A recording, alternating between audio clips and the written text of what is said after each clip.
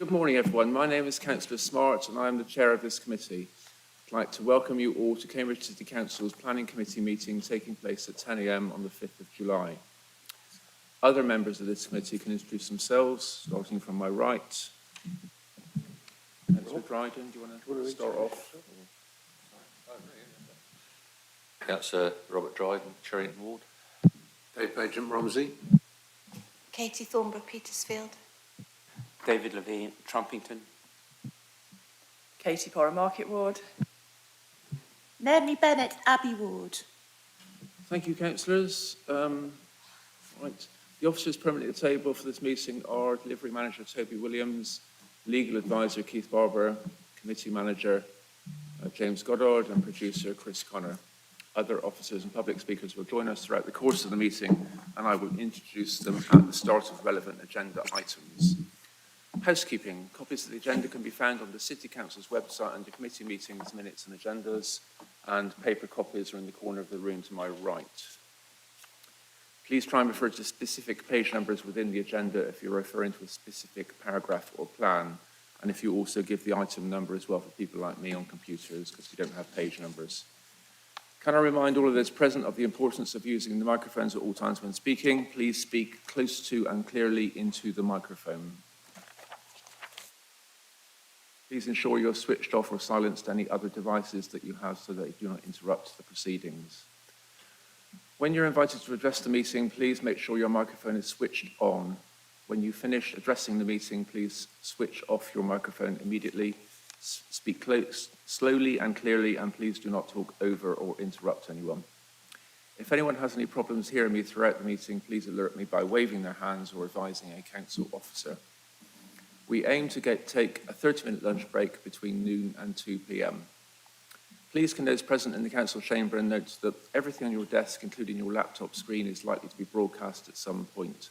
The camera follows the microphone being switched on, so councillors and officers are requested to wait a couple of seconds before speaking to allow the camera to catch up. Please raise your hand if you wish to speak. Please can those participating in the meeting via the live stream indicate that you wish to speak via the chat column or raised hand option. Please do not use the chat column for any other purpose. The meeting chat is neither confidential nor private and can be subject to an FOI/DPA request. So that's Freedom of Information or Data Protection Act requests. Make sure that your device is fully charged and that you switch your microphone off unless you're invited to speak. Please use a headset if available when speaking and hold the microphone close to your mouth. Could public speakers turn their cameras off until we come to the application we have registered you to speak about? If a report officer drops out from the committee due to poor broadband signal, the senior officer present will take over their presentation and respond to questions. The process for each planning application will be: the case officer will give a brief introduction to his or her report. Registered public speakers will be invited to have their say. There will be 3 minutes for those speaking in support and 3 minutes for those speaking against, unless I've advised otherwise. The committee manager will ring a bell when you have 30 seconds remaining. Once public speakers have addressed the committee, their speaking time is over. Public speakers are unable to join in with the council debate. The committee will then discuss and debate the item and may ask questions of the case officer. At the end of the deliberation, I will ask members to vote on the officer's recommendation by a show of hands. The council has a convention for major planning applications known as the Adjourned Decision Protocol. Where there is a majority resolution that is minded to make a decision contrary to the officer's recommendation, the decision to determine the application will then be adjourned, and the officers will prepare a further report which will come back to a future meeting of this committee. Only those present in the chamber can vote or propose or second recommendations. For the comfort of councillors, officers and the public, I may choose to call short breaks during the proceedings. If councillors or officers require a break at any point, please indicate to me and I will halt proceedings at the next convenient opportunity.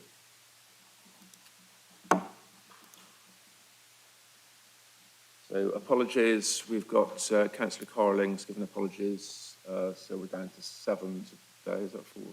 No, 8. 7, yes, sorry, I was counting the officer. Sorry, Kate.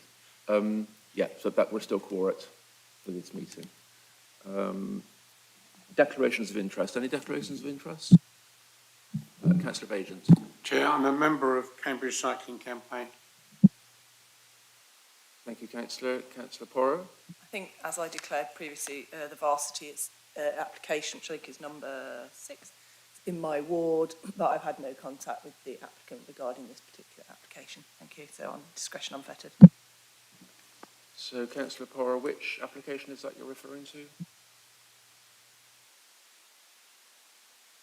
Oh, beg your pardon, it's number 7, 23-01137 for the Varsity Hotel. Thank you.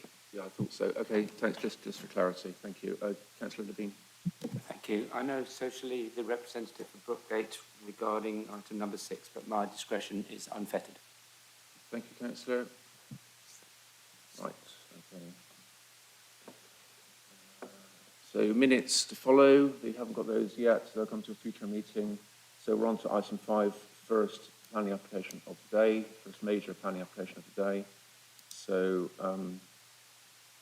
we've got the officer here, Kate, to present it, and speakers. We've got 3 speakers on behalf of the applicant.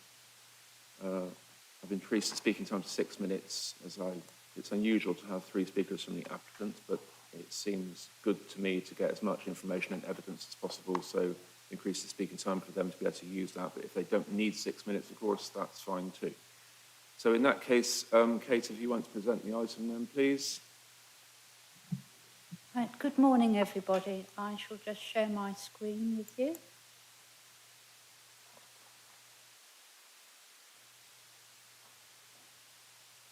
And it's not sharing.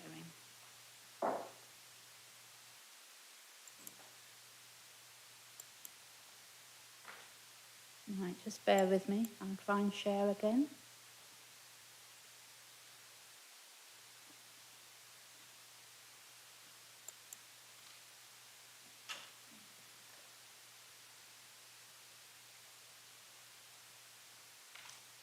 Bad luck, Kate. Yes, sure it'll come there in the my end. computer's thinking about it and asking me lots of questions instead of just sharing. Don't worry, residents and applicants will get the screen up somehow.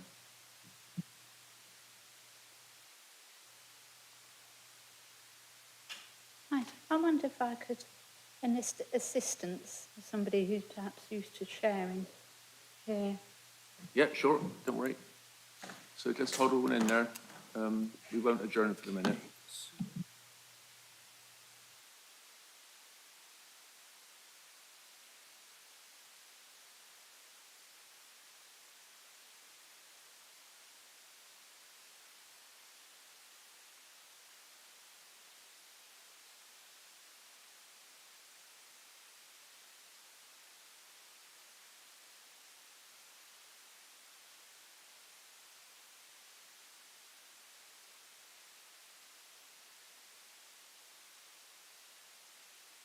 My apologies for that. I was pressing the wrong share button. This is a Reserve Matters application for 80 Just hang on a dwellings. minute, Kate, see if we can make it full screen a minute. It's a bit bigger then. This one.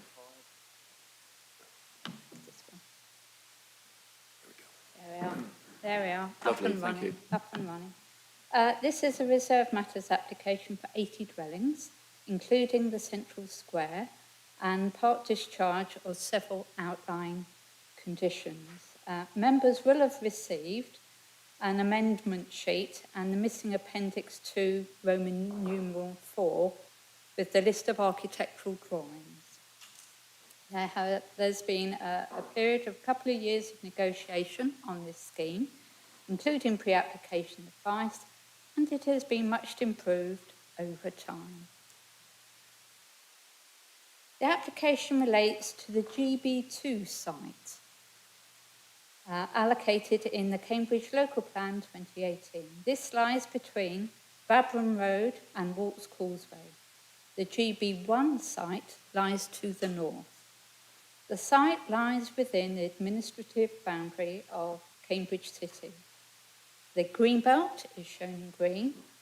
It is close to the Park and Ride site, the Babram Road.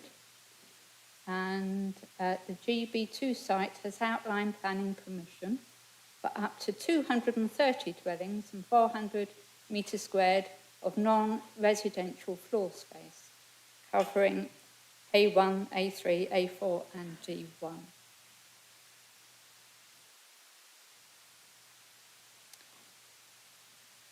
This shows two of the parameter plans which were approved under the outline planning permission.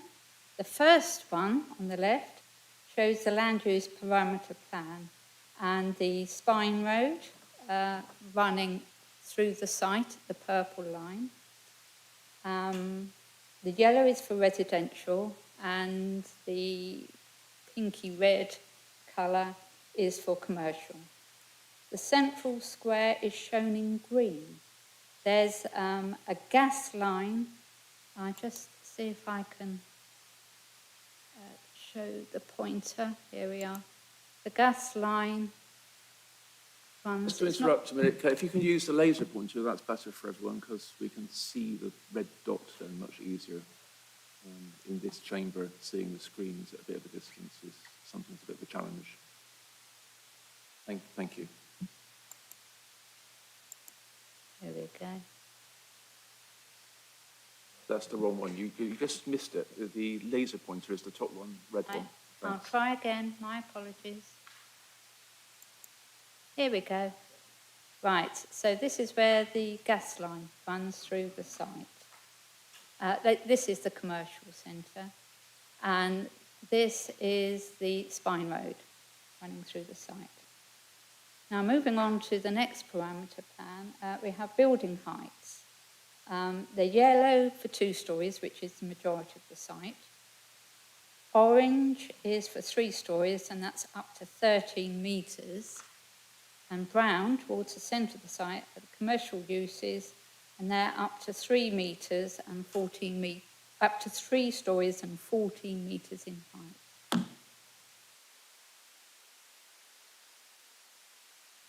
The GB2 site is highlighted. It's a bit dark, and it's outlined in blue.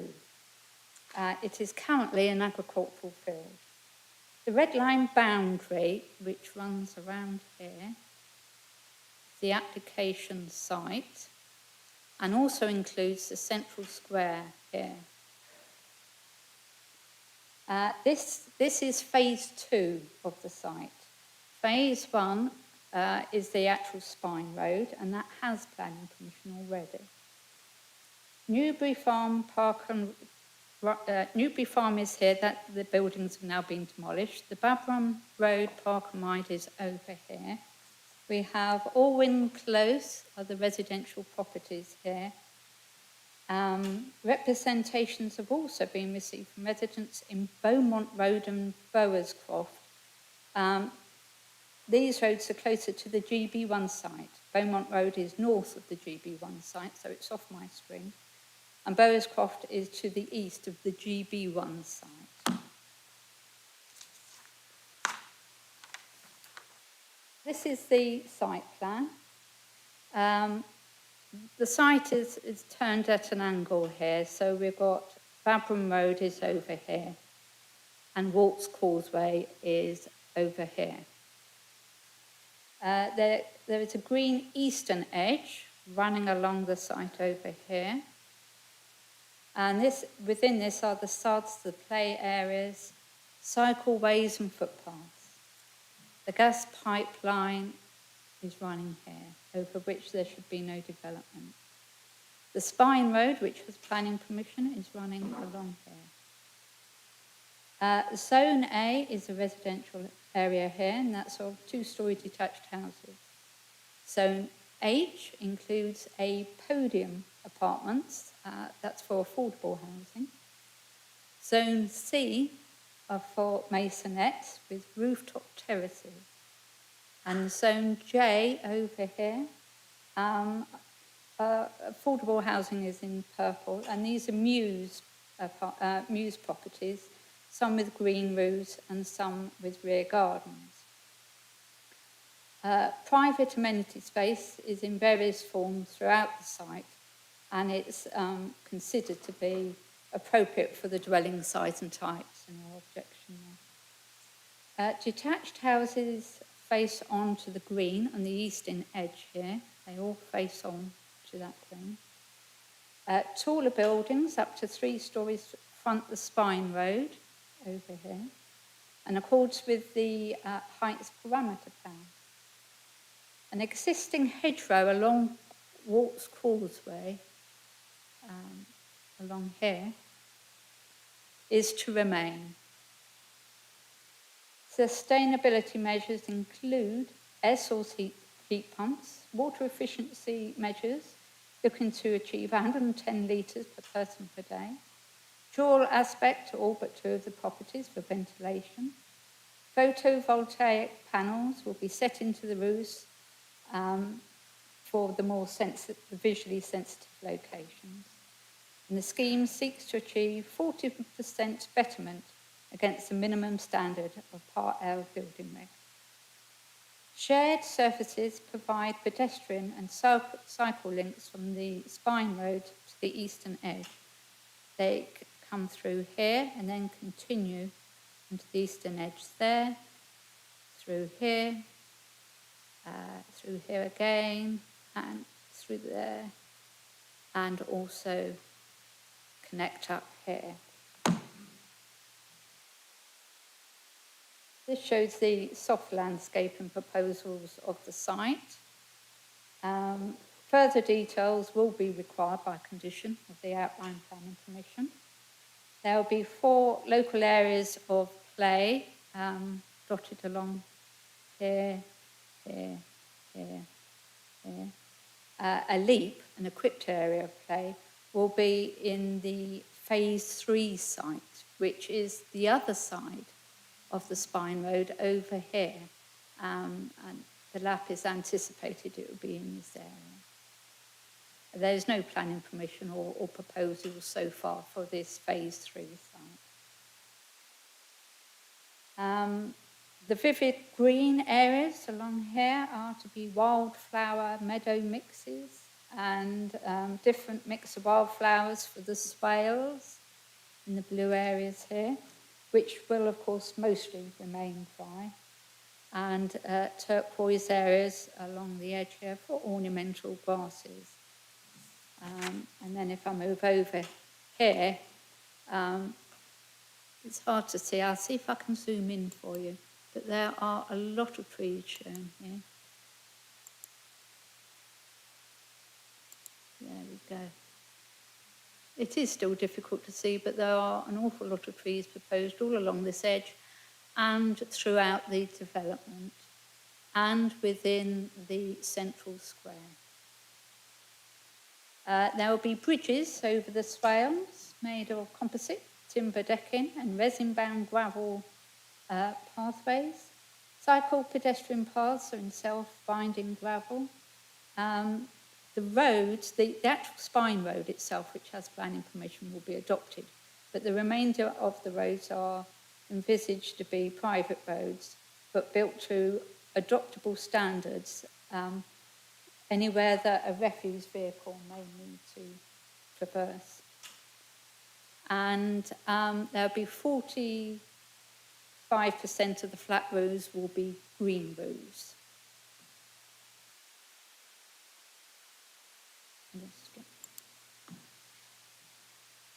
These are just examples of play areas and an example of the bridge over swales. They're illustrative. Negotiations have taken place to overcome objections raised by the Highway Authority and shared waste services. This mostly related to the servicing of refuse lorries. The plans have been amended and the objections have been overcome. You can see here that the street needed to be widened so that other vehicles could pass by the refuse vehicle as it reverses in, stops, and then in this area here is the refuse area for collection, and it would just be within the 10-metre drag distance that waste services likes to achieve. Similar for over here, the refuse vehicle will reverse in, there's sufficient space to get by, collection point here. Refuse for the flats over here will be inside the building, and also for the masonettes over here, again inside the building. And then we have, again, reverse just through this, really the depths of the refuse vehicle, and the collection point there. And then finally, has been amended. It was originally a cul-de-sac in the shape of a J, but in order to improve highway safety and refuse collection, it has been amended to create a U shape, so the vehicle can go in, do on-street collections and back out again. So the Highway Authority and Race Services are quite happy with that. This shows the Muse dwellings, which will be affordable housing. We have got 4 houses, 2 at the top, 2 at the bottom, and then at the side are the Muse dwellings, where we have the living accommodation above the parking, etc. facilities here.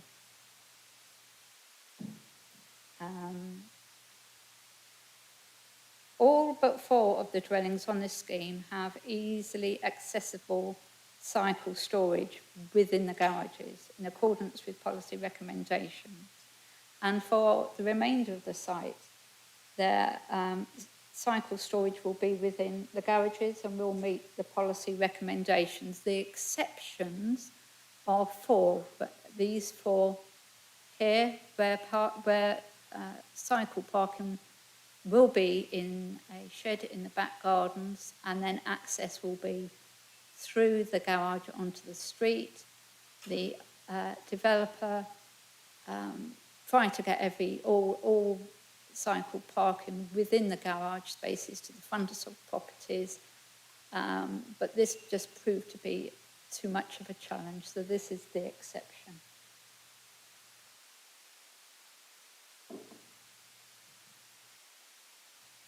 Oh, and I just wanted also to say with the Muse dwellings that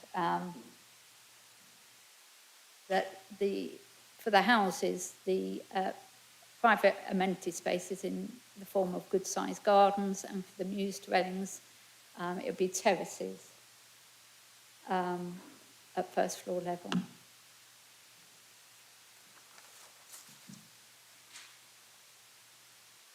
Now, moving on to elevations.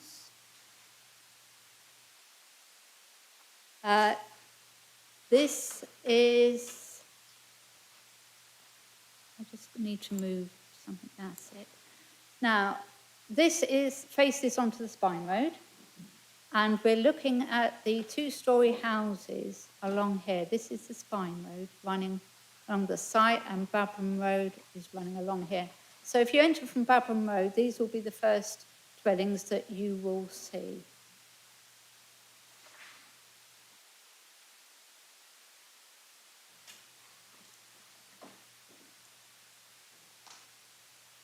Oh, it's not moving on now. It's one of those days, isn't it? The slide doesn't want to move on.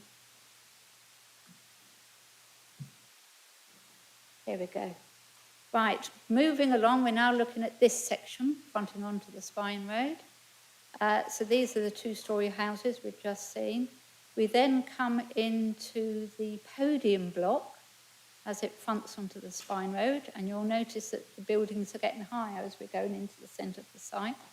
And this is the Masonette apartments here. I thought you might like to see the podium block. It's quite interesting. We have apartments fronting onto the rear and fronting onto the Spine Road. These 2 are houses. Now, the interesting element is that we have a walkway that comes up, the steps come up from the street, you can walk through and then back down here. We also have a lift here and an internal walkway. And this enables the flats to have their private rear terrace areas here. for each of them, and then there'll be some landscaping running through the centre of the site. Corner apartments here and here have balconies.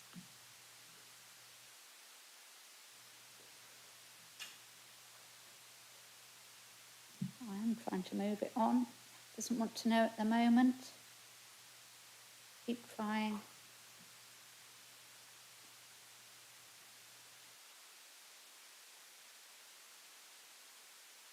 My apologies, I don't know why it doesn't want to move on. Here we go. Right, we've now moved further along the Spine Road here. And we are coming, this area are the masonettes, and again you can see how the height of buildings come down as we come towards the edge of the site to where Walks Causeway is over here. Right, this is an illustrative overview of the site. This would be the remaining field, which is Greenbelt, and here we can see the eastern edge where the buildings are lower. We've got along here flat roofs to keep the height down and reduce the impact upon the open countryside, and we've got this 20-metre deep green eastern swathe.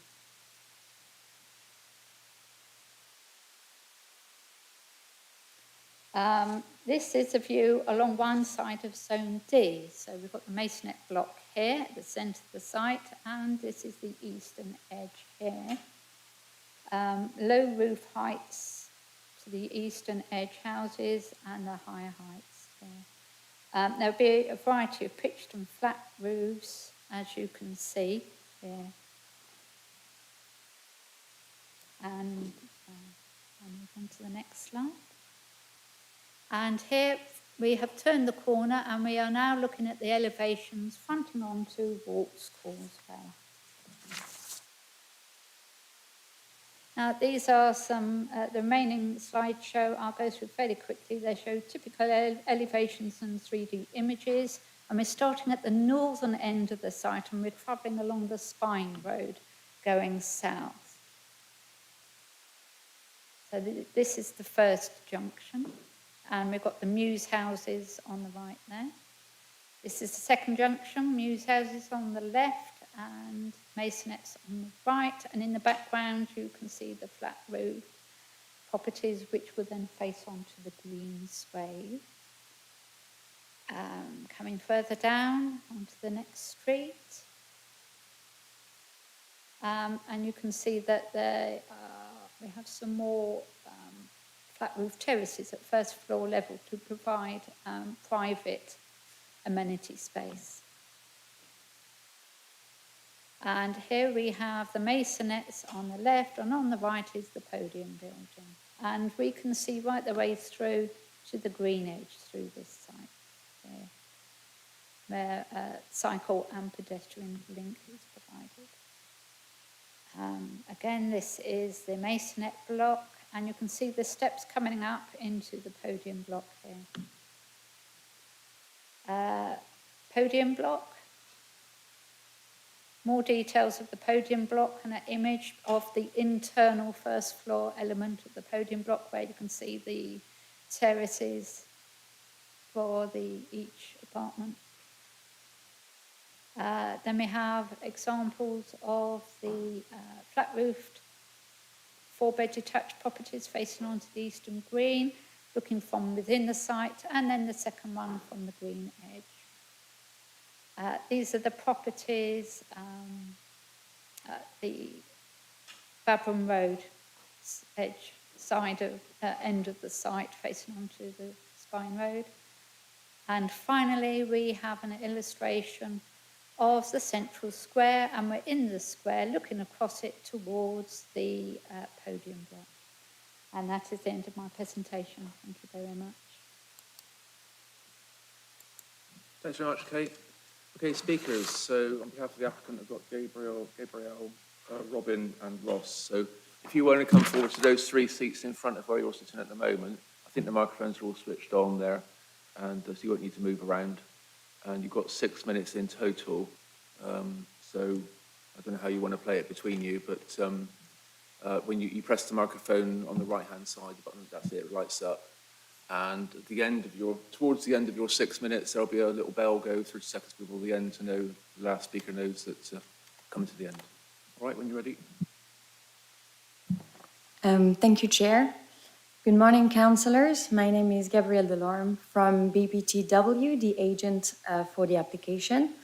I am joined today by Ross Mole from This Land, the applicant, and Robin Dreyer from CDC, the project architect.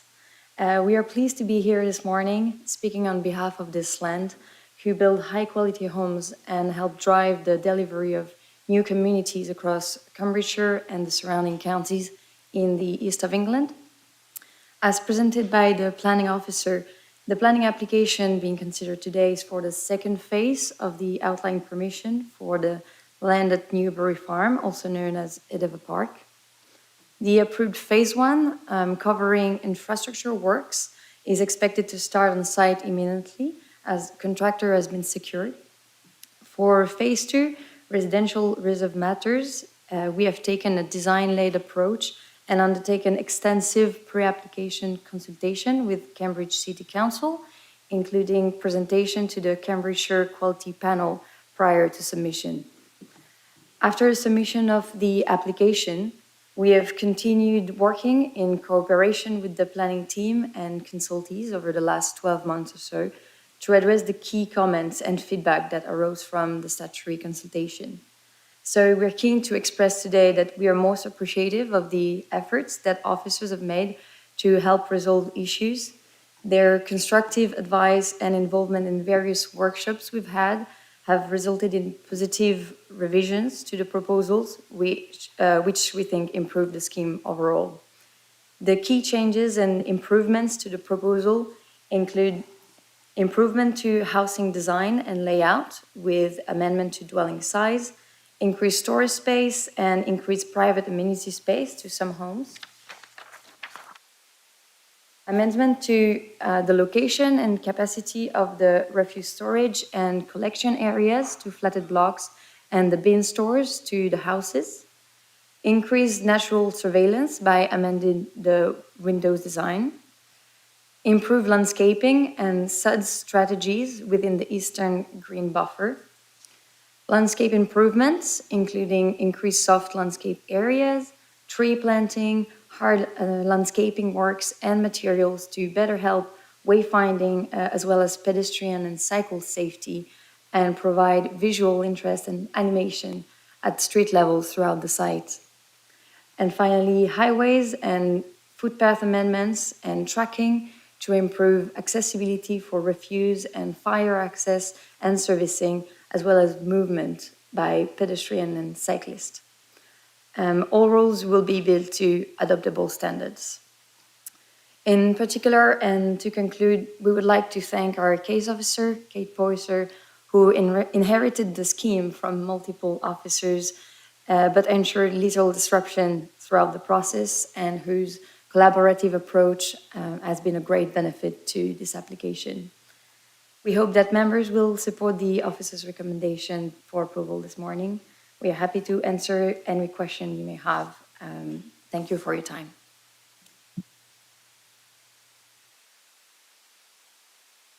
Thank you, Chair. That's all for us. Is that all? Are you, anyone else going to speak? Or? Yes. Yes, just carry on then. Yeah, keep going. Sorry, I meant that's all for the three of us. Oh, I see. Okay. Sorry. Yeah, I thought we might be Oh, you brought me taking down. questions if you have any. This is why we Very reached much. three people. Okay. So there probably won't be any questions. We don't normally ask questions of the applicant or the speakers. It can happen occasionally if there's something really difficult to understand, but probably not. So you can carry on sitting there if you want, or sit at the back. It's up to you. There's no props. So just to say, I echo what you've just said about, working with the officers for a couple of years on this project. So that's good. Thank you very much for that. And the other thing I was just going to say is, Kate, could you just, before we get started with councillor questions and so on, just outline what the Reserves Matters application on the table in front of us is today, what we're talking about? You use your microphone, yeah. Yes, the Reserve Matters application is for phase 2 of the GB2 site. and that is for 80 dwellings for the central square, and also for several of the conditions to be discharged from the Outline Planning Commission, as outlined in the committee report. Thanks, Kate. Toby's going to say something as well. Yeah, it's just to remind members, I'm sure members are aware following the training, but the reserved matters application is the detail of a scheme, so questions of principle, etc. aren't for committee members today. You're approving the reserved matters, which is the detail of the scheme. Thank you. Thanks, Kate. Thanks, Toby. So, councillors, who wants to start? Councillor Levine. Thank you, Chair. Just three things, I think. There's no mention of water meters on each individual property that I can find. I've looked at page 25.847 and page 47.14 condition, but I can't find any reference to individual water meters. I just wanted to know if they were actually specified. Another question is, Watts Causeway, as I understand it, has bollards and restricted access at certain times. If that is still the case, I haven't been there for some time. What is the possibility of the Spine Road being used? Babram Road's a very busy road in mornings and evenings. What is the possibility of there being a rat run on the Spine Road? Yep, those are my two questions. Thank you. Thank you, councillor. So we'll collect a few questions, Kate, and come back to you, all right? So, any more? Councillor Thornborough? Could you just clarify again about the roads and whether they're all being adopted? I know the Spine Road is adopted, but I wasn't sure about the side roads. But I know in some areas in Cambridge there are some real issues with the service charges. And with complicated landscaping and some roads not being adopted, they can be quite high and almost getting out of control, particularly with the cost of living crisis. And I just want to say, are there any locations where there are underground bins, as the system is in Eddington? Which I think is really good because it keeps the streets clear of wheelie bins. And then to do with water as well, yes, the flats, we're finding that a lot of the flats in Cambridge only have one water meter, and it's really important that every home has a water meter. So we've adapted some of the conditions to ensure that each home is measurable, but also it's really apparent that water is going to be very, very costly in the future, and I think that we may not be able to ask for it, but I would like to say that I think water butts and being able to collect rainwater and use it for at least the garden is something that every home should be considering now. And I actually think they're designed in, they can be really good features. And, about 15, 20 years ago, they were part of every application, but they aren't now. And I've been talking to residents who want to cut down their water usage, and they can't actually get to the water downpipes are in the building. So it may be, I don't know whether that's something we could ask for, or at least the clients can hear us talking about this. Thank you. Yeah, thank you, councillor. I mean, obviously the applicant is here, and it might well be the applicant is able to add that to the scheme. So I'll go back to you, Kate, now for some responses to those questions. We've got a few there, and then we'll go around again. I can see there's more hands up. Thanks. Thank you, Chair. Water meters. The applicant is proposing to put water efficient taps, etc., toilets within the buildings. It is not for the applicant to put water meters in, but the Water Authority. It's their responsibility to meter. Kate, just speak into the microphone a bit more, will you? Oh, Sort of through my the chair or apologies. something, rather than... If I move it over here. The applicant is proposing to put water-efficient taps, toilets, etc. within the building itself. When it comes to water meters, it's not for the applicant to put water meters in. That is the responsibility of the water authority. So the water authority can meter water, and it's not for the applicant to do.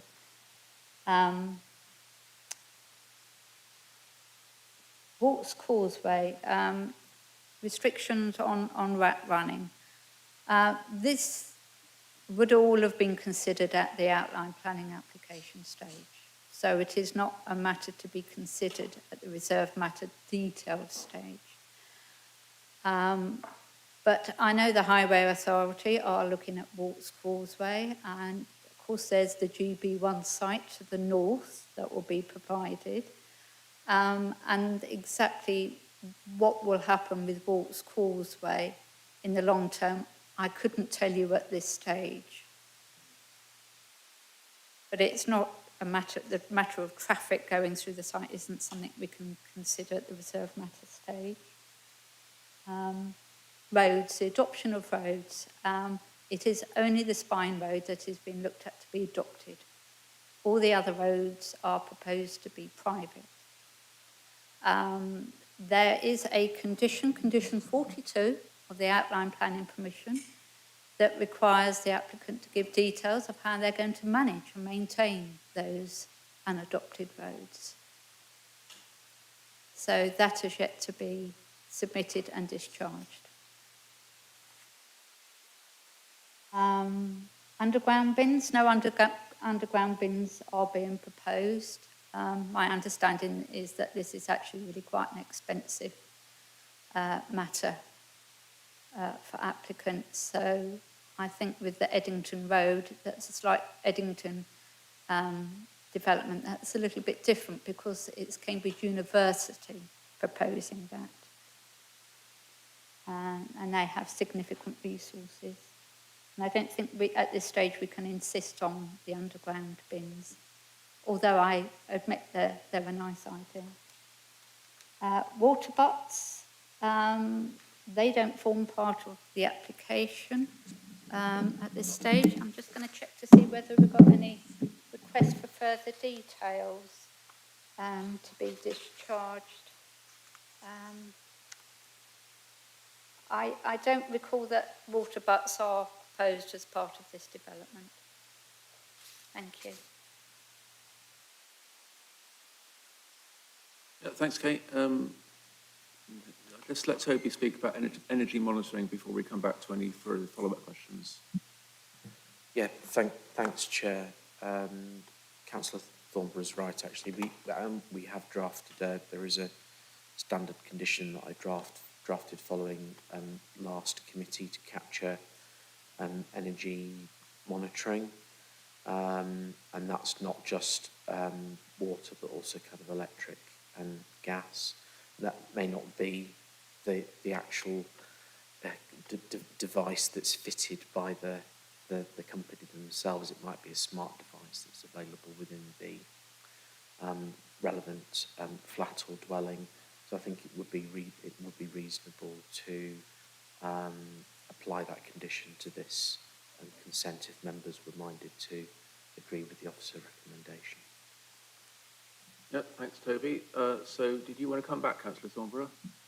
So I think that was that amended condition was specifically about our concerns about individual homes not being able to measure their water usage. So I think I would very much like that amended condition.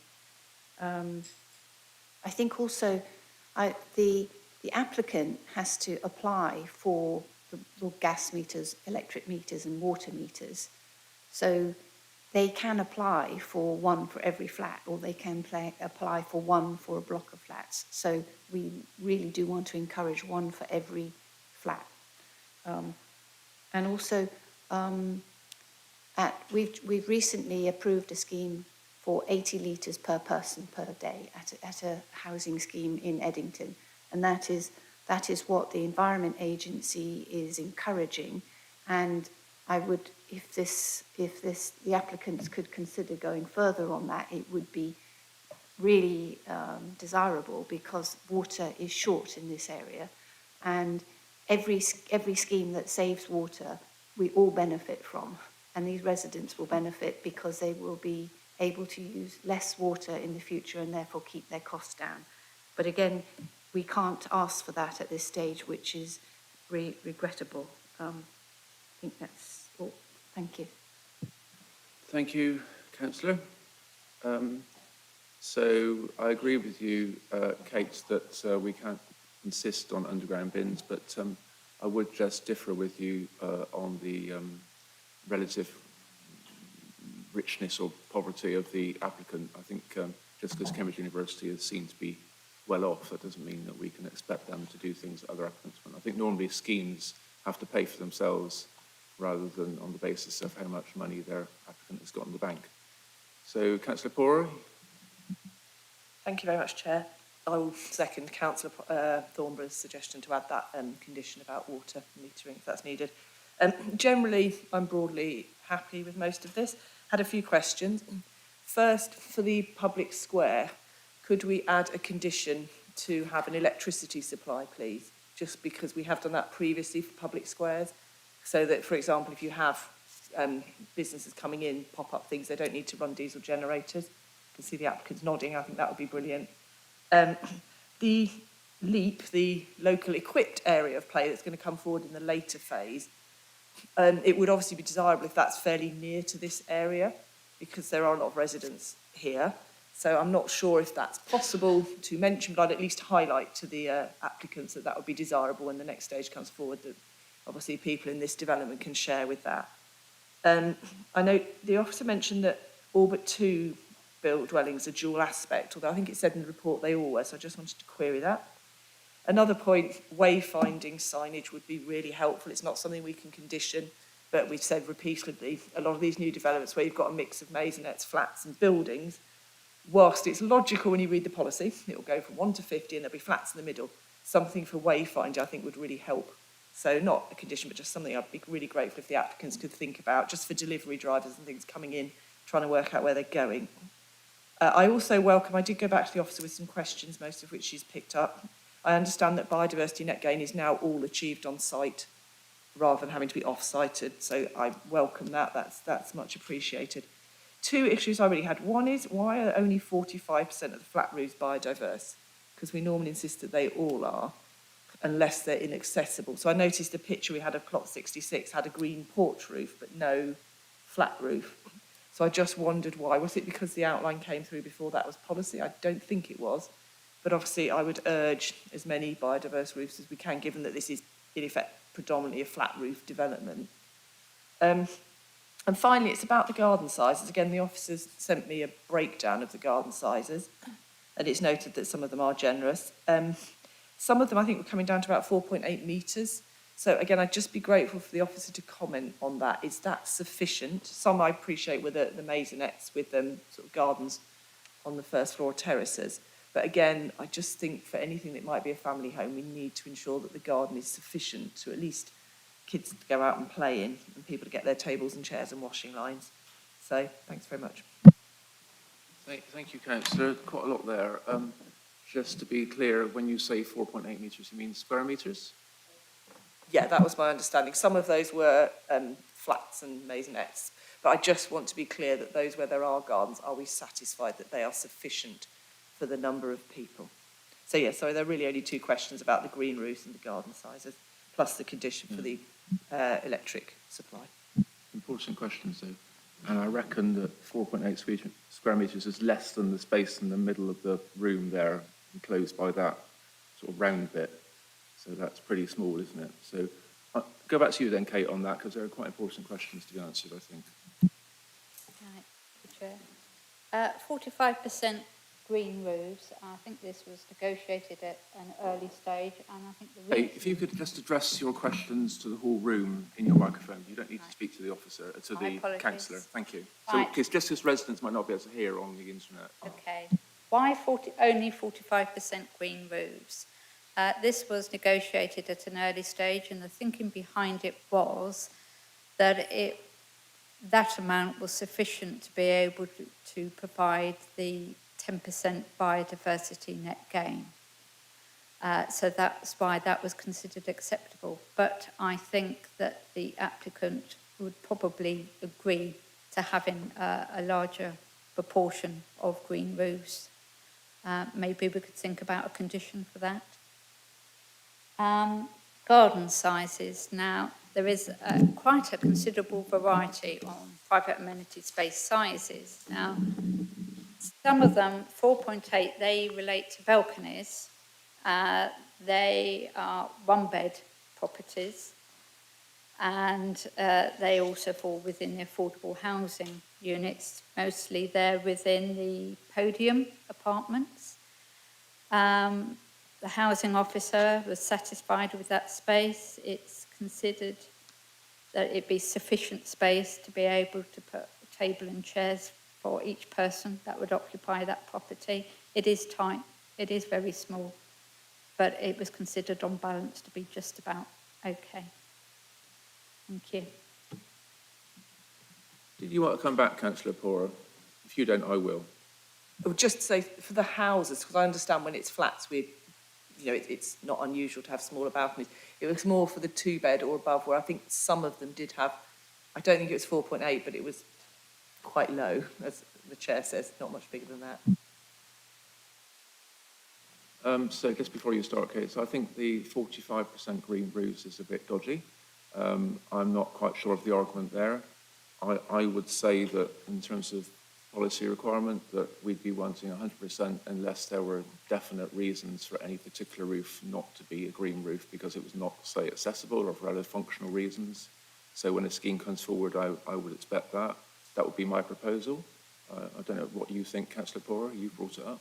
Yeah, exactly. That's why I was a bit unclear as to why it wasn't. I mean, because they appear to be accessible from what I can see. So I support the chair on that. Let's have a bit more debate and see if anything else comes up. So back to you a minute, Kate. You had something to say, didn't you? Oh yes, just some of the flat roofs are private amenity spaces, so we might have to look at the percentage of what's appropriate.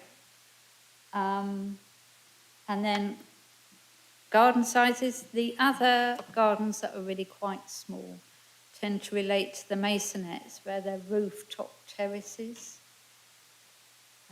rather than private gardens. And of course, wheelie bins are provided downstairs, so they're not taking up any of that space. And it's the style of the property, and they're the private properties.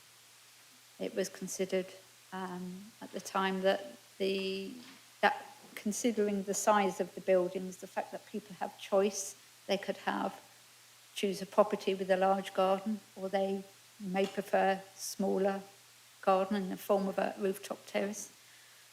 It was considered on balance to be acceptable at that time. Thanks, Kate. Right, so more hands up. Hang on a minute. Do I see? Just in case I missed it, was the electricity supply addressed? I just blanked it out if you did reply to that query.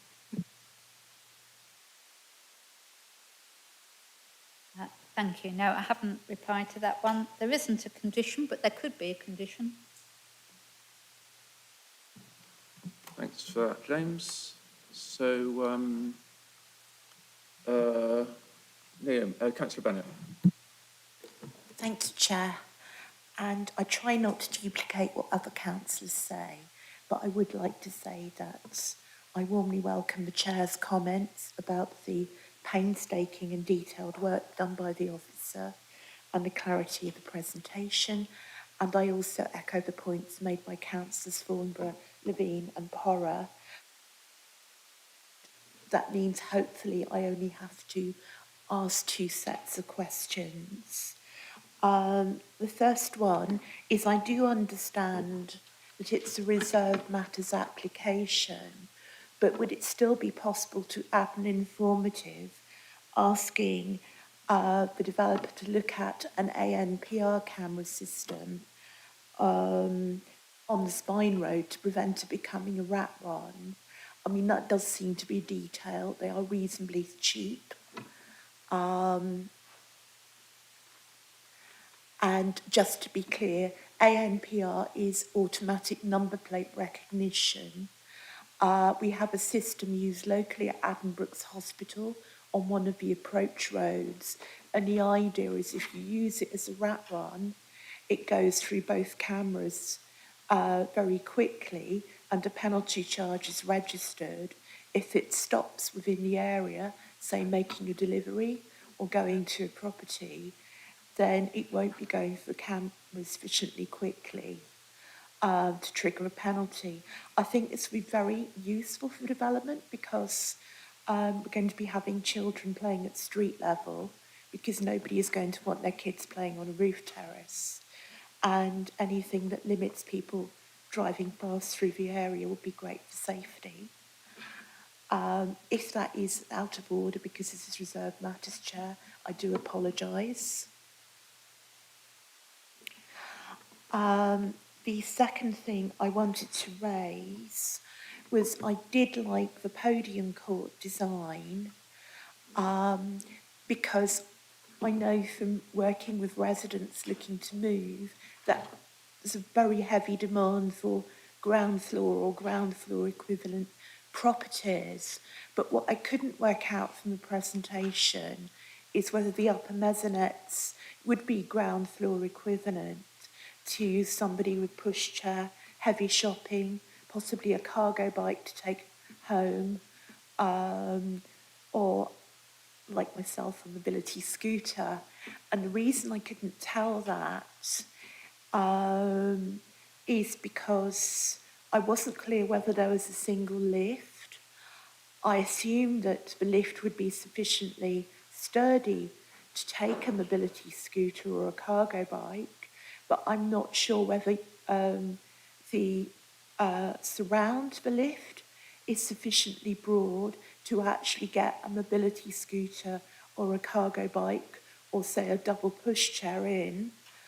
And I also wondered if one of the stairs could be an accessible ramp, because normally you won't ask for two lifts, because if you don't have a single lift and that lift breaks down, people are trapped until that lift can be repaired.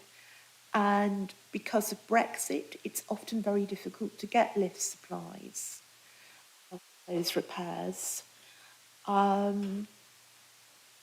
And I appreciate this is a very small block. It's only going up one floor.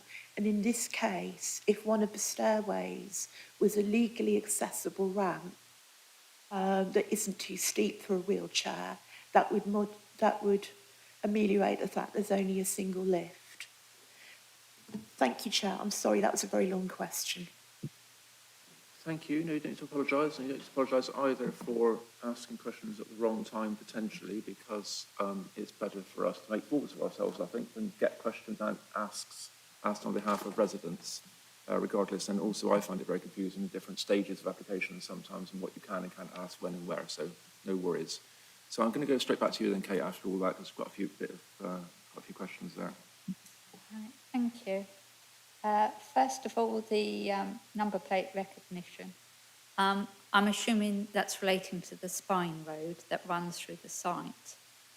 That doesn't actually form part of this application. That was phase 1 and that already has planning permission. So I'm very sorry, but I think it's too late for that one to be a requirement of a planning permission. Podium court. Shall I just share my screen again, if it will let me? And we have another look at that.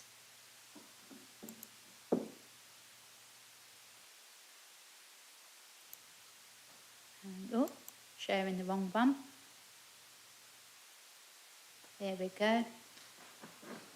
Right, I shall zoom in, see if I can make that a bit bigger, see if it will let me.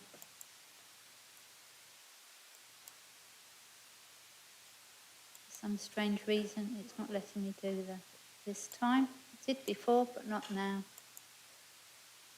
No, not letting me zoom in. Right,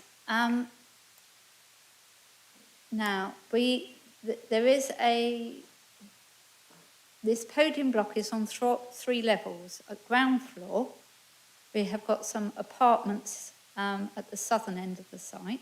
If I may just speak over you, Kate, if you hit F5, it launches the presentation, but bottom right is the zoom as well, if you see on your screen. Bottom right. That's is it, the down a zoom. bit further. Sort of, yeah, along the bottom. Yeah, one of these is the zoom as well, is it? Yeah, to the right of where you are, the cursor. You see that bar? Just along Got a it. bit. Got No, it, next one yeah. along, next one along. There we go. Pointer, no, zoom. Right, here we go. Right, first of all, this building is on three levels. At the ground floor is, we've got the services, we've got the cycle parking, car parking, refuse, and we've got some apartments that are on ground floor level at the bottom of the screen. Now, what we're looking at here is the first floor, and this is where the walkway is. And then above this, we have one further floor. Now, there is one lift that's proposed to serve this development, and if I put my pointer on, this is the lift here. And I don't know the dimensions off the top of my head, but it does not look big enough for a cargo bike to me. But there would be sufficient space on the ground floor. But no, I don't think you're likely to be able to get it up that lift.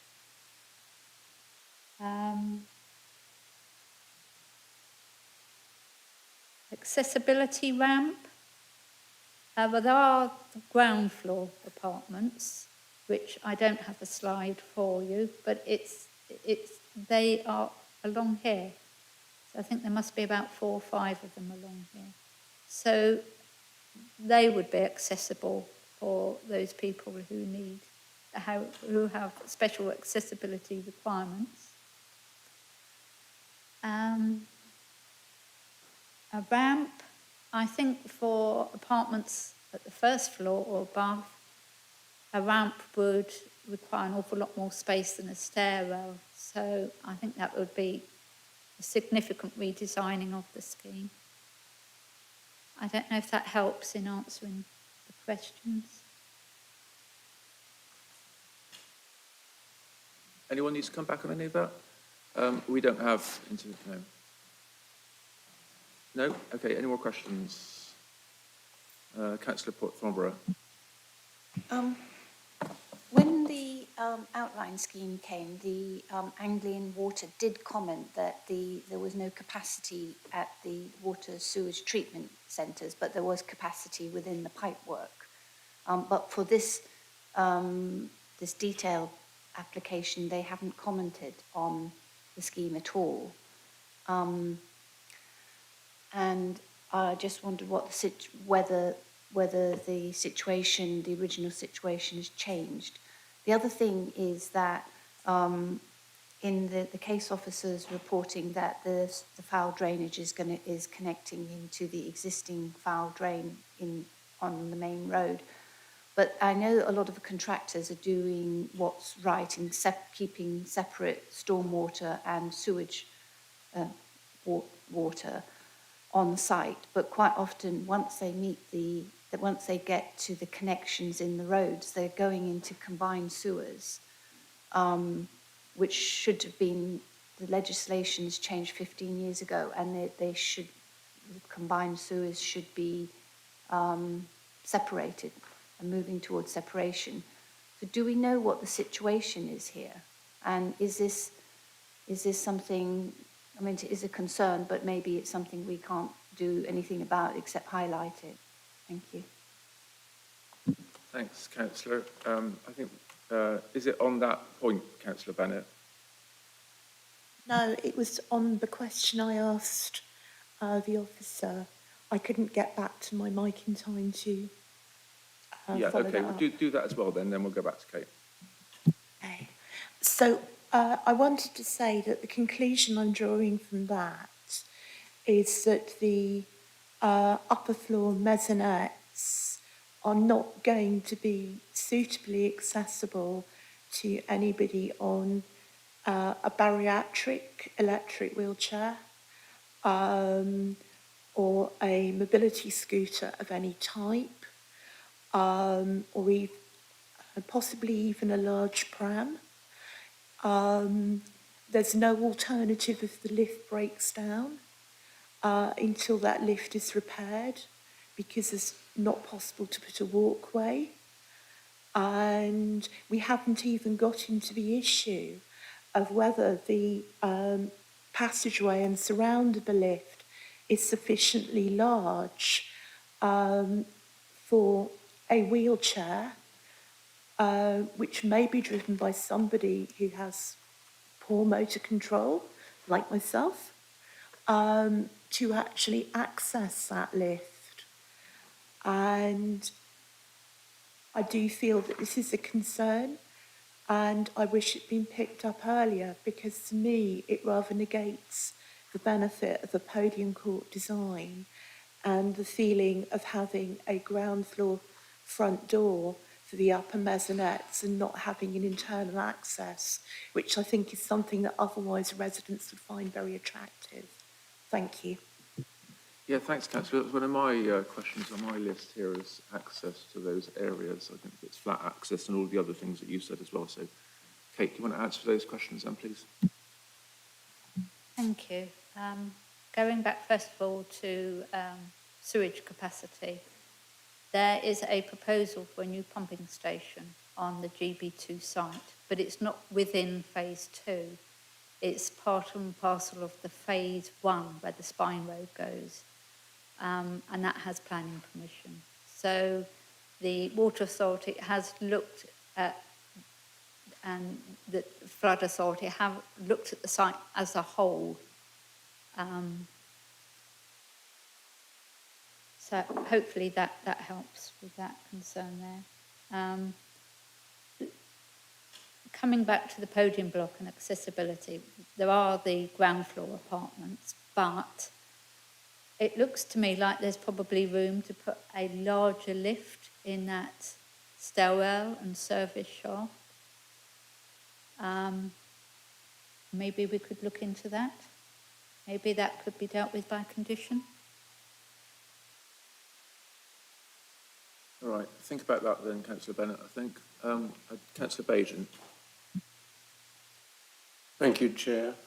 Could I ask, is it possible to identify the areas where affordable housing will be on the main plan? I'm also interested in a condition on road parking for the private roads to be designated and the enforcement method before people actually move into the site. And I'm a little concerned that whilst we've followed the cycling rules mainly, cycle parking rules, we haven't within the Mews area, and I wonder why that might be. Okay, thanks, Councillor. So just on that, and also Councillor Bennett's questions, Kate, I suppose what we're keen to know from you really is policy compliance. I mean, we can aim to get the best version of a scheme in the world, but as long as it meets policy, that's a good starting point. Councillor Pori, you wanted to say something as well, was it? I think you just mentioned what I said about policy compliance for the M42 kind of access. I forgot, I think we didn't pick up on the dual aspect thing. I just wanted to check. I think there are a couple of units that weren't dual aspect, and do we have alternative ventilation? And just to pick up on what you said about the green roof condition, Chair, the outline was in 2019, so that's the current local plan. So I would definitely support the Chair's suggestion that we have a condition that all flat roofs should be green unless they're private amenity or can be proven that they're inaccessible for maintenance. So that's me done. It was the dual aspect thing we've missed. Right, I mean, we might have to get a form of words on that, but I suggest that we might want to say something like, unless they can't be, because we don't want to specify necessarily, or we might leave opt-outs. Kate, can I come back on those then, please? Thank you. Affordable housing. Yes, this scheme is in compliance with the affordable housing policy. our strategic affordable housing officer has looked at the scheme and is happy with the scheme. Now, the units that are proposed to be affordable housing, I can show you by colour on this slide. It's the mauve area, so it's the podium block. Let me just get my pointer again. So we've got the podium block with the 3 floors here and here, and that also includes a couple of houses over here.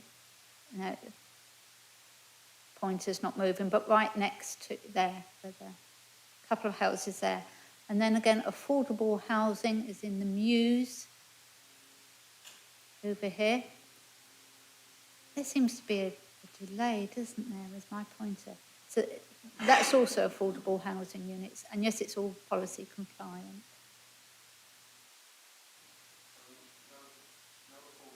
Hang on, councillor. Have you finished, Kate? Yes, thank Turn you. your microphone off now, please. Councillor Beijing, you might come back. Yeah, no affordable housing on there, as I face the screen, the left-hand side? No. Okay, thanks, councillor, for that. So just in terms of policy compliance, Kate, well, good practice, at least. Pepper potting is normally recommended. That doesn't seem to be happening here. I know it doesn't always happen in terms of the build-out of the scheme and what can be achieved, but did you want to comment on that? It isn't entirely pepper potted and scattered. It's located in 3 areas, really. The 2 semi-detached properties, podium apartments and the Mews. That was considered acceptable by housing officers. It's not pepper potted, but it is spread across the site in 3 different ways. And it's not that big a site. Yeah, thanks for explaining that, Kate. And just to be clear to anyone listening, pepper potting means you just dot the houses around the site so you can't tell which is which. So it's not like one block is council housing and one block isn't, that sort of thing. So that's the sort of idea. Toby, you want to say something?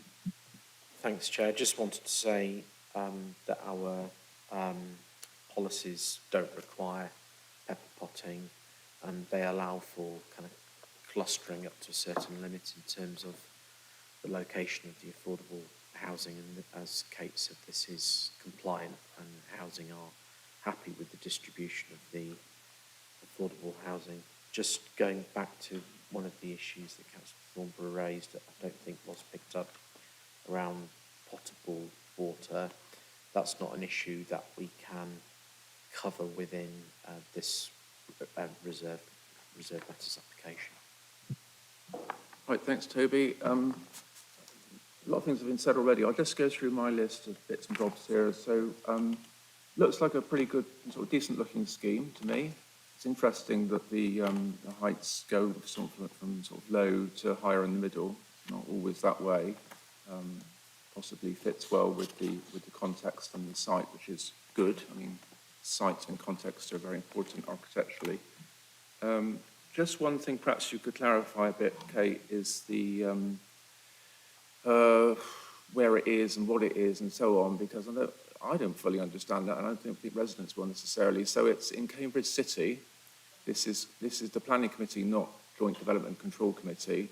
Great Shelford Parish Council at 7.2 have commented on the scheme. This is in a Queen Edith ward. I realise Great Shelford is quite close by.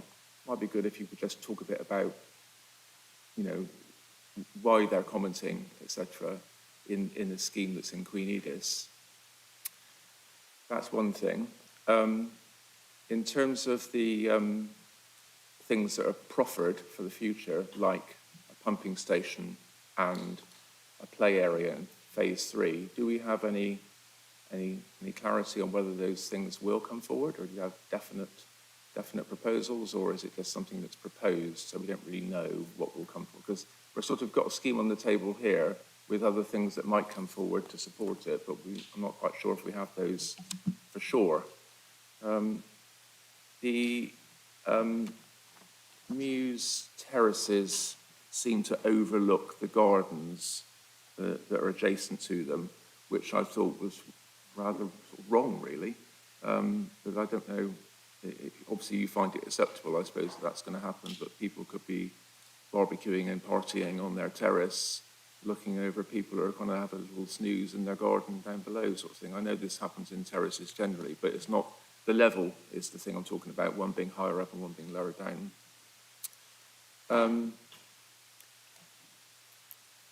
Great Shelford Parish Council, when they comment on the design of the scheme and not being a buff brick and so on, I'm not quite sure I concur with that, but it's an interesting thought. And if you want to say anything about that, as they have bothered to comment, it might be good to hear your response to that, Kate. And finally, the applicant spoke about it being a design-led approach. So I'm not quite sure what they mean by that. I know it's a bit of industry speak, but perhaps if you could just explain that for residents, that might be good. I think that's all my questions. So I know Councillor Thornborough wanted to say something as well, I think. Just picking up on the points raised by Councillor Bennett about the lift on the podium. We've got a condition that it has to be M42 for the block, and that means that the lift has to be an accessible lift and type 2, and there's a British standard for that. So it's the minimum width is 1100, and then the depth is 1400, 1100 by 1400. So it's covered, hopefully that will be enough, and it's covered under building regulations set by our planning condition for M42. There's a British standard for that accessible lift. Thank you, Councillor. Councillor Bagent. Yeah, I think I've got two questions unanswered, I think. From my previous was about the cycle parking and the road parking. Thank you for that. Councillor Bennett.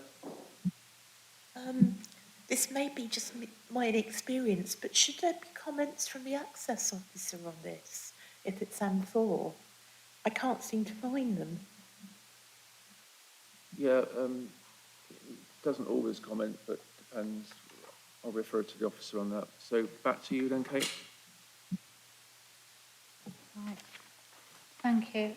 Hopefully I'll remember all those queries. There was one earlier query that I haven't covered, so I'd like to cover that now. That's to do with all the properties having at least two sides of ventilation, but two.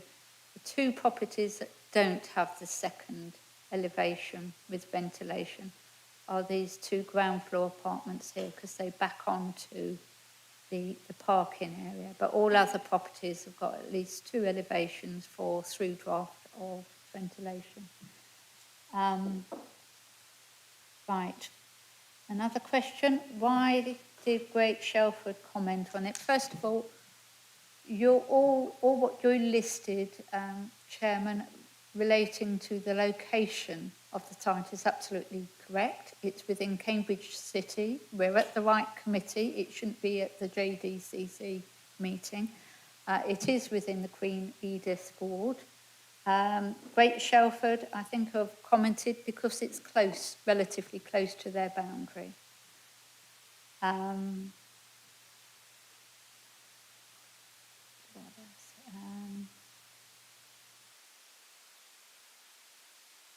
A design-led approach.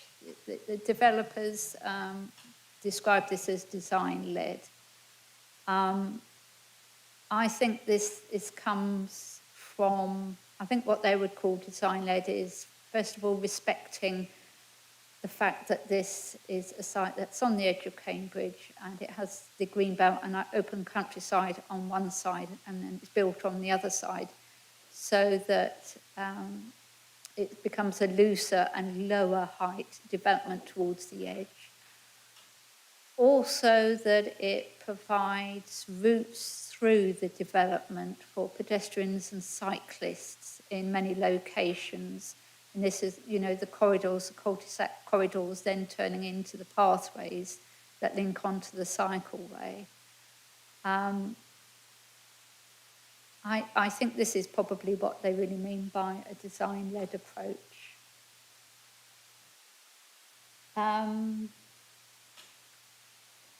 I wonder, sorry, Councillor Bajent, if you could repeat your query relating to cycle parking and road parking.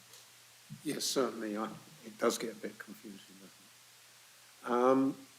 I'm concerned that the cycle parking in the mews isn't according to our standards, that we try and aim at achieving a situation where somebody leaves their house, they go past their bike, and this doesn't necessarily do that, so that's to encourage cycling. And on the question of the road parking, we've noticed from experience that when the development takes place, often there's no control of parking as people move in, and it becomes very haphazard. I'd like to put and as these are going to be private roads as opposed to public roads, I'd like a condition that puts the responsibility on the developer to do that right from the beginning, not at the end of the scheme.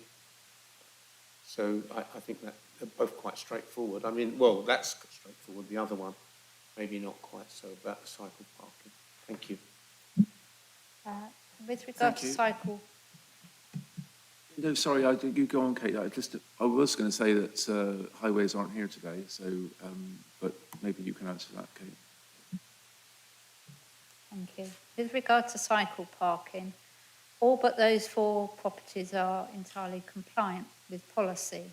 Those properties, in that they provide cycle parking in a way that is at least as accessible as car parking.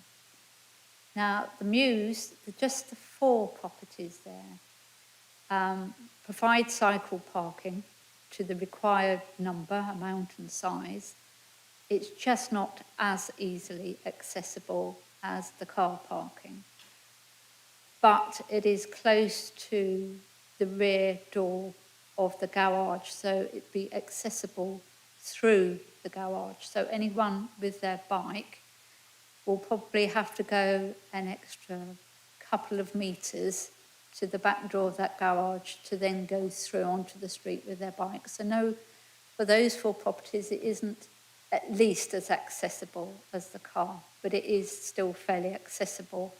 And the developer was having difficulty in trying to make the scheme work by widening the garages to provide that parking within the garage. So this really is where I think they felt they tried, but couldn't quite manage it on just 4 of the properties. So 76 they achieve it, 4 they don't. Road parking. Yes, all the roads within this scheme that come off the Spine Road are intended to be private roads. And there is a condition 42 of the outline planning permission, that requires a scheme to be submitted to show how they're going to maintain and manage those roads. So it has been highlighted to the developer that they will have to come up with a scheme of how are they going to manage on-street parking, because that won't be for the local highway authority to do, or the local authority to do. So they will have to include in their maintenance and management scheme how they're going to control on-street parking. Thank you, Kate. Turn your microphone off, Kate, please. So, Councillor Bajent, you want to come back? Yeah, I understand what the officer said, but my desire is to get that to occur before any occupation of the homes, because we get this situation where a site gets developed out and it goes on and on and on until the end before the parking is regulated. And we've had considerable problems over that in some of the areas. I'm not comfortable with the fact that it's only 4 places that haven't got cycle parking according to the standard that we'd like. You know, why is it only 4? Or why is there 4? Why couldn't the developer do it? But, you know, maybe they should have built 1 less house or 1 less home. Right. Robust questioning, I feel. We need to draw this to a conclusion soon. We're running over time. Councillor Thornborough.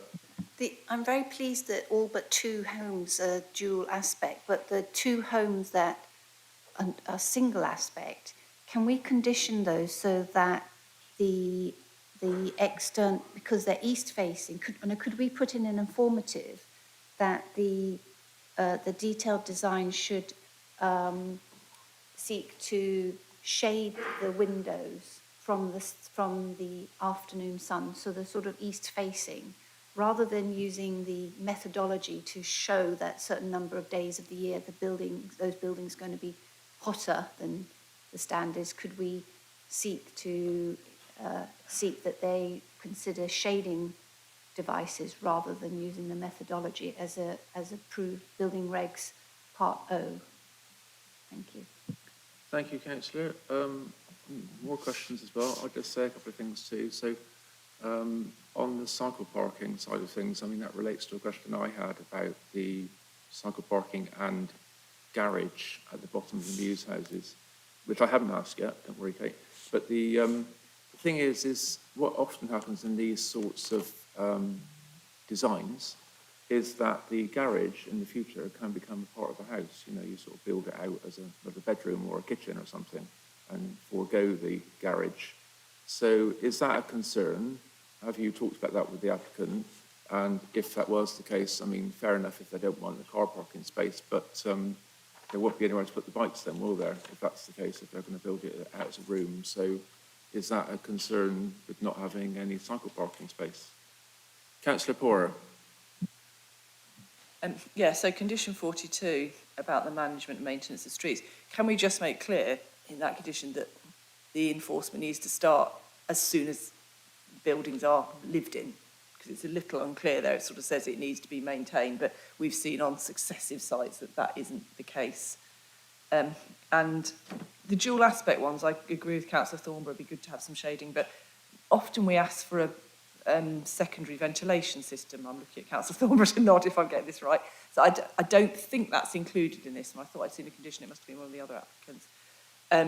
Is that something we could condition? Is that reasonable? Because I think we normally suggest, or at least an informative if we can't condition it, because I am concerned, you know, that those will be difficult to live in.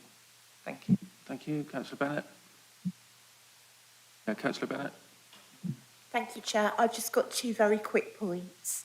The first is I welcome the condition about managing and maintaining the unadopted roads, but could we amend that condition to make it clear that it includes also costing out the service charges?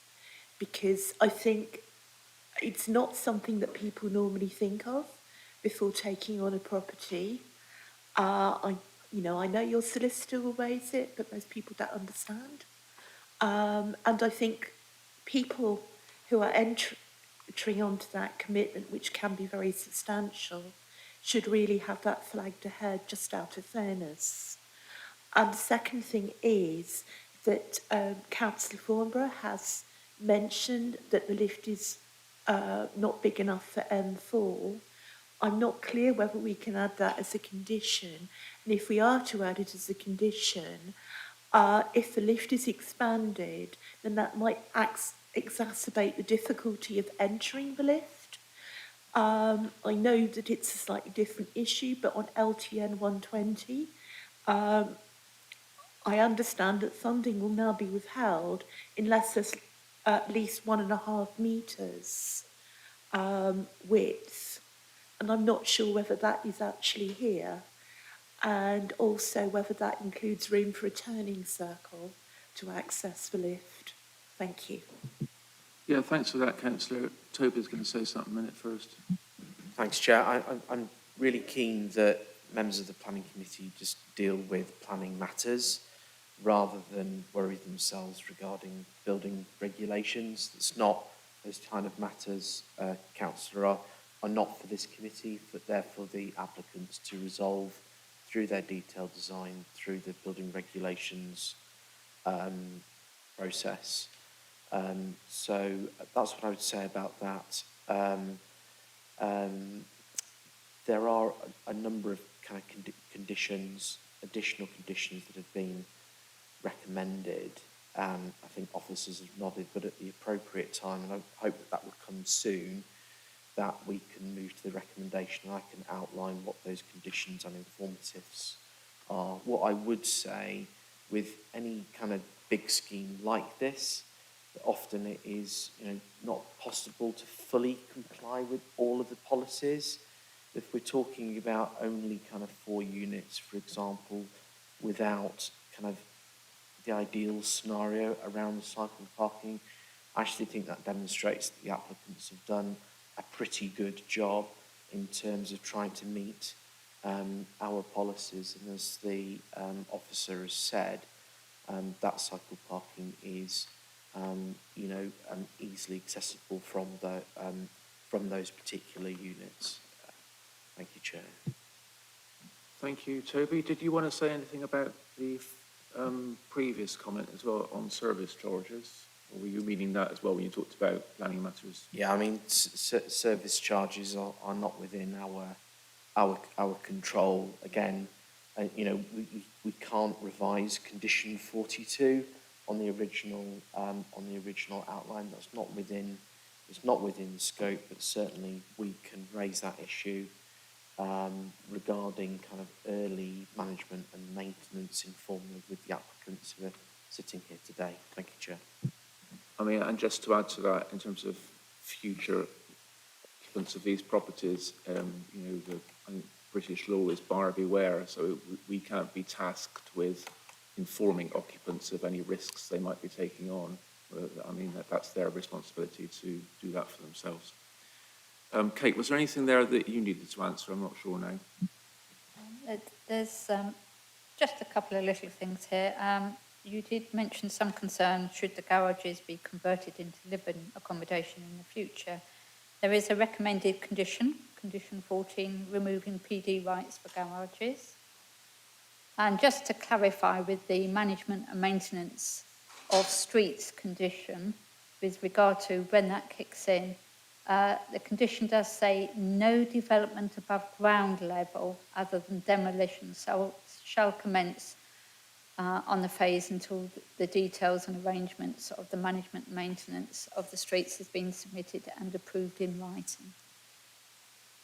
Okay, thanks for that, Kate. I apologise for extending it further, but and apologise for not seeing condition 14. I missed that, but I've never considered it to be a bad thing for people to convert their garages into living accommodation. I see it happen all over the place, and in the future we might not need cars so much, and people might need the accommodation more. So what happens with the PD rights in the future then? Is there any way of reversing that? Would it come back to planning committee? It doesn't stop people from making those changes per se. It means they have to apply to us for our approval. Righty-ho. Right, Councillor Thornborough. There doesn't seem to be a condition saying that the homes need to be to M42 standards, which is a standard condition. Otherwise, the developer could build it to M41 standard. Good point, Councillor. I presume as it's standard it would be M42, but you seem to be saying not. Kate, do you want to respond to that? I'm just reviewing the conditions. Okay, if there's no more questions, we're going to go to the recommendation. Was there a proposal you made, Councillor Pork, early on in the debate? Oh, the number of green roofs, didn't we? Yeah, so I Percentage proposed of. 2 conditions. One was the electricity supply to the square, the green roof to basically be by default, unless there's a good reason. There's a water meter one, I think. And it was just the dual aspect. I don't know whether Toby's going to pick that up about whether an additional ventilation scheme could be either conditioned or informative. That's not a verb, but you know what I mean. An informative, yeah. I think I have not heard anyone speak against those proposals, so we'll stick with that. Have you found what you need yet, Kate, or shall I continue to fill in? No, there isn't a condition relating to M42, unless you wanted to add that, of course. I think we'll put that in, and that sounds like a good plan. Okay, right. So hopefully you caught all that, Toby. Yeah. So in that case, there seems to be no more debate. Everyone happy to go to the recommendation now? Looks like it. Yep. So Toby, recommendation then, please. Thanks, Chair. So the recommendation set out on page 33 of the officer report, that is to approve the reserved matters application subject to the planning conditions and informatives as set out, with delegated authority to officers to carry through minor amendments to those conditions and informatives prior to the issuing of the permission, and for the approval of the part discharge of the following outline planning conditions insofar as they relate to this reserved matters site. Those conditions are set out on page 33 and page 34, with an amendment to condition 4, which is set out on the amendment sheet, with an additional condition in relation to N42 requirement, an additional condition regarding water and energy monitoring, an additional condition in relation to electric supply to the square, an additional condition in relation to a green roof scheme, and an informative specifically in relation to the east-facing single aspect only homes in respect of the provision of solar shading and alternative ventilation. Thank you, Chair.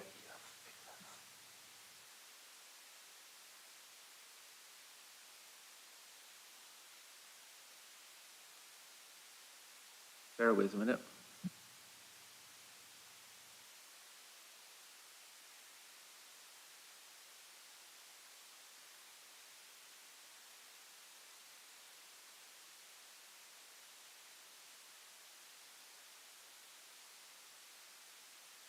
Apologies, Chair. On the amendment sheet, there is also reference to an amendment to proposed condition 8, which is asking for the omission of reference to a South Cams policy, which has ended up in that recommendation, unfortunately, which needs to be removed. Thank you.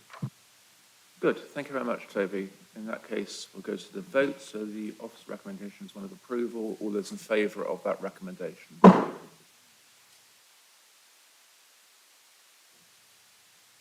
So unanimous in favour of the recommendation, Chair. So the item is approved. Thank you very much. Good debate.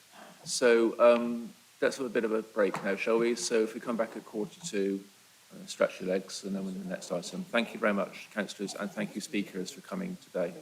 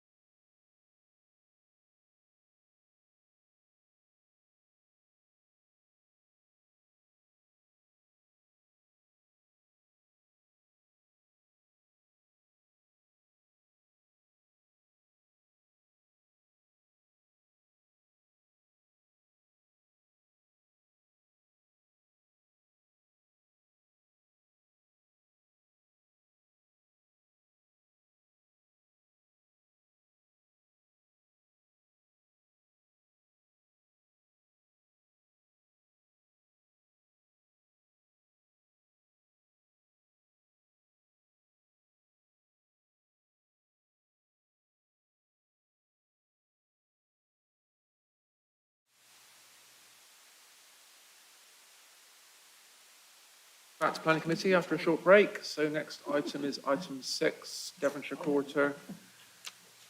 So we've got speakers on this one. Frank Gawthrop, objector, Mike Derbyshire, agent, and Richard, Councillor Robertson, ward councillor.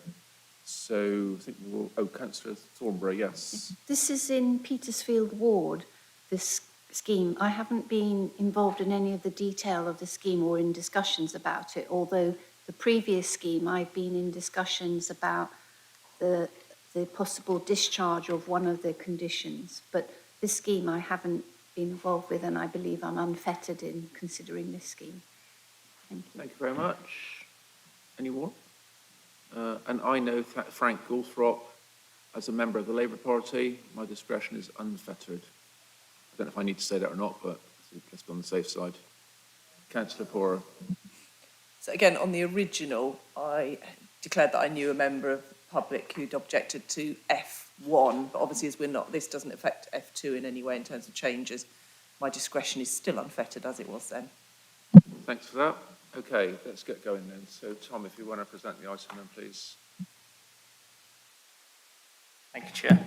Hopefully that's loud enough for members to hear, otherwise I'll move it closer. The application before members today seeks planning permission for the erection of 2 buildings known as B2 and F2, which is part of the CB1 redevelopment around Cambridge train station. The application seeks to erect a building for Class E office use, including ancillary accommodation and facilities with associated plant and cycle parking. That building is known as F2. The proposal also seeks to erect a building, Class E use class, which is also for office use, proposed with a multi-storey car park, including car and cycle parking and ancillary retail space, which also falls under use class E. The multi-storey car park would be used in connection with Network Rail for the train station. The application also proposes public realm improvements. So just one quick update on the application. We originally, the lead local flood authority had objected to the scheme. Over the last couple of days, we did receive a formal response from the lead local flood authority that stated that they have no objection to the proposal. There are 3 main pieces of planning history on the site. The first being the original outline planning application, which was for the complete redevelopment of the station area in CB1. That was approved in 2010. The next more specific piece of planning history is that planning application for the erection of block F2 and B2. Those uses were for office use for F2 and an apart hotel use for B2. That was refused at planning committee. But more recently, a revised scheme came through for the erection of blocks F2 and B2 for the same uses as the refused scheme, so apart hotel and offices. That was approved at planning committee. So there's just a couple of material considerations for this application. So the first being the principle of development, so the proposed use of office use. The impacts the proposal would have on the character and appearance of the area and the adjacent conservation areas, the impact the proposal would have on neighbouring properties, and whether there are any highway safety or flood risk issues. So on the screen in front of members, this is the site location plan. So as you can see, buildings F2 and B2 are located just to the north of Cambridge Station. What I'll do is I'll just point out on the screen where Cambridge train station is. So Cambridge train station is roughly here. So this block here is is B1, which is the Ibis Hotel. Just to the west here is block F1. And then here, this long building here would be F2 and block B2 here. And then the connection up through to Devonshire Road is just up through here to the north. And then the connection through to Great North Road is just down here to the southwest. So just a bit of a closer plan on there. So the B2 building, this would be the office and multi-storey car park. So that currently replaces surface level car parking for the train station. And block F2, which would be an office block, that also would replace surface level car parking. And sort of as indicated, this is apartments, F1, which is an apartment block, and Ravensworth Garden residential properties are just located to the west here. There is a aerial view of the site. So as you can see, this is the Ibis Hotel and the cycle point. The site is outlined, dotted in red, just along the outside. And you've got Carter Bridge just in this bottom corner down here. The F1 apartments centrally, and then there's Ravensworth Gardens just to the right. The Cambridge train station, and that is just in this corner, just up here, just off screen. So as I mentioned sort of at the beginning of this presentation, the site is part of the wider CB1 development as part of that outline planning permission with the 2000, which was approved in 2010. So this specific site is this area outlined with the dotted line, so it's just to the north of the site. More specifically, the site, as part of the outline, was approved as one large building. As many will know, this has been split into two. So part of B1 is now the Ibis Hotel and the cycle car park. Obviously, B2 is now going to be part of it. And then F2, which was previously allocated for residential use. This F2 building is now proposed as office use. So just regarding the constraints of the site, so the site is just here in red in the middle and then at the bottom down here. So it's adjacent to the Mill Road Conservation Area and also the Glisson Road Conservation Area here. There's obviously a number of buildings of importance and listed in local interest as well. So just through a couple of site images that were taken relatively recently. So this is in the backmost eastern corner with the Ibis Hotel and the car and cycle parking here. And you've got Ravensworth Garden directly in front, along with the apartment block F1 just there. These are views along Great North Road, so the Sainsbury's supermarket is here, and then apartment block just to the left here with the Ibis Hotel and the cycle parking in front.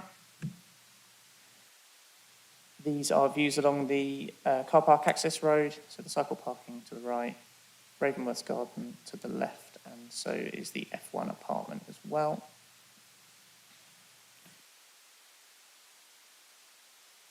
And this is an image from Carter Bridge, just outlining the surface level car park that is obviously to be built on, and the Ibis Hotel and other station development just in front.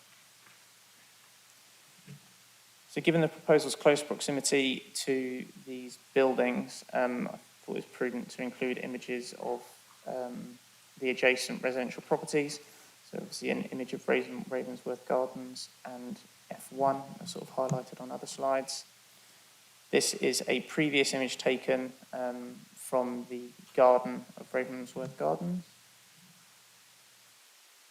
Similarly, these are views from within that garden. So these were party of the previous planning application, but obviously they're still prevalent for this application.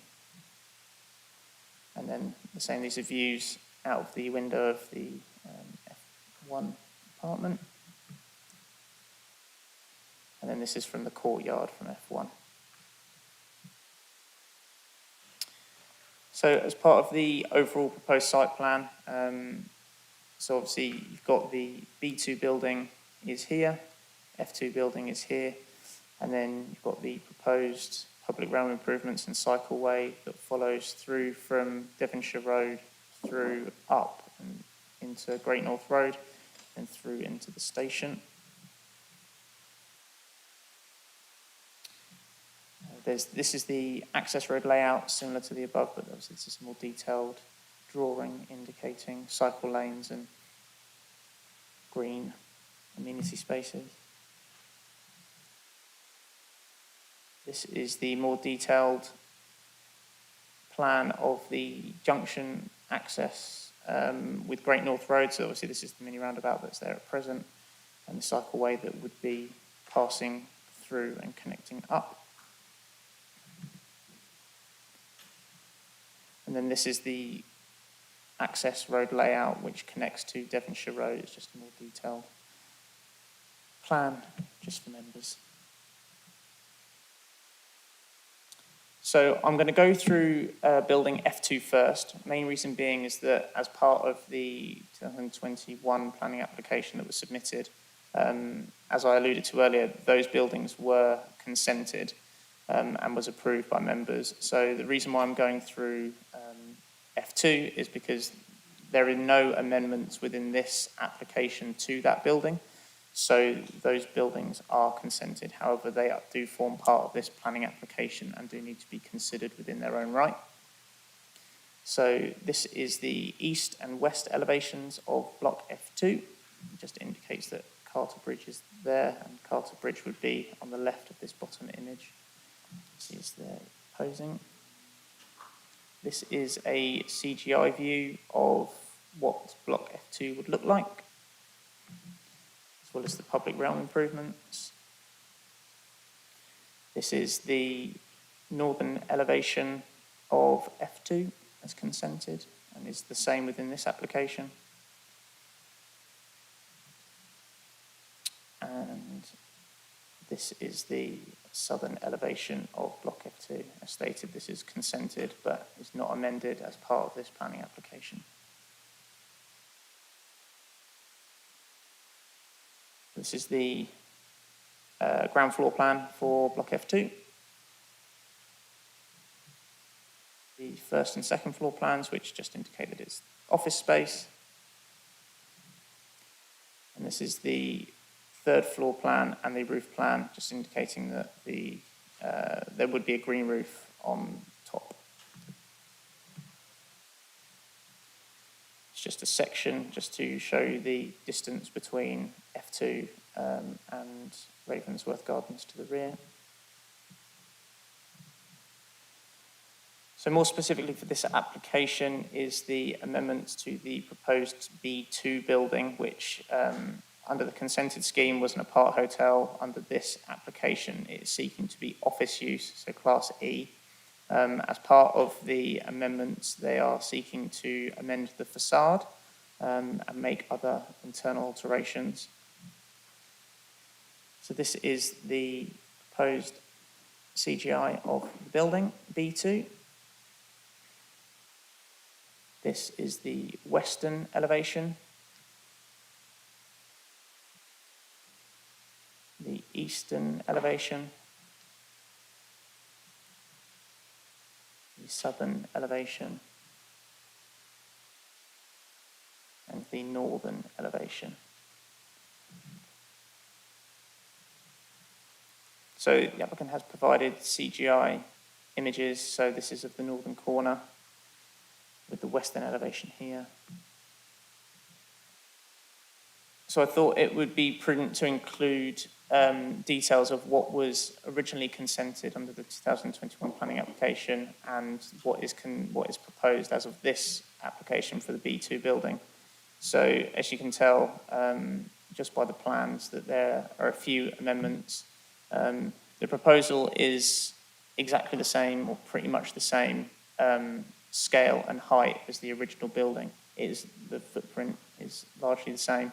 The only thing that is really different is obviously the use of the site, as well as the external appearance and obviously the internal alterations. Once again, this, when it loads, sorry, there's a slight delay. So this is a consented CGI on the top left compared to for the apart hotel use, whereas on the bottom right is for the amended scheme within this and the office use. Once again, this is another, the consented is on the left and the proposed is on the right. So one of the other main things with this application is that there is going to be an additional basement level for additional car parking. This would add an additional 13 car parking spaces. The majority of that car parking would be used by the train station, because obviously that's what the surface level car park that is used by the train station at the moment. The only thing is that there would be 4 additional office car parking spaces, but essentially the development is car free for both F2, but building B2 would have 4 car parking spaces for the office use.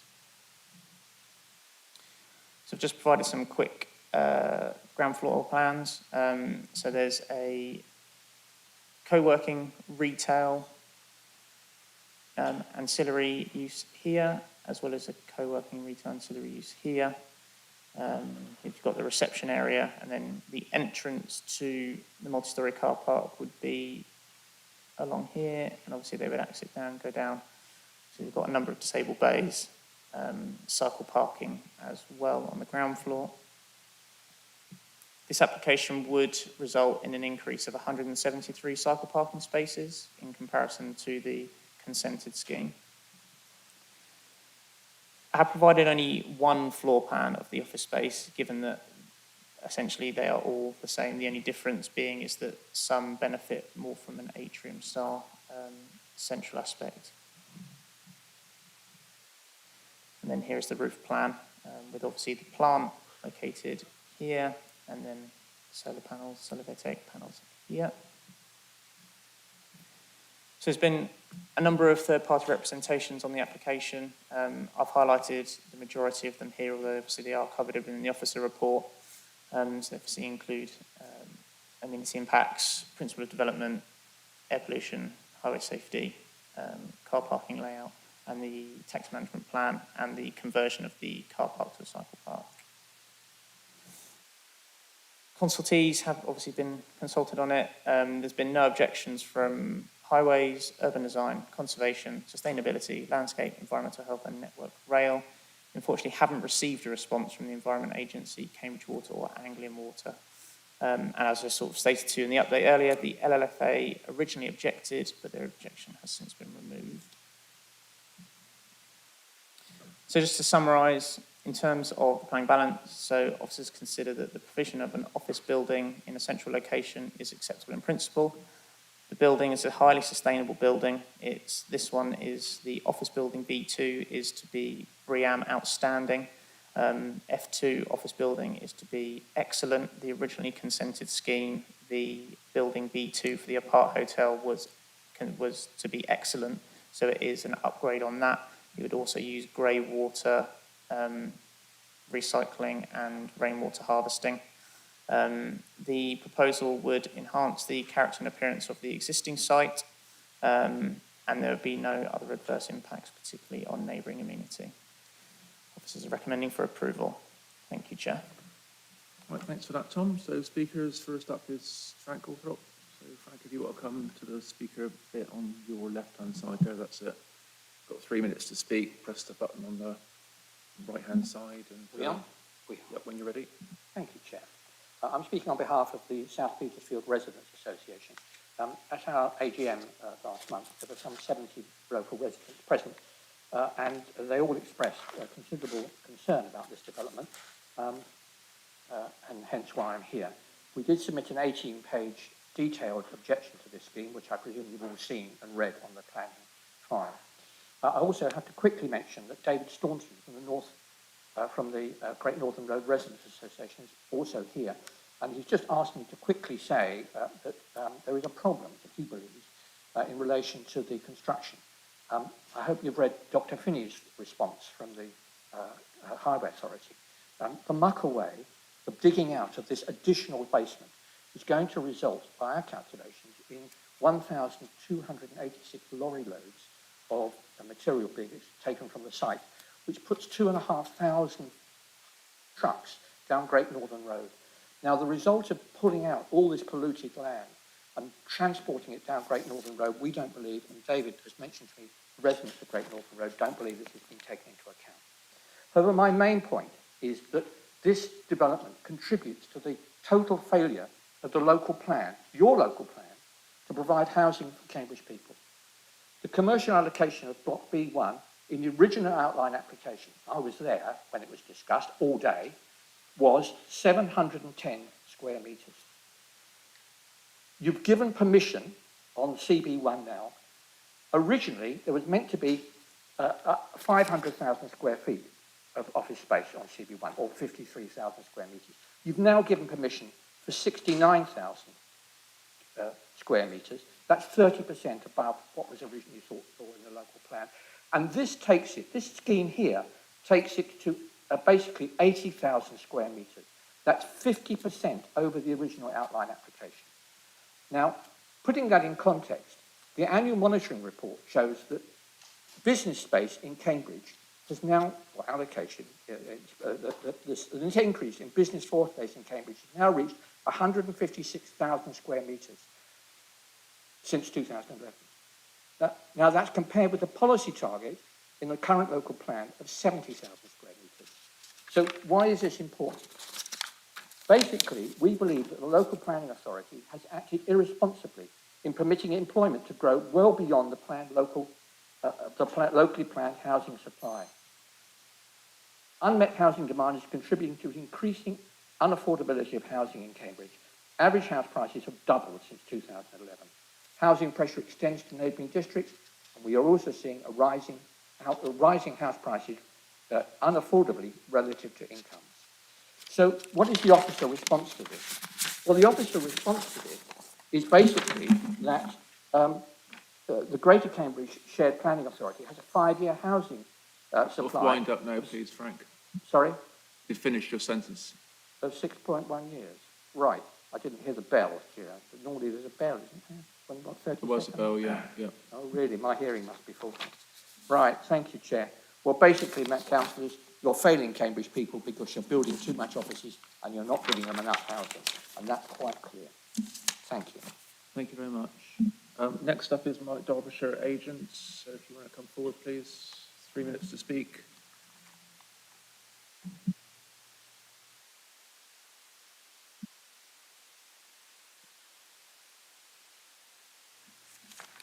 Tell me when the clock is running, Chair, is when I start speaking. We'll kick off is it? whenever you start Okay, speaking. thank you very much. I wish to address 3 key points: carbon reduction, sustainable design, conservation and design. The application responds fully to these 3 challenges. The case officer has set out the planning history and the extant permission for 125-bed Park Hotel. That was April 22. An office building is now proposed. At Brookgate, the applicant is in the process of delivering one of the first new build BREEAM outstanding builds in Cambridge at 10 Station Road. This will complete next year. The new application will also be BREEAM outstanding. The removal of 125 showers and toilets and the BREEAM process will reduce the amount of water consumed by the new building by a magnitude of order. We will achieve the full 5 water credits under BREEAM through the use of rainwater harvesting and grey water recycling. It will be a fully electric building complemented by PV, green and brown roofs. There are only 4 car parking spaces to serve the office building. The B&G uplift is vast, not 20%, but 321%.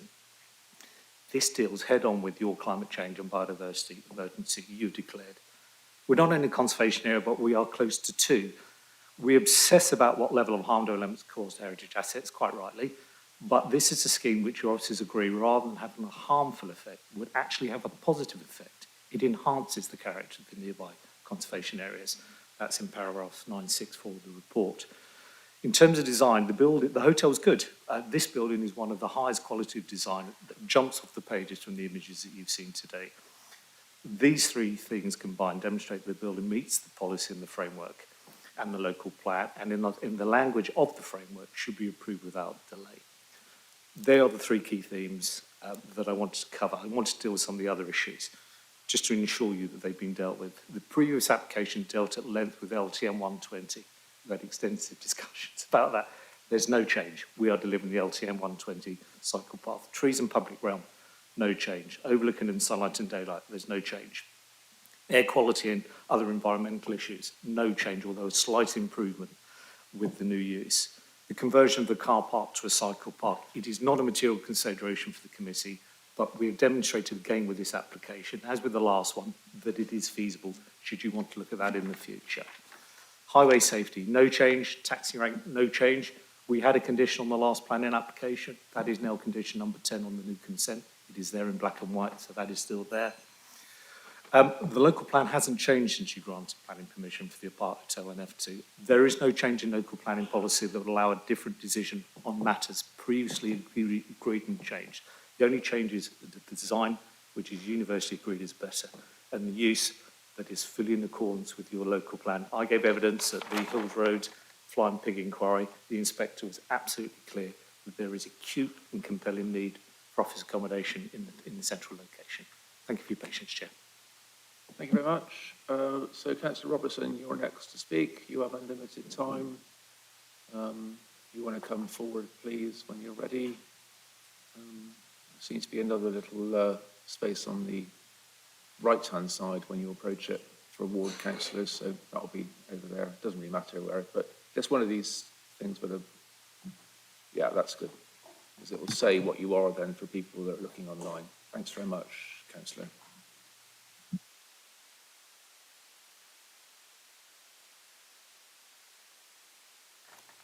Thank you. I think the main thing I want to say is to warn the committee, this is not a change of use on its own. This is a request for consent for a much bigger building. It's not just the additional basement level that's been added, although as has been explained by the local residents, that would add to the volume of traffic removing waste from the site. But there's also the original building was to be a apart hotel, this is to be an offices. But the floor space is much bigger, 11,000 square metres of extra floor space. So this is a much bigger building. You mustn't look at it as if just a similar sort of thing, but a different use. It is a much bigger building. As has also been explained, the amount of office space approved by the original outline planning consent for the station area has already been exceeded substantially, and this would further add to it. And frankly, the area cannot cope with this volume of people working there, if that is what is envisaged. It would add to the pressure on, particularly on the Great Northern Road, which is already overburdened with traffic. What we want in this area is to retain the apart hotel as an idea. This area by the station has a real problem with visitor accommodation being taken up in the blocks of flats around the area, particularly Airbnb. There have been considerable examples of flats being let under Airbnb in residential blocks, with wild, noisy parties being held. And I'm afraid in one case there was a flat being used by sex workers. This is the sort of thing local residents have to face. What the area needs, and the whole city needs, is full of short-term accommodation with full facilities for visitors. It's not just holiday visitors, it could be a lot of academics visiting for a few months. This is the sort of accommodation that is needed in this area and in Cambridge as a whole. So I hope that you will, when you're considering this issue, do not be confused with it being similar to the existing planning consent. It isn't. It's a much bigger building for a use that is not needed, and the apart hotel would be needed. So I hope you'll turn it down on that basis alone. One small item, the road between blocks B2 and F2 is the main route, or will eventually be the main route for the Chisholm Trail, and is also a main route for a lot of pedestrians entering the site to go to the station and to go on down to the hospital site at Addenbrooke's. There's an enormous volume of pedestrians and cyclists travelling through the area. I don't believe that the proposed condition 18 is adequate in protecting those pedestrians and cyclists. Doesn't mention them in particular, but I think it should. It's just talking about the access road and realm being maintained and managed in accordance with management and maintenance details and safety. But I think you need to be much more specific and require a plan to be provided of how that will be managed before the building works can be commenced. So those are my main points. The first one is obviously far more important. Please do give it your full consideration. Thank you. Thank you, Councillor. Right, questions of... Oh, I just need to say I know 2 families that live in Raised Gardens, but my discretion is unfettered. Tom, so do you want to talk a bit about office accommodation in the city and how that relates to this application, and maybe also touch on uses of accommodation in the local neighbourhood and whether that has any bearing on what we're considering today. And finally, although Councillor Bajent may want to speak on this and others too, maybe just talk about whether there's any alternative to lorries going down Station Road, because we know on this committee that Station Road is not a good road in terms of pollution, as it funnels all the pollutants and particulates into people's houses that live there if they have their windows open. Thanks. You want to do those first, Tom, please. Thank you, Chair. So I'll just kick off with the office use. So at present, the apart hotel use is still a valid permission. I did mention within the officer's report that that is valid and essentially until 2025. This application would not alter that. Nonetheless, the apart hotel use and an office use, the office use specifically, is as part of Local Plan Policy 21, which is a major, it's the policy that basically for the major change for this site states that office use is acceptable, and also that the flexibility of uses for this site is considered acceptable. So I think I'm just looking through the report. So within Policy 21, it specifically states that.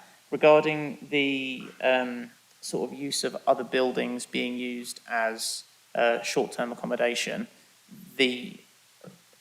should the apart hotel be built or not built, that in itself is not, that would not mean that other properties would therefore not be used as short-term rental accommodation. So it's not necessarily a consideration for officers, given that obviously the council has absolutely no control over who short-term lets their property or not.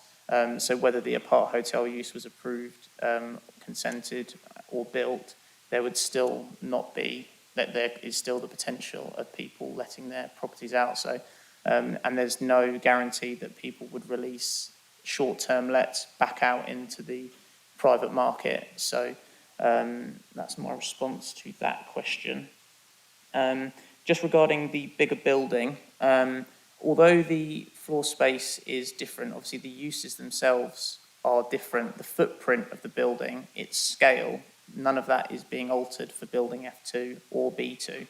The only thing that's changing is obviously because they are no longer apart hotel rooms and it is now an office space, that obviously makes it look like there's a lot more space than there is, but actually the footprint of the building and its scale for both are exactly the same as the consented scheme.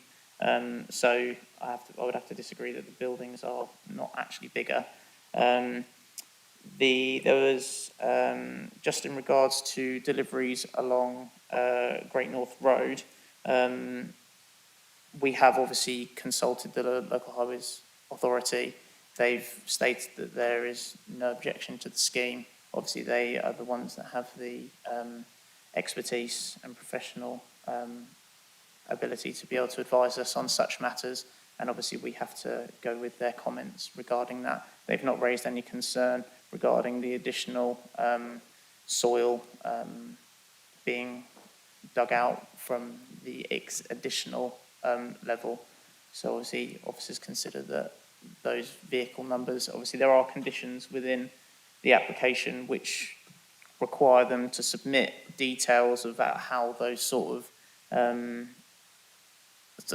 things will be managed throughout and beforehand, but obviously that can be dealt with via planning condition, and we have the ability to control those sort of movements irrespective. There was a question regarding the Chisholm Trail. I can bring the plan up if required, but obviously the proposal will be linking directly to the Chisholm Trail. It is the reason why there is a kink in the road up towards Devonshire Road.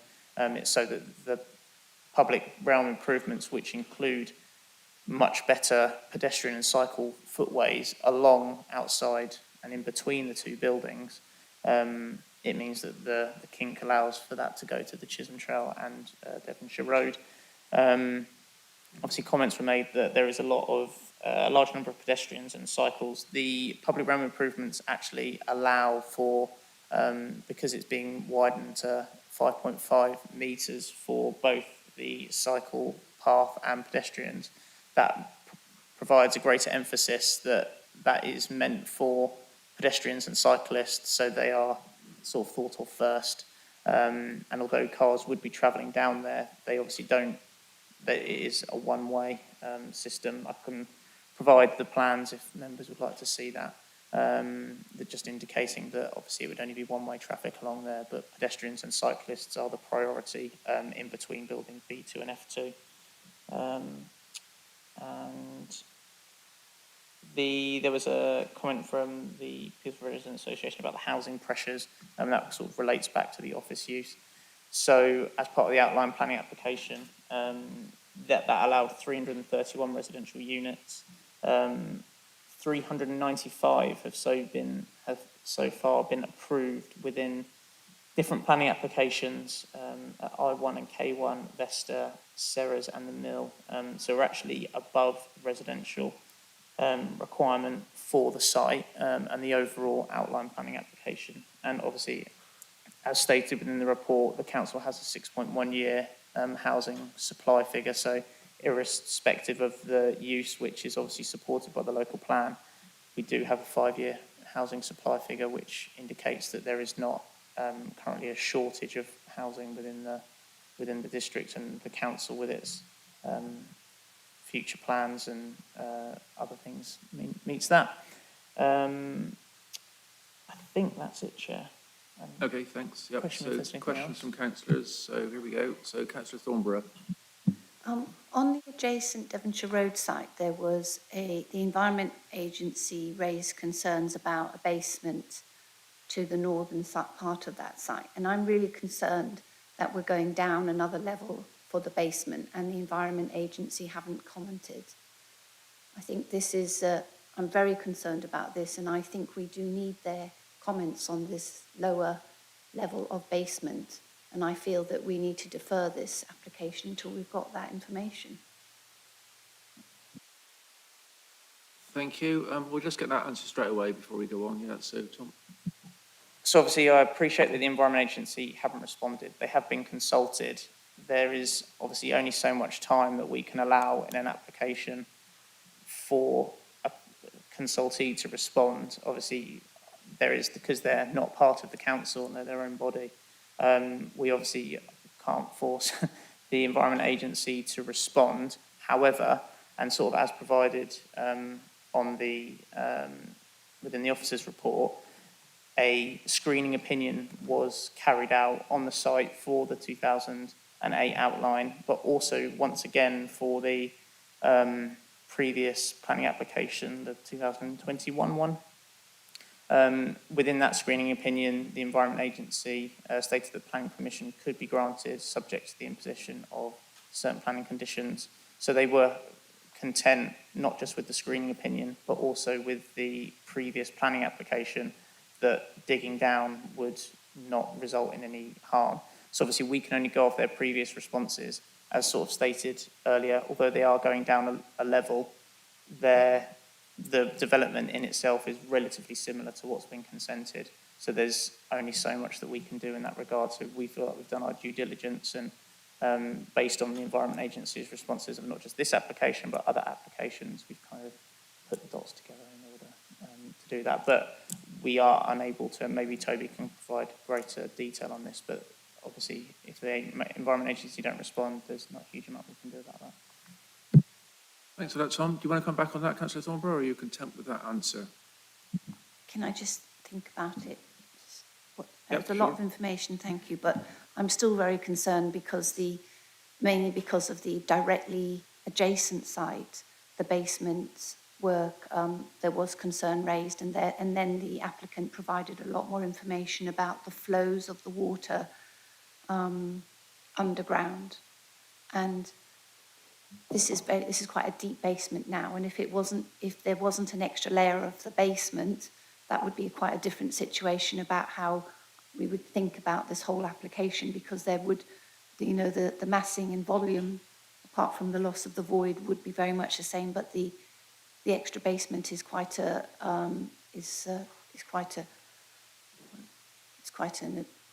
it's impactful, I think. Thank you. Okay, so Councillor Thornborough has suggested we might defer because of the extra basement level. Tom has made it clear that there is an extra basement level, but he is the case, he's the case officer, and he considers that to be acceptable in terms of what the consultee has said already in the past. So you're going to mull that over for a while then, Councillor, in terms of whether you want to bring forward that deferment proposal and go to the vote on that. So did you want to say anything further to that, Toby, or should we carry on?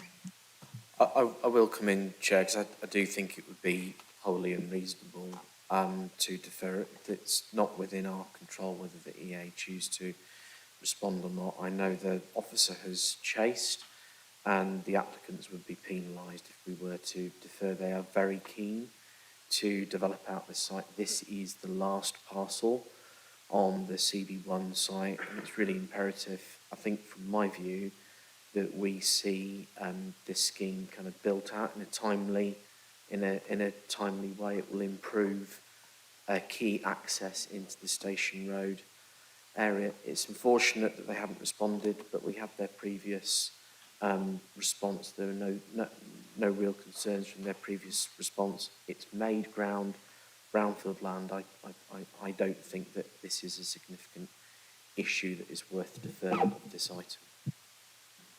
Thanks for that, Toby, and obviously subject to permission being granted today by decision makers. Councillor Bagent. Chair, my points are about access. Nothing huge here, but I'm really concerned about what happens at the railway station, and that things should improve rather than get worse. Unconfirmed reports of 2,000 lorry movements. There will be lorry movements from Devonshire Road, the other side, and there'll be lorry movements from Hills Road. And I'm just wondering if there would be possible for the spoil to be taken from these three sites via rail rather than via lorries, and that we're completely adjacent to the railway. Now, I know that could only be an advice from this committee, but it might be an idea that we could propagate, and it may be proved very useful, because a train carries a lot of stuff, and so it would save a lot of lorries going right through that area if there was a collaboration between the three sites. I'd also like people to think about how, when they design the 106, that it's aimed in part, if not specifically, at improving the transport situation at the railway station. What's happening on Great North Road is really unacceptable, and we should do everything we can to avoid that. The taxi use, the use of taxis coming down Mill Road and up Tennyson Road and down into the back of the station, and then reversing along that route, the people dropping off people at the station and the users of the car parks and the buildings. That needs to be reorganised, and there will be a substantial 106 here, and if that could be aimed at some further plan by Brookgate on the station, because clearly we got it wrong when we allowed it to be designed like this. Thank you. Thank you very much, Councillor. Councillor Levine. Thank you, Chair. Well, I cycle through this area 3 or 4 times a week at the very minimum. And I run the gauntlet of buses, pedestrians, taxis. It's pretty horrible on a bicycle. It's quite dangerous. And I get the impression that cyclists were at the very bottom of the list of anybody when this was designed. It's absolutely terrible, and I'm not sure that this is going to be improved. Now, I know going past the station itself is not involved in this application, but it's right next to it. Could at least a proper bicycle path be marked clearly? Because you've already said yourself that there will be cars and pedestrians as well as bicycles going through this narrower gap between the buildings. And it's very poor for cyclists. I understand there is a formal route for bicyclists to go around the station area, sort of around the houses. But bicyclists don't go around the houses, they take the direct route. And I don't think anybody takes the formally recommended route. Think more about bicycles is my wish here. I mean, and actually, just another point, a different point on bicycles and cycle parks, security. There's a lot of bicycle theft already at the station. I do understand, I've said it before on another application, that there's a CCTV system that's almost useless, because if somebody comes up from London, having been there all day, to find their bicycle stolen, and they go and ask for the footage, the first question is, when was it stolen? A fairly useless request. Could there be a proper CCTV system that unfortunate people who've had their bicycles stolen can fully access any footage to find out who, when, and who took their bike? Thank you. Yeah. So, thank you, Councillor, for those comments. And you make good points. And yes, the cycle route through the station is not very good. Let's try and focus our attention, councillors, on the project on the table that we're looking at today. Toby, you want to say something? Yeah, I mean, this is a well-trodden path for CB1. I'll just kind of echo what Chair's said. The point of this application is not to fix, all of the perceived problems in the wider CB1 area. There have been attempts in the past to kind of reconfigure Station Square that were put forward to this committee, which were rejected. So this application needs to consume its own smoke in terms of its impacts.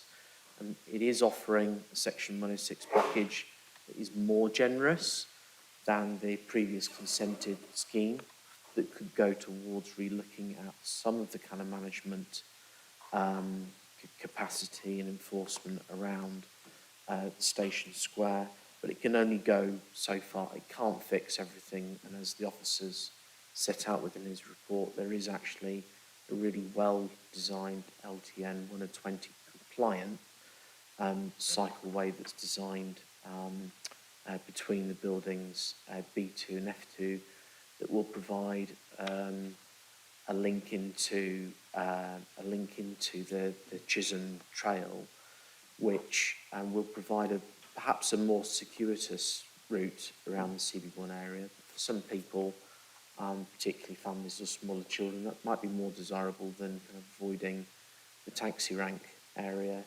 As I said, it's a well-trodden path that we've been through on this particular site. That aspect of the scheme and its interface with its surroundings was eventually approved after long debate. I'm keen that members focus on the changes brought about through this application rather than try and revisit things where we've been before. Thank you. Thanks, Toby. Yeah, and just on that, I mean, I think this scheme on the table today is a better looking scheme than the previous scheme, in my opinion. I mean, I know that the scale and massing is similar, but just the look of the scheme is much more attractive, I would have said. And so that's a positive.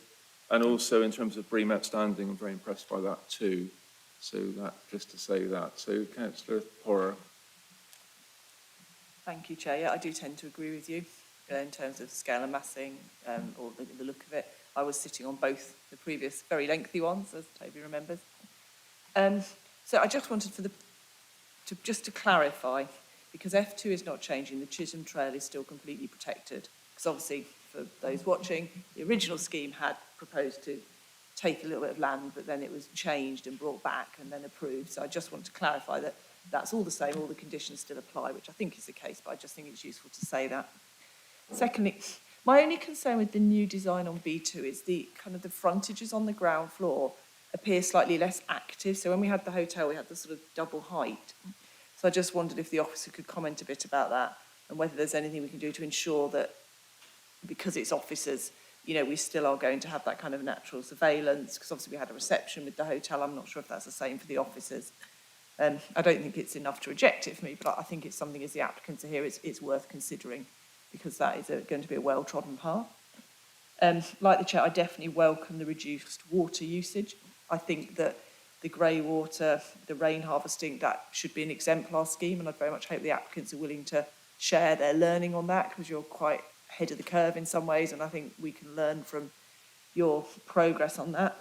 However, my only concern with the wonders of Class E is if this were to change to, for example, lab use, there would be an increased water use. So can we remove PD rights, or at least say that it needs to come back to planning if it's going to change away from a water usage that is lower? Again, I'm not particularly saying we'd reject that, but I just think that I'd welcome some scrutiny on that, because I think within the Class E we've now lost that ability to control that. Welcome the biodiversity net gain as well, although I know that it is fairly concrete at the moment. In terms of the Environment Agency concerns that Councillor Thornborough raised, so condition 54 and 55 are foul water and surface water. I'm not entirely sure what the EA's problem might be, but is there something we can put in there just to strengthen that a little bit, to say, you know, we need detailed descriptions? Because I think Councillor Thornborough was saying we'd normally get a little bit more detail. Is there something just to make sure at least officers have a sign off on that, to make sure you're comfortable that it isn't causing any problems? Yeah, I think that's all I had to say. Thank you. Thank you, good points. Yep. Councillor Bennett. Thank you, Chair. I'm really sorry, but I need to mention belatedly that I have had an exchange with Frank Gorthrop on social media about why I went against my party's stated position and voted in favour of an office development in the area. I do not consider that I'm predetermined, because I understand that as a planning councillor I have to apply planning law, and that has so little to do with my personal opinions and party policy that there is no connection. Thank you. Yeah, thank you, Councillor. I mean, you can state that at any stage during an application. It's not a problem. And we've had this before in terms of your Green Party's stated opinion. It's a bit of a predicament, really. This isn't a political meeting. It's about planning legislation. It's a quasi-judicial meeting. But I think you put it quite clearly there. So thank you very much for that. And it's your prerogative to say what you will in terms of, yes, you want to speak. I do have one small question, which is by replacing an apart hotel with an office building, it may or may not increase the volume of traffic, but it's much more likely the traffic will be concentrated at particular times of day. And I know from discussions with officers previously that it's not just the amount of traffic, but the concentration that matters. And I just want to say how disappointed I am that we have not had a response from Highways on this issue. It may be an assumption that it won't be car traffic, But I think in Cambridge, we see high concentrations of cycle traffic, and I think the safety issues should have been considered.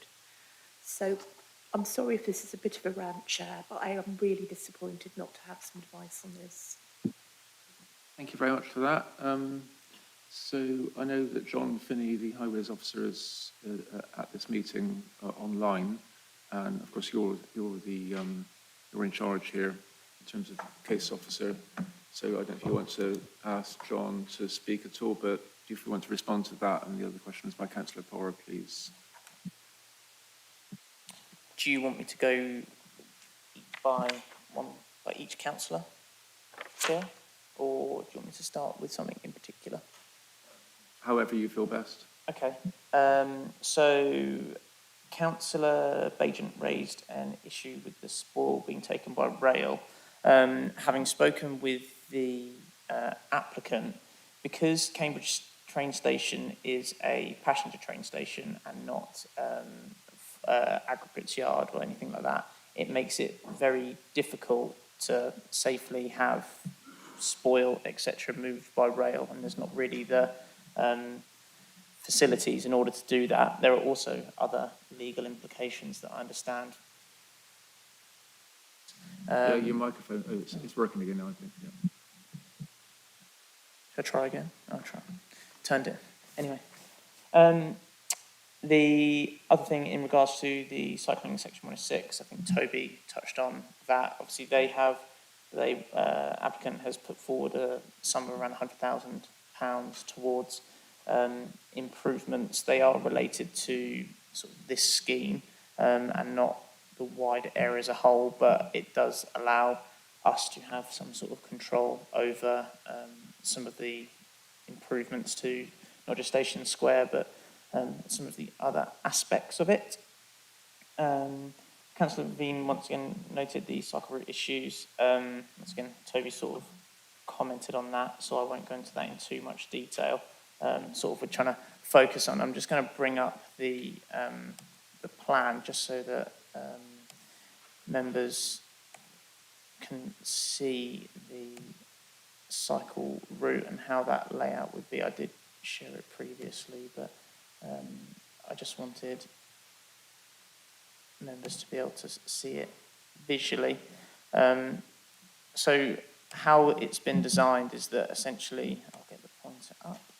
So how it's been designed is basically the cycle, obviously this is the cycle path that will come straight through from Devonshire Road, and obviously this is the cycle path that will come through other parts of the train station.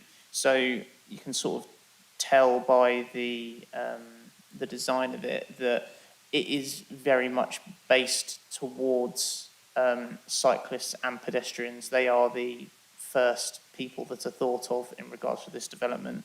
That is one of the reasons why the roadway has been and will be paved in a way so that it makes users of the highway appreciate that pedestrians and cyclists are the sort of important people in and around this area. So I thought I'd make that note.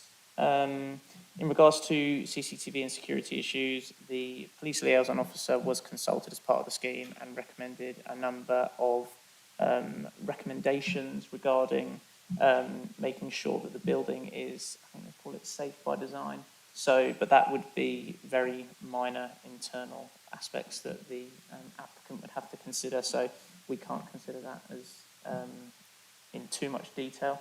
But I'm sure the applicant are well aware of the recommendations set out by the police liaison officer, which include a lot of the things that we've spoken about.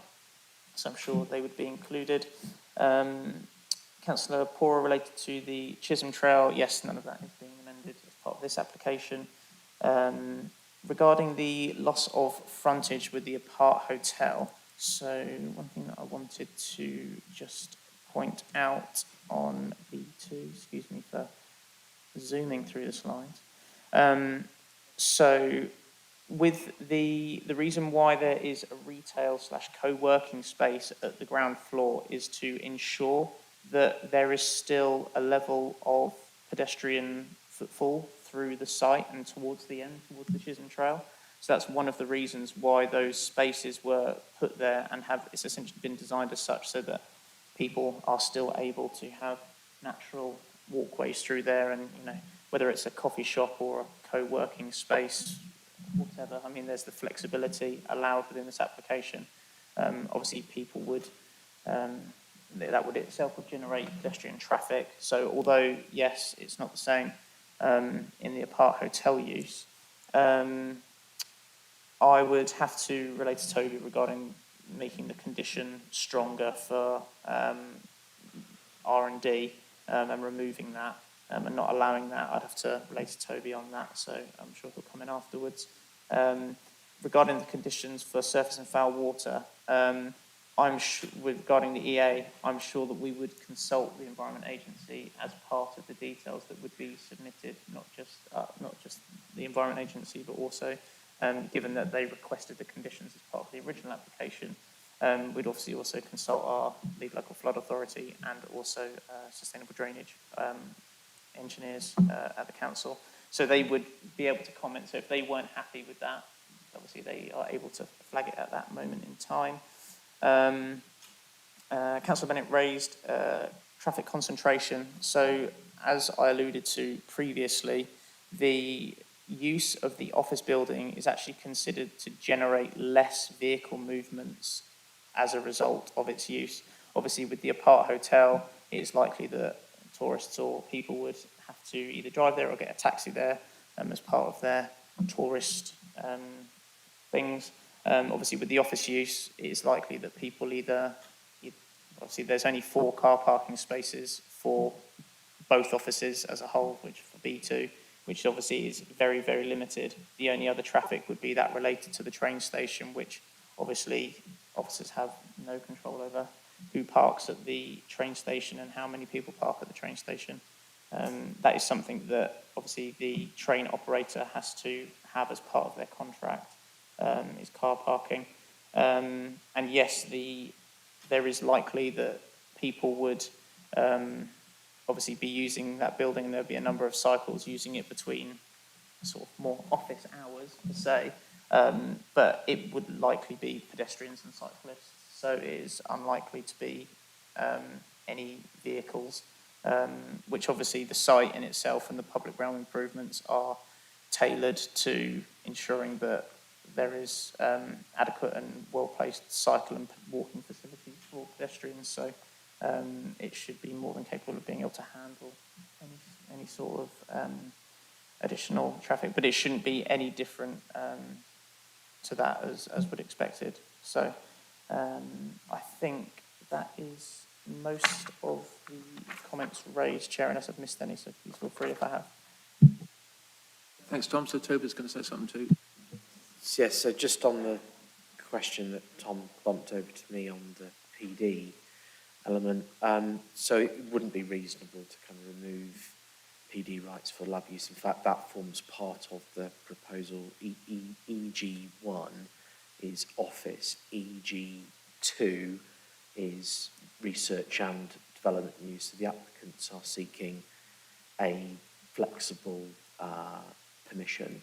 I think it's likely that we're looking at office use here, as this is an office district, but the applicants are looking for stability.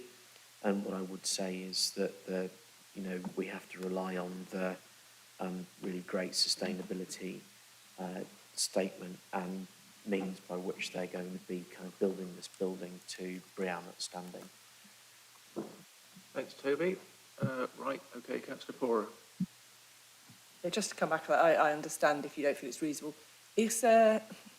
So if it were to be lab use, that would affect the BREEAM outstanding ratings for water, I assume, which means they might not hit their target, but obviously you can convert it later. Secondly, is there anything we can do to protect the ground floor vitality? Because I'm mindful that, where it goes to lab use, you can end up covering up that bottom floor. So would there be any leeway for some kind of reasonable condition just to maintain that ground floor has some active frontage, perhaps? Because obviously we've lost that with the Class E developments in the local plan. So I hope that wouldn't be unreasonable, because I think that is an important thing to be overlooking the pedestrian way and making sure people feel safe. Thank you, Councillor. Councillor Thornborough. A couple of things. The buildings in the outline consent, there was a building G1 and G2 to the north of Charter Bridge, which we've been told is they're no longer going to be built. Is it possible that that's actually it can be conditioned that they are no longer, even though they've said they're not going to build them, okay.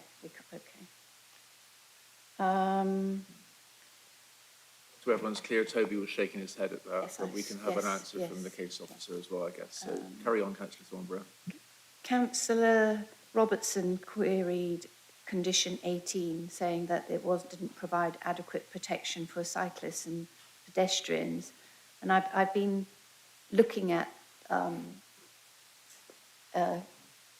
condition 18, and it talks about the public realm, doesn't specifically talk about people using the public realm. And I don't know if that's a verbatim copy of a previous condition, but there is a huge number of people walking along this route, and I know that there was great concern about that when we were discussing the previous application, and we just do want to be absolutely sure that not only during the use, once these are built and in use, but that during construction, that the cyclists and pedestrians are protected. That was another thing. In some other schemes, like one nearby, recently they are proposing to the top story, which is plant use, is being proposed to remove the plant, put it in the basement, and have an extra floor of accommodation. If this scheme, is there anything to prevent a further increase in floor space by preventing something like that happening in the future? Because they're saying that this extra level of basement is to provide some parking. It's not required for Network Rail. It's only required for the office use. But in the future, they may say, well, will we need that?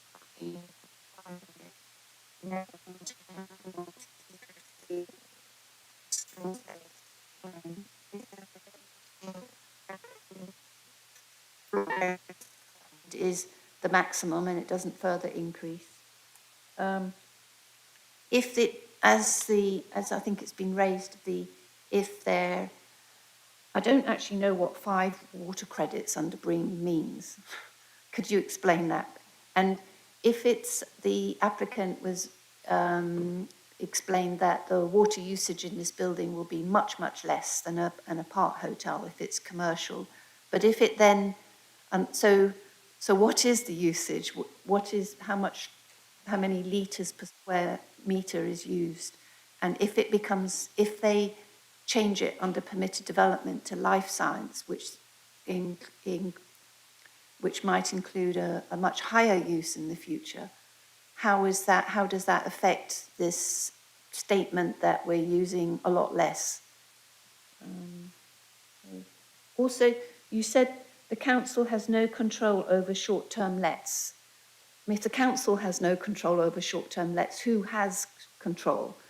When we know short-term lets are being used in buildings that have consent for family homes, it is up to the council working with residents to, where it's inappropriate, where it's more than 90 days, it's up to the council to get the information and enforce the proper use which is being given, which they've been built for. So the family homes, but there are so many, there are floors of the apartments, family homes, which are being used as as short-term lets. There is one floor where there are 2 homes as family homes. The rest are short-term lets, and every day there are trolleys of cleaners coming in, like in a hotel, to change all the bedding, replenish things, and move out. Every day that is happening. And they're not family homes. And we need the family homes. If we are not enforcing that, who is? And there is an absolute need for family homes in this area, and it's completely inappropriate that Councillor, we you're don't deal off with that. agenda to a certain extent here. This is Well, I planning know, but I'm committee. picking up on the Yeah, statement that okay, the case yeah. officer made. And there is ways that we deal with inappropriate short-term let, and this area is rife with inappropriate short-term lets. And it clearly shows there is a need for this. And I really hope that if the developers are keeping the apart hotel on the table, I really hope that that is what comes through. And it is really frustrating at times, as I think Councillor Bennett said about the legislation and what we aim to do for the residents in Cambridge. And it's very frustrating at times when we feel that something should be done, but we can't do that. But I think your comments about the building looking better I agree with that. But I really hope that it will remain an apart hotel, because that is clearly what's needed in this area. Thank you. Thank you, Councillor. Okay, back to you then. Actually, I've got a couple of questions as well. So on the cycle access from the cycleway into Cycle Point, clearly the cycleway is on the wrong side for Cycle Point, but I guess there are good reasons why it is on that side, because you have to cross the road to get into Cycle Point. I'm presuming that cycles and pedestrians, people walking, will have right of way across that road. They won't have to wait to cross. And the second point is, on your B2 West elevation you showed on your presentation, it differs from B2 West elevation on the online pack, as above the entrance in the middle, the first floor has a column on the presentation pack online, but your presentation has a column missing, so it's just sort of floating above, which is a bit odd looking, but I presume your presentation is the most up-to-date one. So if you just there it is. So in the middle there's no column. It's a bit of an odd architectural trick. I mean, I know that the skin of the building is not the structure of the building, but it doesn't look great to me. But in the online presentation, there is a column. So could you confirm which is correct? So all those other questions from councillors, if you could tackle those, please, Tom. I will try to answer them as best I can. I'll start with condition 18 regarding the notification of the building until management plan. If councillors obviously wish for that to be brought forward, in fact that they would have to submit that detail prior to the commencement of any development. Obviously that is up to councillors to decide if they so wish to do so. The other, obviously, the comments regarding short-term lets, obviously us as planning officers, it is very difficult for us. There is no detail or, people don't have to register their properties as short-term lets. So for us as planning officers, it's obviously very difficult for us to know when such development is outside of that which is approved under either permitted development or that is what is consented. Obviously, people are allowed to have their properties and as a short-term lets under permitted development. Obviously, officers are limited in being able to enforce on such matters. I'm sure Toby will be able to provide further detail. I know that there is sort of conversations within the government surrounding toughening up permitted development rights, but obviously until that's the case, council is obviously unable to obviously if it's permitted, obviously there's not much the council can do too much about that. And as I said, the council unfortunately does not have control over who lets out their property and who keeps it as a family home. Obviously, we can only do what's governed by permitted development and the legislation in front of us. Chair, you obviously mentioned regarding the plans and a block missing. I would have to go back through the plans, as one is most likely from the design and access statement. So I'd probably state that I think they're both from the design and access statement, so I'd have to double check and go through the plans that have been submitted, because I haven't included the actual west elevation plan, so I would have to go back through those and double check which plan Specifically, it is everything that I had down. But the cycle access for Cycle Point. Yeah, so the reason why it is designed that way is, so I'm just trying to get the plan up on the screen so that I can actually explain what I'm talking about. So regarding the cycle access, the reason why it's on this side of the road is to obviously make it easier for cyclists and pedestrians to walk through the site as a whole and down towards the station. Obviously, if it was on this side of the road, they would have to cross at numerous points in order to get to the station. So this way allows for just one crossing point up the top here by the mini roundabout on Great North Road, rather than if it were to be lower and in front of the development, it means that they would have to cross the exit way to the multi-storey car park, the entrance to multi-storey car park, and then once again the entrance to Station Square. So it has been designed to ensure that there is as little as possible crosses across the road. That answers your question, Chair. Yeah, I mean, I can see on the plan that it appears that traffic needs to give way at that point. I just wanted to have you confirm it, really. Yeah, I think I'm not a highways officer, so I'm not entirely traffic. sure whether that would allow. I would assume so, given that it's got the give way signs here and then it's got the pedestrian footway there. So that is the assumption. Okay. From myself. And by the way, I mean, you do have John Finney if you want to refer to him at all. Councillor, Yeah. was there anything else you need to answer, or shall I go to Councillor? Unless I've missed something, but obviously if I have, please ask again and I'm happy to cover it. Okay, Toby's going to say something. Thanks. I'm perhaps slightly closer to the short-term letting issue that City experiences. I mean, obviously it's not the role of the applicants on this site to resolve off-site issues, but there are enforcement powers available to the council to exercise. We have done that in the past. Appreciate that there are perhaps now more short-term letting issues. I very much hope with the latest government consultation that there is some greater clarity around where a change of use takes place in this regard, and the council has kind of responded to the government's consultation, setting out its case. There was a matter that Councillor Pora raised around activity.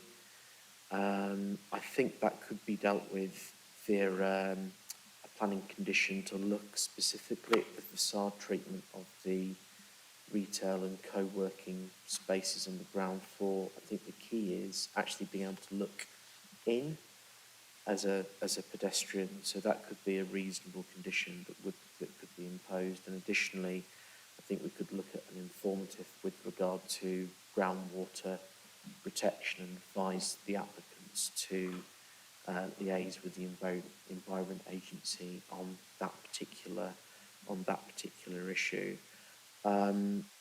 Councillor Thornborough also asked for figures around water usage. I don't think they appear within the report. I'm not sure if Tom's been able to find them, but we could, I'm sure, post-committee provide you with the analysis that the applicants provided as part of their planning documentation if you're interested in how those two E-class uses compare to a hotel use. I would expect that they would be far lower in terms of water usage, even an R&D use compared to a hotel, but happily provide post-committee that information for you. Thanks, Toby. So, Councillor Thornborough, did you want to ask more about short-term lets, or is it something else? Can you just, I did ask about if in the future they wanted to move the plant into the basement and use the space, the volume for the plant as commercial floor space. Would they be able to do that under a S73? And finally, there's a condition 13 is for a Station Road bus stop. Now, I think this is a really good thing. It's a really important thing. But is it, and I would really hope that this would be brought through sooner rather than later, but is this, I hope that this won't be pushed back on because it's not actually, Station Road isn't actually part, I don't think it's on the Red Line site. So are we going to, is there a possibility we're going to lose this condition? Because I think it's a really important one. But the landscaping scheme of Station Road might come through as a separate application or to do with the buildings being finished on Station Road. And it just seems odd that this condition relates to F2 and B2. But I think it's important. Thank you. Thanks, Chair. Yes, Toby, do you want to answer? Through you, I know some of the background to this because I was talking to Tam Parry, the County Councillor. He's very keen to have this particular condition and double-checked with me prior to this application coming forward again that the condition still captured that requirement. So I think it's unlikely that it will fall away. The applicants would need to apply for further planning permission, either through a Section 73 or a fresh application if they wanted to convert that upper plant level to additional office space. But they'd have to go through a planning process and it would have to come back to this committee if they wanted to do so. I forget, actually, if you can indulge me, Chair, there was a question around pedestrian and kind of cycle protection, particularly during construction thing. Condition 6 picks up on those issues. The latter part of the condition talks about temporary connections and their details for pedestrians, cyclists, vehicular routes and parking provisions during the construction phase. So that has been accounted for within that condition. And very specifically, the applicants have previously looked at how they could carefully construct this site without impinging on the importance of that route and that connection being maintained from Devonshire Road. So condition 6 picks up on that. The other condition really that the public speakers were referencing, condition 18, is around kind of once that public realm is finished, around its kind of management and maintenance. I hope that's clear, Chair. Thank you. Yeah, thanks for that, Toby. So, councillors, have you had all your highways questions answered by the case officer? If not, case officer can also refer to John Finney. Tom, Councillor Thornborough asked a question, didn't she, about, which was the last one you asked, Councillor Thornborough? I've not written it down. Oh, I know, about the basement being repurposed as an area for services rather than car parking, and she wanted to know if that could be conditioned out of possibility. Yeah, sorry, so I think Toby alluded to the plant going into the basement, and that would most likely have to come through separate planning application in order to alter that. I think Councillor Thornborough also asked about the BREEAM credit, the water credits. I unfortunately don't know enough about the BREEAM credits. I'd obviously have to relate to a sustainability officer, but obviously the sustainability officer has commented and agreed that they would get all 5 water credits. What that means specifically, unfortunately, I don't have the expertise to be able to answer that. But I believe it is located within the energy statement that they provided. I think that was it, Chair. Thanks, Tom. Councillor Thornborough, are you content with most likely? I'm really unhappy about this extra basement level. I'm really unhappy about it, but it just seems that I don't really understand the reason for I don't think it's an adequate reason for putting it in, but I don't think that's a basis. I don't think that can be a basis for refusing the scheme. And it means that in the future, they may choose to come forward with an application, but that's part of the planning process. Yeah. Exactly, yeah. What was it, 13 car parking spaces, I think, wasn't it? So digging holes is expensive. Digging deeper holes is a little bit more expensive, I suppose, but it's not a planning matter, is it really, what they want to spend? Councillor Bennett. I think with respect to the case officer, I would like to hear from the highways officer because I felt in his reply that there was no appreciation that there could be a dangerous concentration of cycles in the area. And also I have a further concern. I accept that this is a sustainable location for an office building, one of the few such locations in Cambridge, but I'm concerned that if we have interference with the connections from the train station, because we're increasing cycle traffic, reducing cycle safety, and slowing up the bus connections, that we may have a negative impact on the sort of viability of other offices elsewhere in the city. So I'd very much like to hear from the Highways Officer. Thank you, Councillor. You've had a bit of an suggestion there, perhaps. Tom, do you want to refer to, I think John Finn is still here, isn't he? Hello, John. Good afternoon. Could you... Good afternoon, Councillor Smart. Yeah, hi. Actually, you want to stop sharing your screen, please, Tom? It might be good we can see John properly then. And so, John, if you want to respond to that and any other points that you've picked up along the way, I suppose, while you're here, it'd be good to hear your thoughts. Thanks, John. No problem at all. Thank you very much, Councillor. Just very briefly, my name's John Finney. I'm Principal Development Management Engineer representing the Highway Authority. The area I don't deal with is traffic generation. That is dealt with by my colleagues in Transport Assessment. Unfortunately, Tam Parry can't be here today. He's actually in Oxford providing a lecture. In response to the question about cycle safety, as you'll probably notice in my original comments of the 16th of May, I actually requested the application be refused as there were no details associated with cycle infrastructure on the original application. Case offer requested information to be provided by the applicant, which they dutifully have. As you will see from the proposed plan that Tom has already shown, the off-site works are compliant with LTN 120, which is suitable for the intense urban environment that exists within Cambridge. There are potential conflicts going to the station square, but as Toby has already pointed out, that falls outside this application. There have been attempts to mitigate that, which have caused some problems for the Highway Authority, particularly providing new access off Station Road itself for motor vehicles. So while there are issues in the area, and I'm not going to deny that, the issues created by this development are mitigated by the proposals for the LTN 120 connections. Councillor Smart, you briefly raised the issue about priority crossings.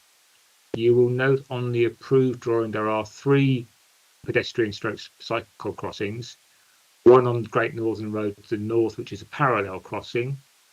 That is within the existing adopted public highway and will be covered by a traffic regulation order, which does give priority to both cyclists as vehicles and pedestrians. The one immediately to the south of that, which is a zebra crossing, is for pedestrians only. That is actually on private ground. It can be covered by a traffic regulation order as it is laid out appropriately with the zigzags, etc. So that would also give priority to pedestrians. The internal recreation square in Avonshire Road as a semi-zebra. There are no zigzags, etc. So that would be unlikely to be covered by a traffic regulation order. So most travellers will probably respect that, as people do in this country. So I would suspect, again, pedestrians would have priority over that particular route as well.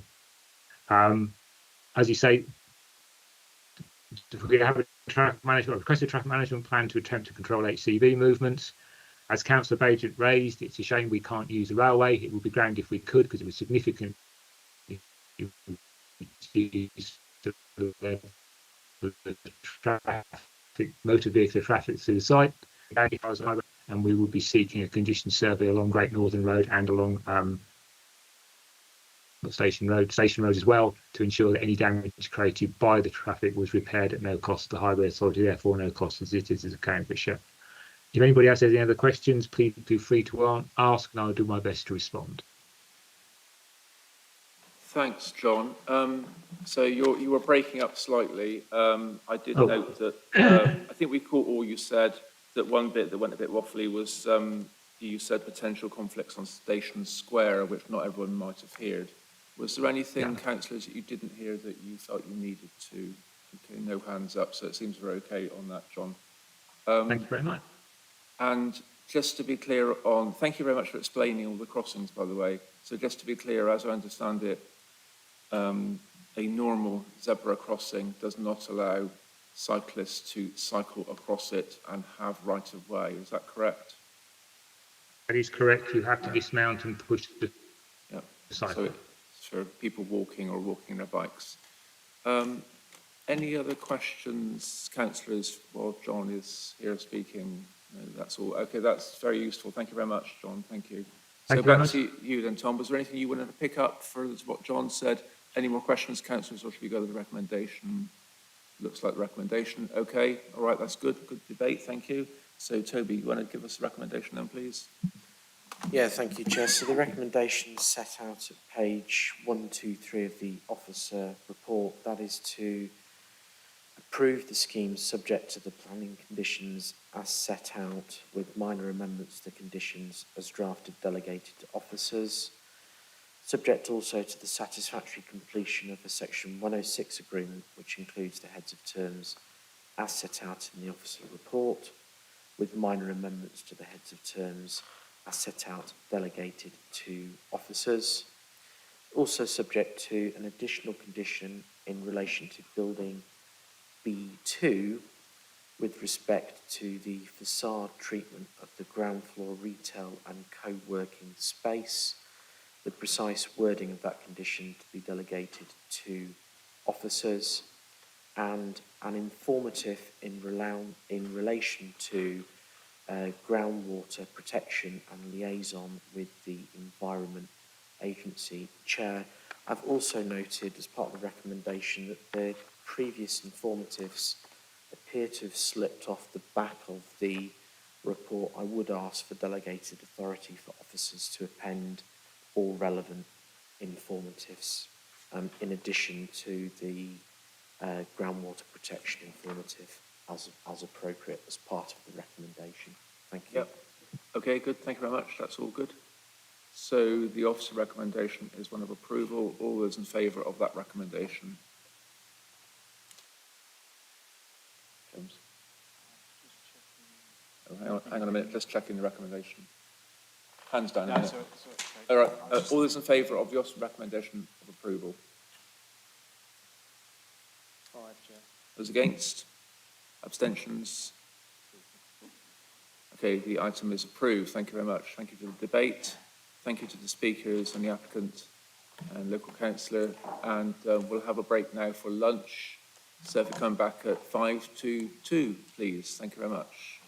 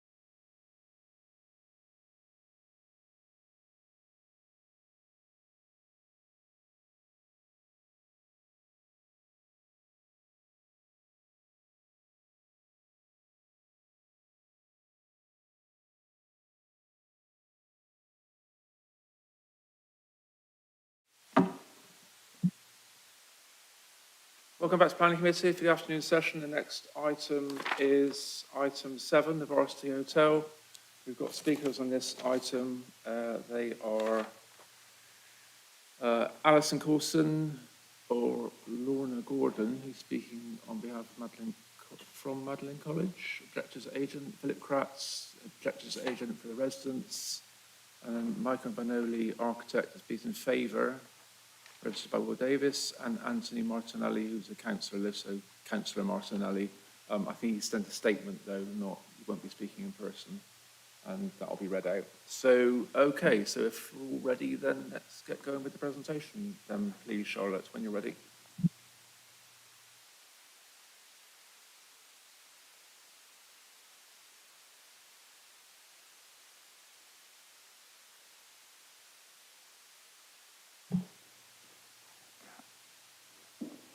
I think that's working. Okay. Thank you, Chair. So this application is at the Varsity Hotel and Spa in Cambridge. The proposal is for the installation of a new all-weather, lightweight retractable roof canopy and associated works. It involves removal of the existing glass balustrade which sits on the perimeter of the roof, and replacing this with a structure constructed in steel framing and glazing. The structure itself is a permanent element with retractable elements in the windows and the roof, which I'll go into a bit more detail throughout the presentation. Just as a reminder to members, an application at this site was previously heard at committee in November 2022. It was refused, but the scheme has since been amended. So by way of updates, just to add that officers have been in touch with Cambridge Airport and the Ministry of Defence following these discussions. The height of the building does not raise concerns in terms of flight paths due to its central location. However, they have asked for the applicant to be informed of their responsibility in regard to crane safety works, so I've suggested an informative on the amendment sheet for this purpose. In addition, I've had additional representations. I believe they're both speaking today, so I'll only touch on them lightly. One is on behalf of the directors of the Buford Place Management Company. The letter reiterates the importance in legislation of having special regard to the desirability of protecting listed buildings and their setting and the conservation area. In the letter, it suggests the proposal is prominent and incongruous and would result in harm that would not be outweighed by public benefits. These are addressed in the officer report. And in addition to that, Councillor Anthony Martinelli has written in support of the application. I believe he'll be speaking or have a statement read out later.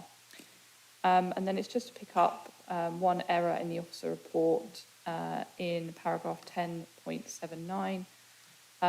Officers meant to suggest that the proposal would respect residential occupiers and therefore comply with the relevant policies within the plan. Okay, so moving on to the plans now. This is the site location plan and an aerial photograph. I'll just get my pointer on screen. There we are. So just to give a bit of context for members, this is Jesus Green over here. This is the site marked with a star. This is Magdalen College, and this is St John's College. You can see the extent of the site from the red line plan on the left-hand side. So this is the block plan, and again, a more zoomed-in aerial photograph. So on this, you can see the existing roof terrace, the wooden decking that goes around this. You can see the quayside area to the south and west of the site, and the residential terrace properties to the north and the east. So moving on to the elevations, this is the existing and proposed west elevation. You can see the chamfered design that has been proposed as part of the application here. And just to point out, the existing balustrade, where that would have sat, is marked on the plans, and the height above this is also marked. This is the existing and proposed south elevation, the existing and proposed east elevation. So again, the balustrade is there at the moment, and this is the proposal. The existing and proposed north elevation. And this is just to show the existing rooftop. So you can kind of see how it's set out at the moment with the sort of decking at the rooftop level. And then there's a sort of hatch where customers of the restaurant would come up to the roof terrace. These are just some 3D views from the website of the applicant, just to show kind of how the restaurant, the rooftop is used at the moment. So this is the proposed roof plan, and just for members to understand, I suppose, how this is going to operate. So it's worth noting that the proposal includes a retractable awning system within the roof. So on the right-hand side, this is when the awning is open, and on the left-hand side, this is when the awning is closed. The idea is the awning would retract into the frame that is proposed. So just going to move on to some visualisations now. So this is the existing visualisation from Magdalen Bridge, proposed. And this one is the open visualisation, and I'll just flick to the closed. Hopefully members can see, maybe by looking at their plans pack, that in the open visualisation, the windows on the top half of the structure have been retracted down into the bottom half, so that the top half of the structure is open. So those are the two retractable elements. One's in the roof and the other is the windows.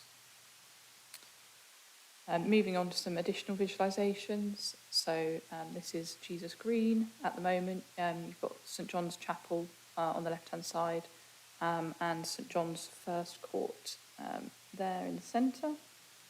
So that is the proposed, closed and open. This is just an officer site photo when it catches up, yeah, of the existing view from Castle Mound. The building could be highlighted by my arrow on the screen.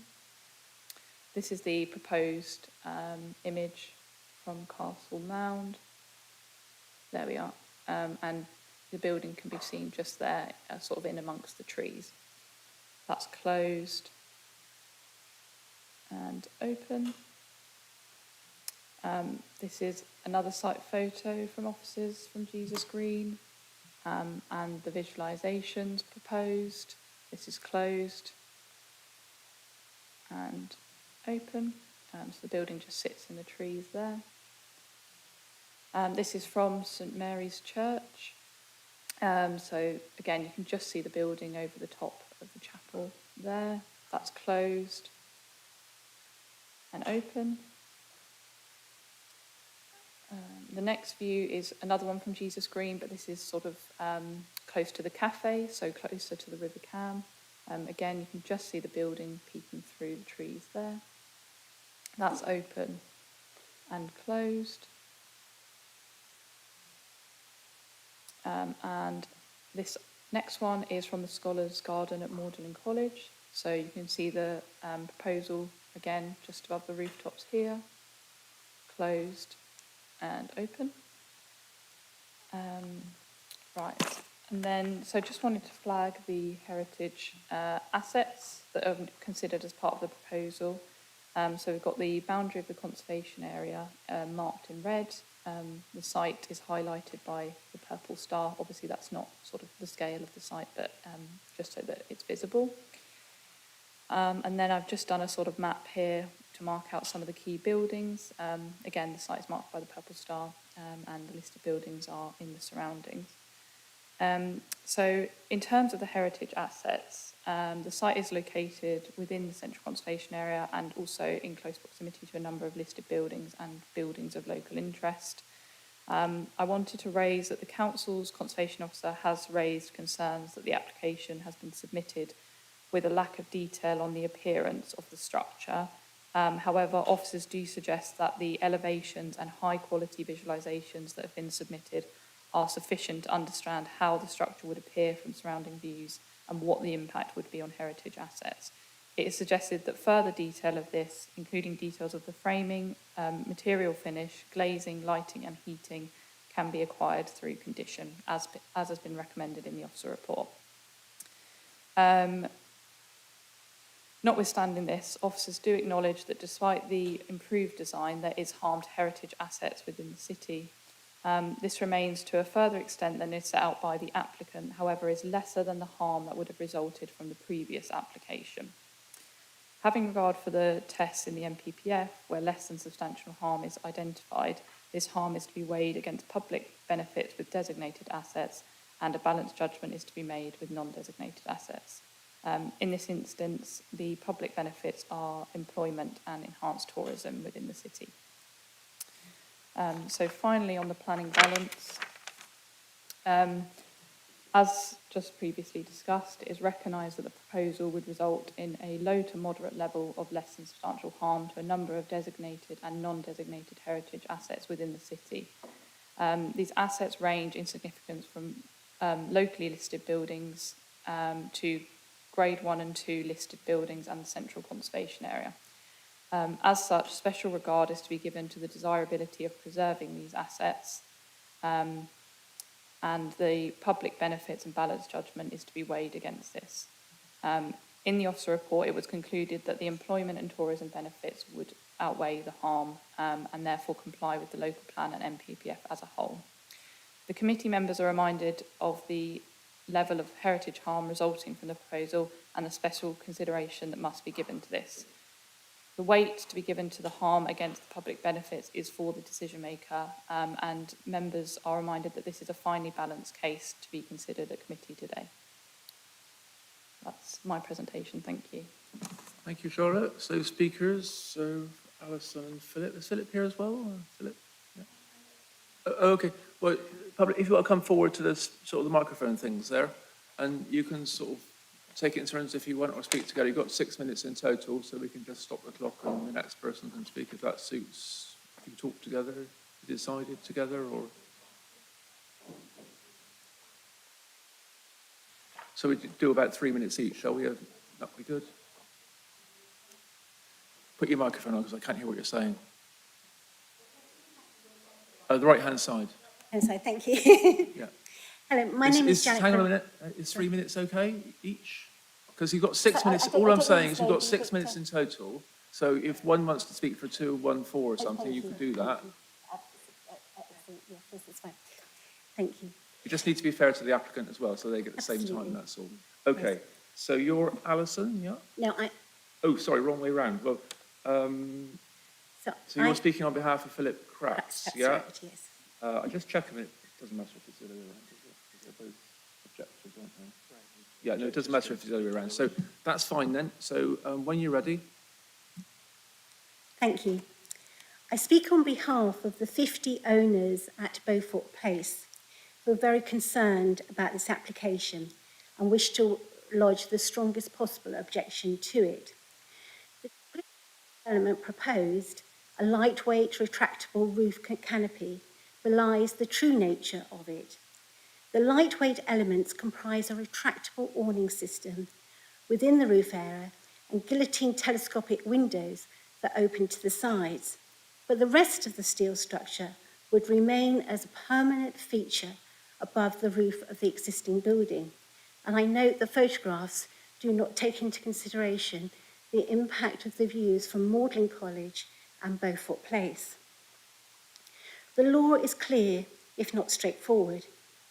When making a decision on the planning application, which affects a listed building or its setting, a local planning authority must have special regard to the desirability of preserving the building or its settings, as per sections 16 and 66 of the Planning Listed Buildings and Conservation Areas Act 1990.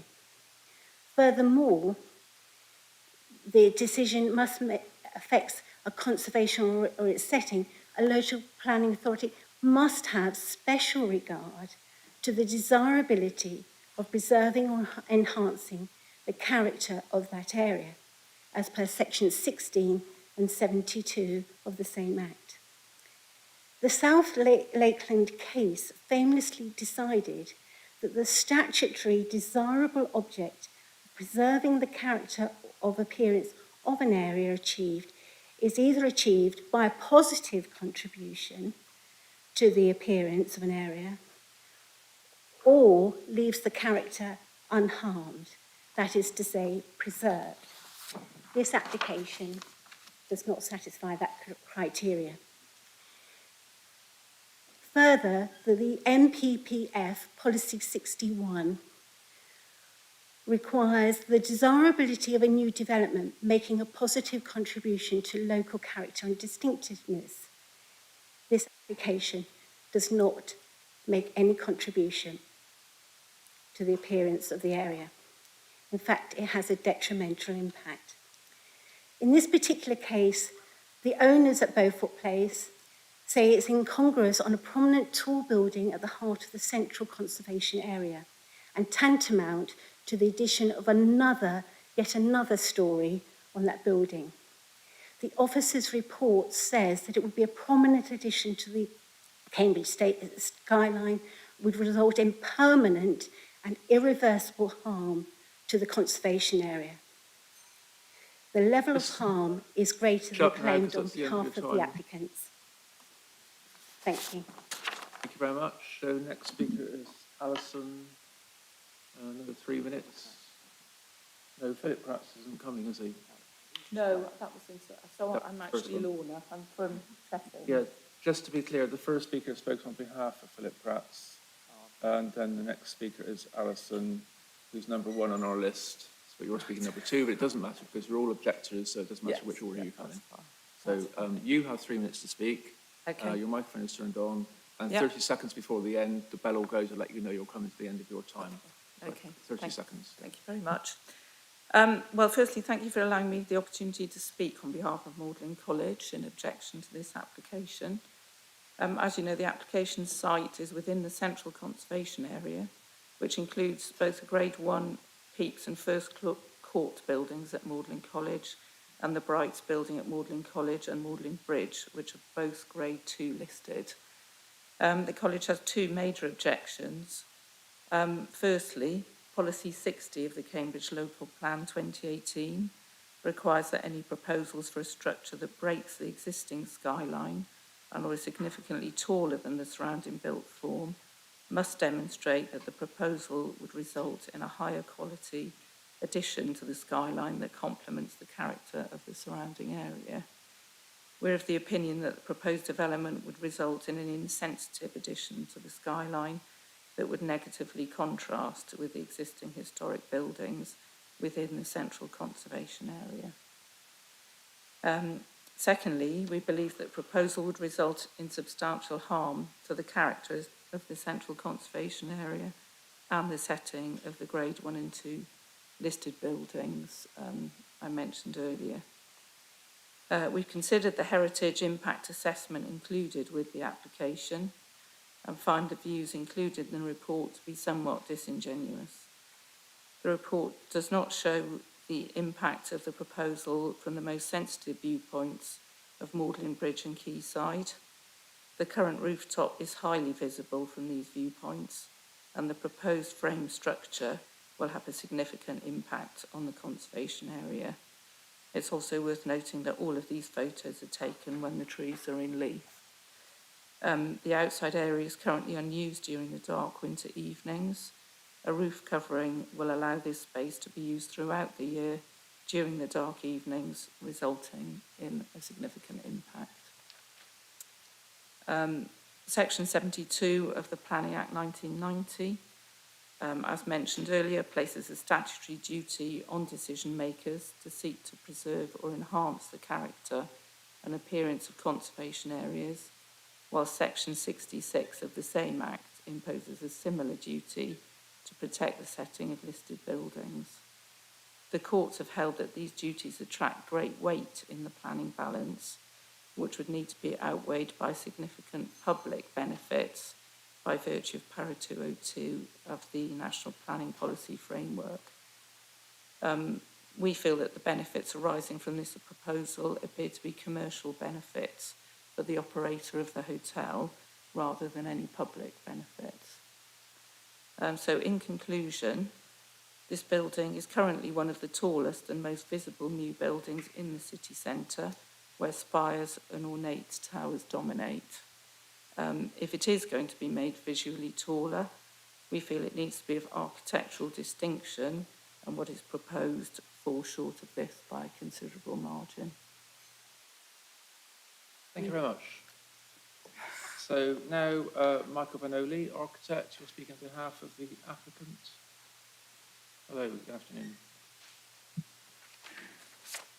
So the microphone's been left switched on, and you've got 6 minutes to speak. Thank you. When you're ready. Yeah, Chair, Councillors, good afternoon. My name is Michael Vanoli, partner of AMA Chartered Architects and designer of the current scheme, in conjunction with input from the Council's urban design team.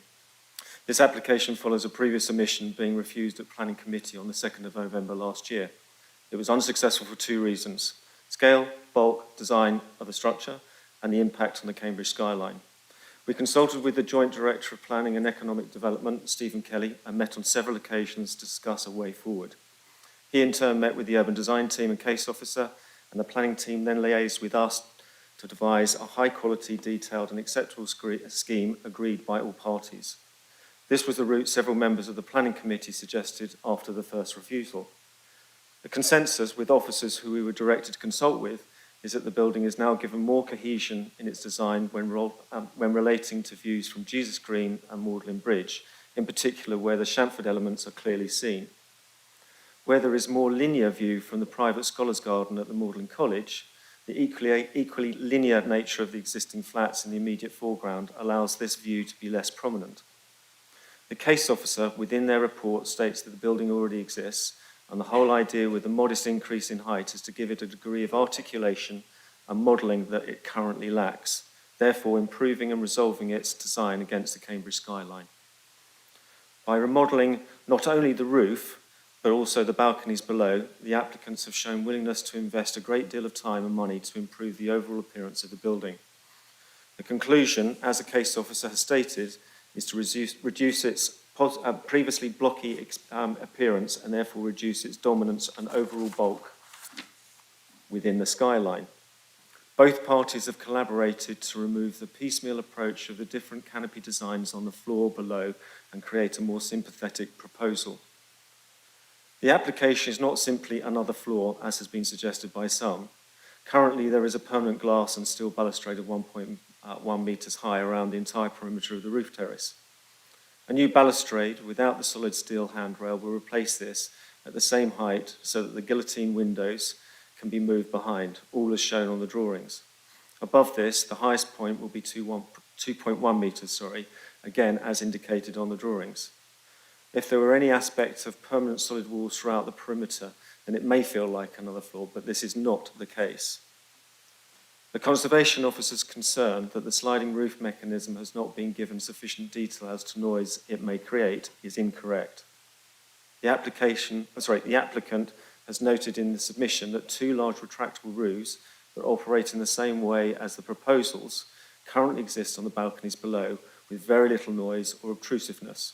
These retractable roofs are designed to be quiet and operate discreetly, as not to disturb or distract from persons sitting beneath it. What is of great importance is the statement under 10.56 of the planning report.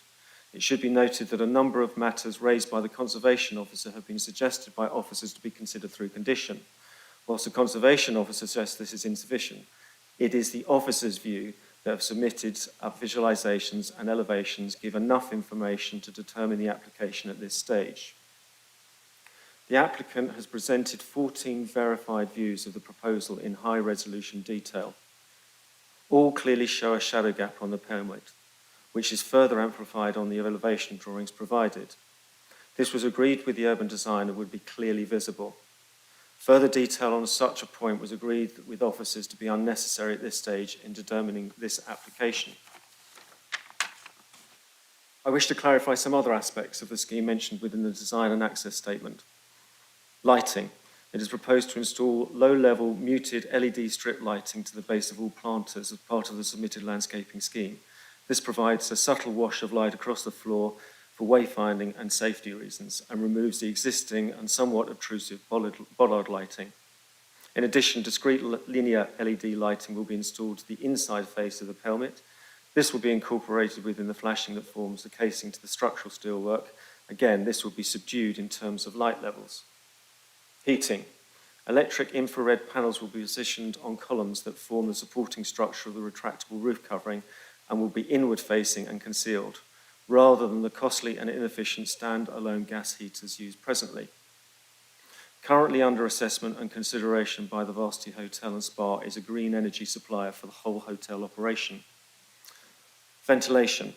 The ventilation to the roof terrace will be passive, i.e. on days when the roof is deployed, but when the area requires fresh air, the guillotine windows will be opened to suit the ventilation requirements and provide cross-ventilation to areas where needed.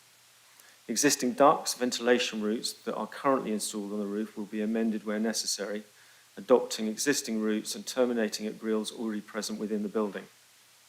Operating hours. The current roof terrace is governed by an existing licence that dictates these hours. To conclude, the case officer states in 10.87 it is considered that due to the improved design, scale and bulk, the proposals would preserve the character and appearance of the area and not result in significant adverse impacts to the Cambridge skyline, as to comply with Cambridge Local Plan 2018 policies 55, 56, 58 and 60.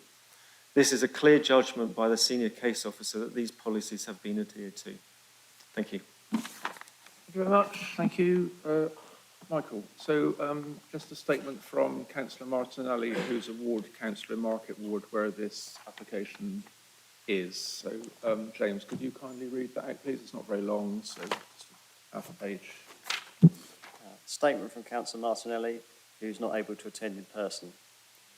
Overall, I would agree with the officer's recommendation to approve the application. I agree that the economic benefits are important and likely to outweigh any visual harm, which I cannot see will be particularly more pronounced than the current situation with the unfinished building already a part of the skyline. Message ends. Thanks for reading that out, James. So now councillors' debate. First off, I'll say I know the person that runs the hairdressers opposite the hotel, so just to say that, but I consider my discretion to be unfettered. I might as well carry on, I think. So we did talk about possibly having a site visit on this item, but in the end I decided that the presentation would be sufficient, and I'm not so sure about now.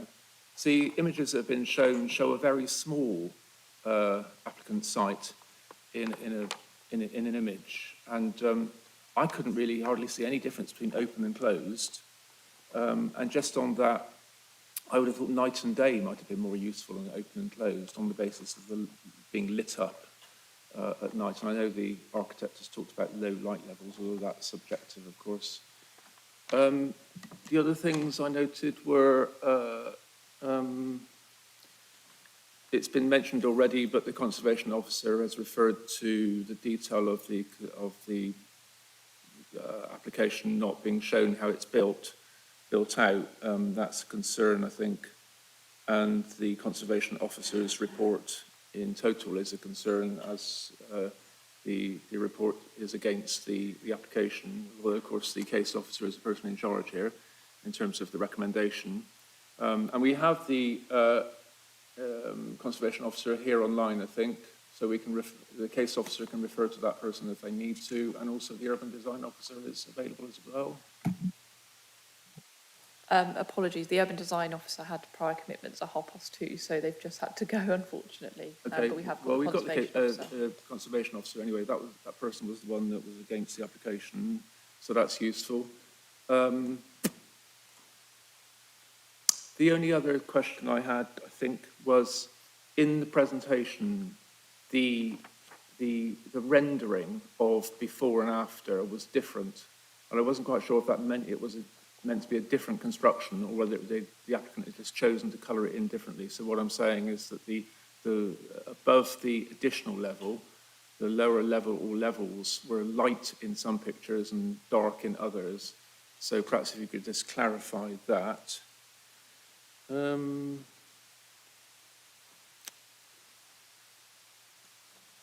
Yeah, and I guess, councillors, the main thing it seems to me to consider today is the potential to substantial harm or harm to heritage assets. That's going to be one of the main things to discuss. But anything else you've got? So, Councillor Porrer. Thank you, Chair. I am really struggling with this one. One of the reasons for rejection last time was the effects of the lighting at night. And I did contact the office a couple of days ago, but we've got no visuals.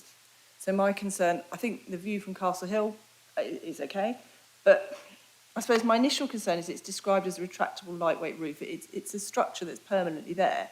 So, I mean, that doesn't change my view of it, but it's not a retractable roof. A retractable roof would disappear. So this is a permanent addition. And as the Chair said, I'm struggling with the visualisations. It looks fairly similar in both. So in effect, it's there all the time. So the lighting of night is a huge concern for me because I'm not sure why that wasn't provided. It was in the reasons for refusal. I remember adding it in and I checked them the other day. And I'm also concerned that the visuals we've got are all in summer with full leaf trees. And again, from some of the views, that may make little difference. And I'm also slightly concerned when the officer said, well, it's a bit less harm than the previous one, but we rejected the previous one. This isn't kind of like an extant where we're saying, well, it's a little bit extra. This is looking at it afresh. And for me, there are economic benefits. I don't dispute this. But the reason that it's a high quality hotel in a beautiful area, you know, it's in my ward. One of the reasons it's a high quality area is because it's stunning with all these conservation assets. And the more we go up into the skyline taking those away, the more damage for other businesses nearby. You know, people need jobs, but there are also a lot of need for jobs in those areas. I've got signs up in most restaurants and cafes saying we need staff. And this would be a permanent change to the skyline. I know when we last spoke at committee, I think I said, and I can't remember who said it, might be one of the objectors, that if something is going to dominate the skyline, it needs to be exceptional. You know, and rounding off a few corners for me, unfortunately, isn't exceptional enough. But for me, the lighting is an issue. I know the applicant saying that it was subdued, but the bottom line is for probably every night of the entire year after 9, and for the whole of the winter, that roof will be shut. And as I understand it, although the officer will correct me if I'm wrong, there's no shielding, you know, it's going to be glazing. The other very minor point I had, what's the height of the guillotine windows? Because if we are dropping them, then there is, as I understand it, a drop of several floors. And I'm not sure if that's building control compliant in terms of a risk of jumping out of windows. So, because I think that's why the rail was there last time. It's possible they are higher up, so it's not an issue. But that's just a query that I would like resolved as well, because before I think there was a balcony below, so there wasn't a sheer drop. Whereas I think I'm right in saying there would be a sheer drop now. So those are my concerns, but particularly the lighting, because I feel we haven't got enough information here. And the onus is on the applicant to prove that, not on us to assume it. Thank you. Thank you, Councillor. Councillor Bajent. Thank you, Chair. Whilst I might have some reserve about the way it looks during the day, I think, contrary to what my colleague is saying over there, I think to have something lit up on the skyline could be more attractive, could be something, you know, different. So I think that it's a toss of a coin thing, isn't it? One person might like it, one person might not. I think in terms of sound planning reasons, I don't have any really to press for rejection at this moment. Thank you for that, Councillor. Councillor Dryden. Thank you, Chair. Yeah, well, it's good to see the applicant listen to the last meeting we had and gone back and worked with our planning officers, which have come back, which is acceptable to our officers. I did have a chance last week, because I had some family staying with me come to Cambridge, and I did take them round, not to look at that, but I looked at some of the sort of viewpoints, and to be honest with you, unless you're really looking out for it, you wouldn't notice it as it is. Already been mentioned, I think the lighting, it's going to be LED light, I think it was said, and it's going to be better lighting now than it is at the moment. Because if there's no roof on it, it's still got them. They're still going to be there. So it's not a new building, is it? It's just a roof over a building that's already there. The conservation officer said quite a bit, but I mean, I think you've already covered that. The speaker did that.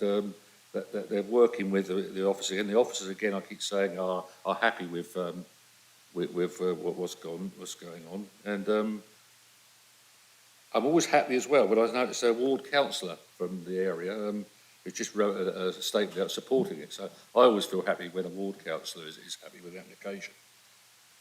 And again, I've looked at the agenda and a number of people who support it, a lot more than people against it. So, and coming out of the COVID and that, the jobs, the economy, it's, well, I can't see now that the applicants have worked with the officers. I find I can support this application now. Thank you. Thank you, Councillor. Councillor Bennett. Thank you, Chair. I have an interest to declare in that I was one of the councillors who heard this last time and encouraged the applicant to come back with something better. I do not consider that I am predetermined, and in fact, I still feel I do not have enough clarity over what is being proposed. I would welcome an adjournment for a site visit and also to see a scale model. Although I was able to see from the architect's evidence that considerable care has been taken, improvements made, and was particularly interested in the comments about the lighting and the heating, I feel given that this is such an important heritage asset, that there are views not just from ground level but from rooms that are quite high up and where the view is going to be quite different. I feel at the moment I would be very supportive of an application to adjourn the site visit and seeing a scale model. Thank you. Thank you, Councillor. I mean, that would be a deferment, wouldn't it? So, and I've alluded to that already. And just to be clear in terms of what I said, so I do think that the presentation isn't very helpful, really. And when you look at a building in person, in real life, your eyes accommodate to the thing that you're seeing, and you can see it much better than seeing it in an image that's printed. So that was what I was getting at, and I am still thinking of that view, as you've just spoken about as well, councillors. But we'll see what other councillors say before we get to that stage, I think. Councillor Thornborough. Yes, I was also at that meeting, and one of the things on one of the plans, which plan is it? The existing roof terrace. There are two bits on that plan. They show a retractable roof to the 6th floor restaurant. Two sections already have a retractable roof, and I think that must be for the floor below. Can you? And this is one of the confusing things: is the roof plan showing the retractable roofs shows it at the roof level, but also replacing the two retractable roofs at the lower level. So can you confirm that? Because that would mean that the detail at the lower level is the same as at the higher level, which would be good. So this is a difficult scheme to understand. I think it's really important that there are conditions regarding material, details and lighting. And I know in previous schemes where there have been very sensitive conservation issues, we've had those conditions, and it's been successful as a result, because the conservation officer continues to have an input and will ensure that the quality of the detailing and the materials is what's required for what we hope to achieve within Cambridge, which is really good developments and architectural design. So I think those conditions are incredibly important, and they need to be carried out very carefully, but that gives me some confidence about thinking positively about this scheme. And I haven't actually been up there, but sometimes I've seen activity up there. And I think this is rooftop, using rooftop spaces in our urban environment, I think is really important. And I think I like that it's able to be covered and therefore can be used in more time. And also from our experience with COVID, we enjoy eating and being outside and socializing more. So this is part of the way we live now. I've got my other question is, can the roof be extended and covered while keeping the sides open? So can it be operated so that it's just a covered space rather than an enclosed space? And can you just confirm that there are two sections which are at the floor below? Thank you. Thank you, Councillor. I think we need to go back to the officer now. You've got a lot there to get on with, haven't you, really? Just one final thing, actually, in terms of what happens with the application site. So in terms of retractability, the images that we have got to go with are showing it open and closed. And I'm presuming that being open is meant to be less obtrusive to closed in terms of the skyline and the heritage assets. So can you confirm how often it will be retracted and be open during the year? So if you want to go work your way through those, and by all means refer to the conservation officer if you need to, that might be useful. Thank you very much, Charlotte. Okay, thank you. I'll try and cover everything, but if there's anything missed, please do just let me know. So I'll just start off with the lighting matter. So it is correct that the previous application was refused because of potential nighttime impacts from lighting. It was some sort of wording like that in the reason for refusal. That's because there was no information on lighting with the previous application. At this stage, the applicant has confirmed the type of lighting that they would be going into the development as sort of low-level strip LED lighting. Officers have conditioned the final detail, but are satisfied that the lighting is not going to cause significant visual harm, above and beyond what's there. I think the important thing is looking at the structure itself. There is going to be continued lighting and activity up there as there is at the moment. The conditions have been quite carefully drafted to try and pull out all the information in terms of lighting that's needed. So officers do believe that is sufficient. Just to flag that, yes, the building, the structure is a permanent structure. The retractable elements, as officers pointed out in the presentation, are within the roof and the windows. The rest of the structure will remain in place. In terms of visualisation, so there was a comment about the fact that the visualisations are sort of with full leaf trees and things like that. So yes, officers do acknowledge that the views basically reflect the situation on site as it is at the moment. We're in summer and that's why it's full leaf. Officers did pick this up and actually asked for additional visualisations from Jesus Green and Magdalen Bridge so that the building could be fully appreciated and not just seen in a screened manner.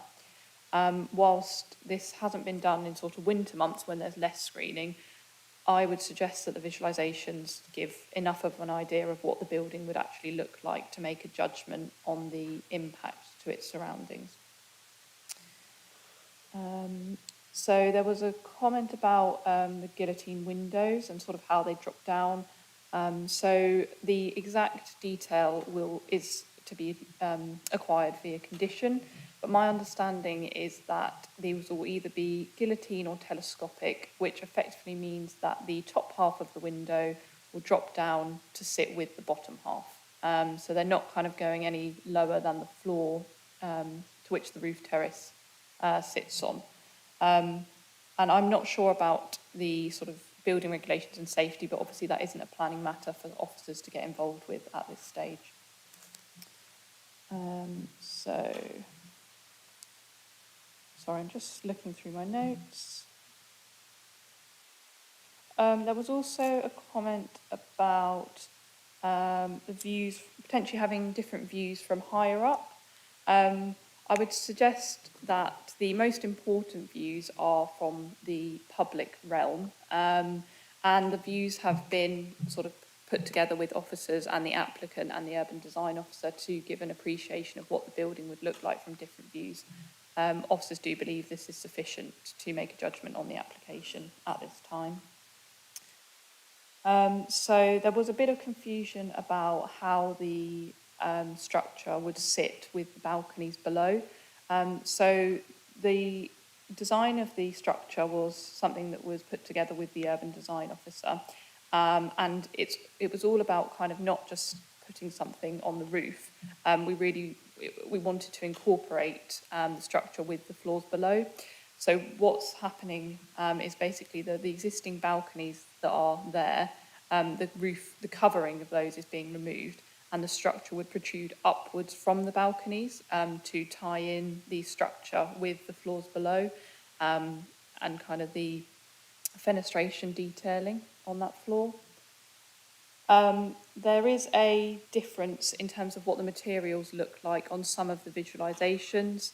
I don't think this is kind of on purpose, it's just how they've been put together, but the material colour and detail is conditioned, so again that would all be agreed that way.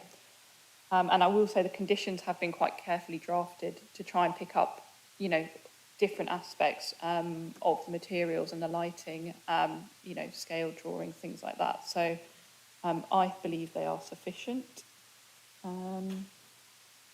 And there was a question about the function, how can the roof be extended and while the windows are down and things like that. So my understanding is that the roof and windows can be retracted independently.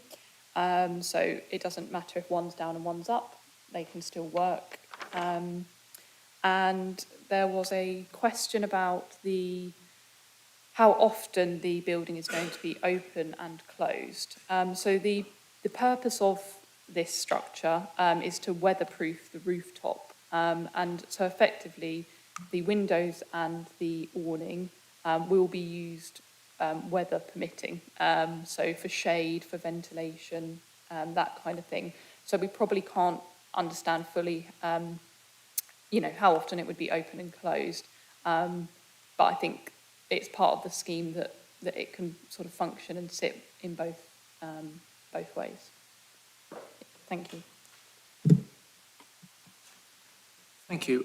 Was there any need to refer to the Conservation Officer at all, or did you feel? No. Okay, right. Now, councillors, have you had enough information, do you think, to carry on debating, or was there any need to refer to the mention of a deferment on the basis of more information required from a site visit? Councillor Bennett, you mentioned that yourself. Any thoughts on that? I feel that because this is one of the most famous views in the UK, that it's so important that we really have to take every step. When we looked at the visualisations on the screen, the structure didn't seem very obtrusive, but when I'm looking at the photos in the pack, it really, really does seem very obtrusive. I would not feel comfortable proceeding without a site visit. I'm sorry that's inconvenient, but that's how I feel. Yeah, no, not inconvenient. That's interesting to hear. Just to say, before we proceed, I've just noticed that Christian Brady, who's the Conservation Officer, has his hand up on screen. So do you mind if I ask him if he wants to say anything useful, you know, more evidence perhaps? Charlotte, is that okay? Yeah. Okay, Christian. Hello, good afternoon. Hello, thank you, Chair. Yeah. Was there something you needed to respond to? Yeah, in particular, I wanted to clarify that my objection, as represented in the officer's report, is not simply on the basis of lack of information. It's on the basis of the impact on the skyline and character of the heritage assets of Cambridge, in fact. And I'd like to point out that when we're thinking about harm, there's a spectrum that can be represented by imagining a spectrum ranging from green through orange to red, representing acceptable impacts on the green side, neutral impacts, and then in the red end of the spectrum, harmful impacts. And everyone connected with this application is agreeing that where this scheme lies is in the red part of that spectrum of contributing to Cambridge's appearance. And it's just a question of how much that harm is. And then what is the harm to?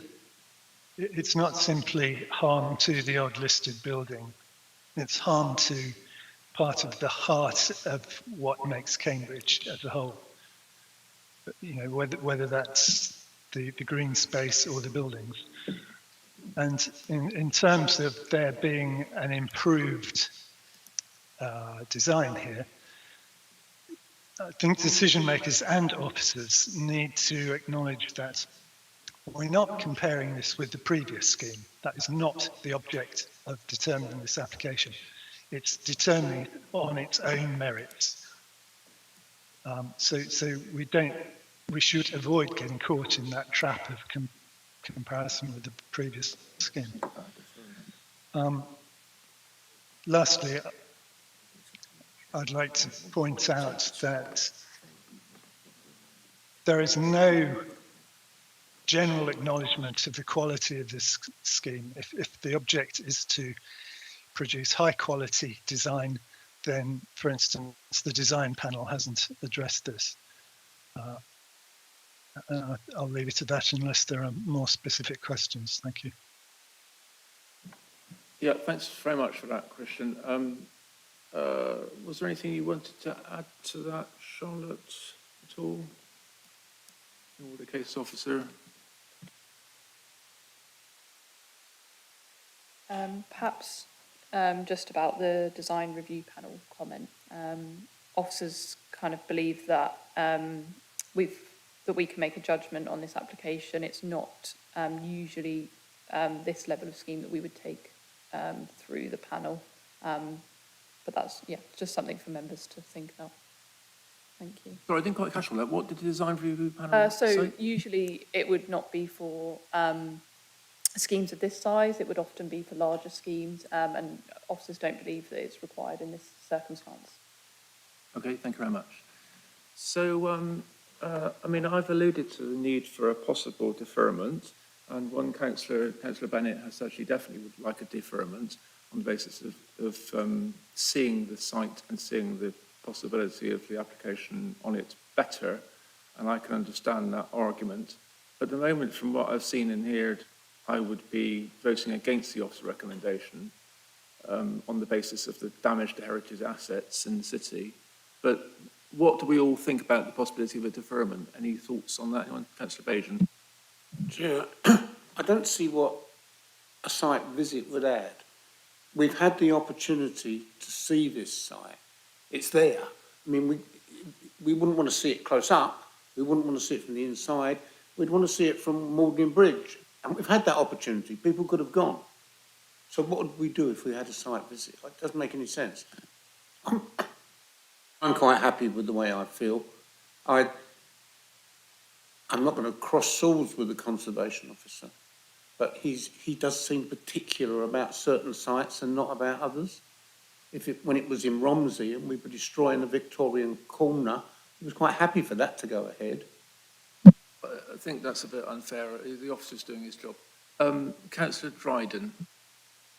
Going back to conservation officer, I'd had a chance. I'd like to know what his views were on the Park Street car park hotel, because this is a minor application, that's a major one, and no one's talking about the skyline and what's going to happen there. We see in the photographs earlier on the big cranes going up now. That's even going to be bigger and more, but no one's said anything about that. Thank you, Councillor. I think every application is on its merits. Any more in terms of the deferment potential? Councillor Levine. Yeah, thank you. I mean, the light is clearly the thing that we're talking about here mostly, and I'm also concerned. You don't need much light in a glass structure for it to bounce around the place and be very, be very visible. If we do a site visit, we ought to do it at dusk.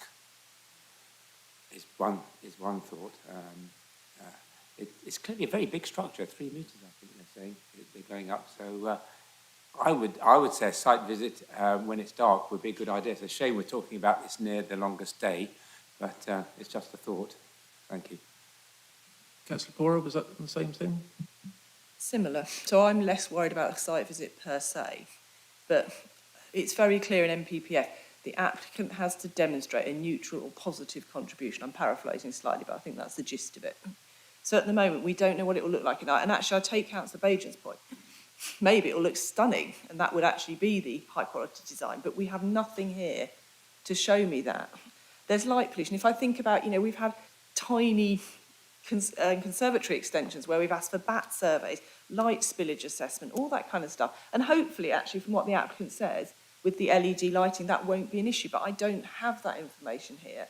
And to say that we'll condition it, what will actually happen is it will be built. And then what are we going to do if the lighting is spilling out? We're going to stop them building it? For me, because this is harming, with all these bits of the conservation area, I take my responsibility on planning really seriously, and I have to be satisfied. And I'm not, I'm open to it. It could be beautiful lit up at night. It could be subdued. I'd like, for example, to see if the applicant has thought about putting in some coverings, because this will be up for the entire of winter. So in my view, it's not retractable. This will be a permanent extra floor. And again, in principle, don't object to principal development, but the light spillage from that, if there's no covering, is going to be large, and for a large proportion of the year. What about the bats and Jesus Green? Perhaps they're not affected. I suspect probably not. But it is you get my gist, Chair. Yeah. And I just want to say this thing about the winter views particularly. I appreciate what the officer says, but again with the light, that will be much more prominent in the winter because we're looking at 14 hours of daylight, and also the condition for indicative palette and materials. Again, why haven't we got that here? Give you a chance to say all that in a minute. What I want to do at the moment. I suppose I'll say if we defer, those are the kind of things I would like to be brought back, I suppose is what I'm saying. Although again, I'm at the moment I know where I'm sitting without the information. So what I'm trying to do is just bottom out this idea of whether we need to defer or not, and if we don't, we'll have some more debate if need be. Councillor Thornborough, did you want to talk about the deferment option? This is a difficult. I think a bit like Councillor Bajan is it's mainly the viewing it from around, which the images have done, and I've seen it from a distance. I'm not sure I would gain more from visiting it. I think we would gain most from an actual 3D model, to be honest, in reality. But we haven't got that. We don't normally get models now. But it's this 3D visualization within the existing buildings. I don't know. We've got this View City. Whether something could be dropped in that, and we could see see a lot of the. Because there is something else I want to talk about, but you just wanted to ask about the site visit. Yeah, let's get that sorted first. And I'm quite willing to support Councillor Bennett in terms of deferment for that proposal, to support her proposal for that. But I do recognise that, for example, the proposed visualisation on Cleaser Screen shows it quite clearly, especially if you make the image bigger for that part of the image. So I don't quite agree with you completely, Councillor Bennett, but I'm happy for it to go to the vote, and we'll have a vote on it. So should we do that first? Have a vote on the need for a deferment on the basis of a site visit. And just in terms of what you said, Councillor Bajan, that's your opinion. A site visit, you have the officer there with images of the scheme, and you can look at the site and be guided by the officer. So it is a slightly different thing. But I take your point. So anyway, let's vote on it. That's democracy. And if we don't defer, we'll carry on debating and then come to a recommendation. All right? So, yes, Councillor Pora. I think my point was, if we defer, can we also ask for additional visuals for winter light and an assessment of the light spillage? Because, otherwise we'll just have this debate next time we come back after the site visit. Because I think if we're going to defer, we might as well let the applicant know what information we need so they can bring it back properly next time. We can ask for it, but we don't know if we'll get it or not. I mean, these officers have already spoken about things that were asked for. So, Councillor Bennett, did you want to say anything further before we go to the vote on it? I do want to say I agree with Councillor Thornborough that a scale model would be useful. Maybe even a 3D computer visualisation if that's possible. In conjunction with the site visit, I feel that because the view is so important, we have to leave no stone unturned to ensure that we are protecting our heritage. I would like to, if possible, to approve this, but at the moment I do not feel I have anything to base an approval on. And I'm really sorry, but that's how I feel. Okay, so site visit then, yay or nay, deferment for site visit and then come back to the future committee. So all those in favour of a deferment to a future committee, meeting of this committee?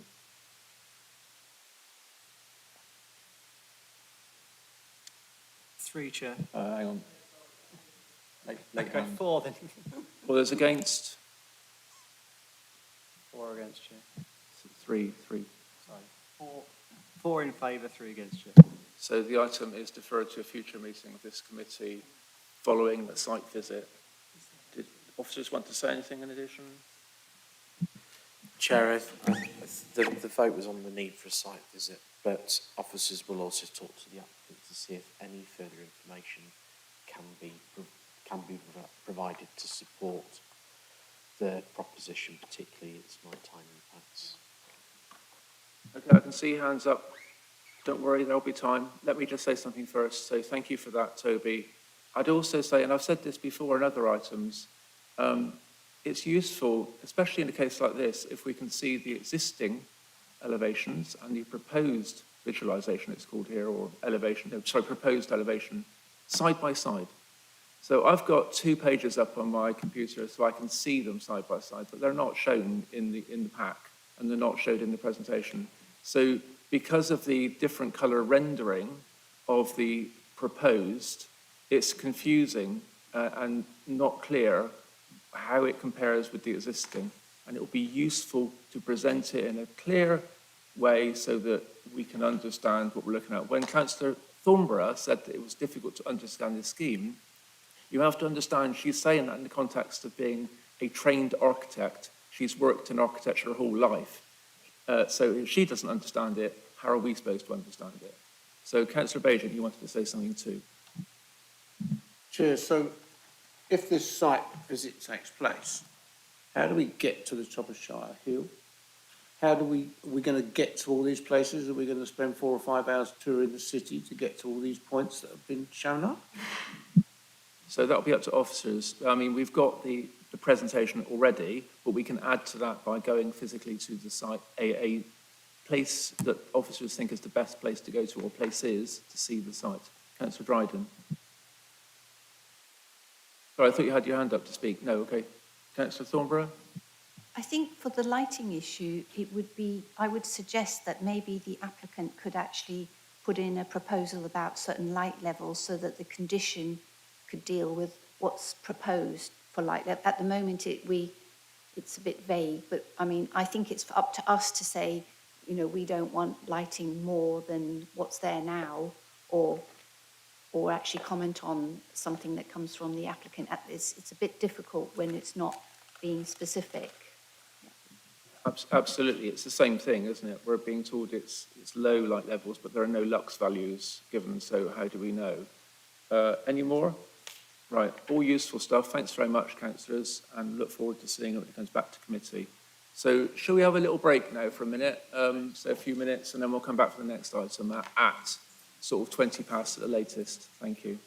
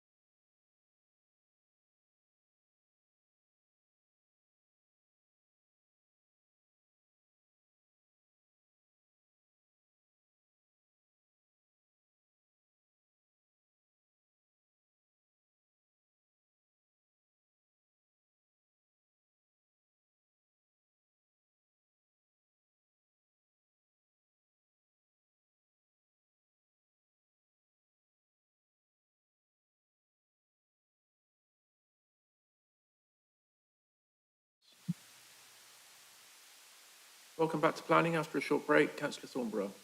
This next scheme is in Petersfield, and I know the site, but I've not unfettered in discussing it. Thanks. Thank you, Councillor. We're all done. Hands up. Councillor Bajent. Chair, I can see this site from my house in Romsey, and I've also been there as a customer. Thank you, Councillor. I think the legal advisor at Keys is going to have a word with us on declarations of interest after this meeting is over, which would be useful for all to stay behind for if you can. Councillor Bennett. I have dealings with Cowdleys because they're on the Cambridge Museum of Technology site, which is in my ward and has been quite controversial. And I've also visited the Hooper Street site. I do not consider my discretion is fettered. And I have to declare that I know the family that live next door to this site, but my discretion is unfettered.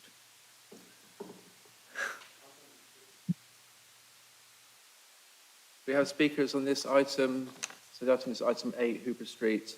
Daniel, objector, Sam, agent, and Councillor Robertson speaking as a ward councillor.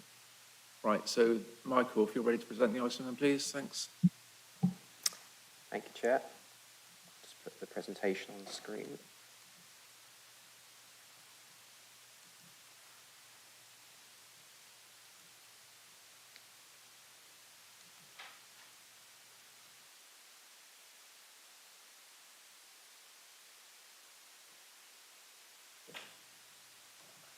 So, application seeks planning permission to vary conditions 2 and 3 of the form of permission on the site, which effectively relates to the use of outdoor seating. I will go through the details of that in due course. So the application site is immediately west of the railway line as it intersects Mill Road, which is to the south. So you've got Ainsworth Street immediately to the left, to the west here. To the north, there's a small residential property here. There's 2 other sort of independent businesses here, and then the main site itself is used by Cowdleys Brewery, partly in B2 use, and partly in what is referred to as A4 public house, which is referred to as a tap room. So just to show you how that is on a satellite view, obviously you've got the Mill Road depot coming in immediately southwest of the site, just so that catches up. The site here, it's a sort of yard area, and where my pointer is currently hovering is approximately where the seating would be.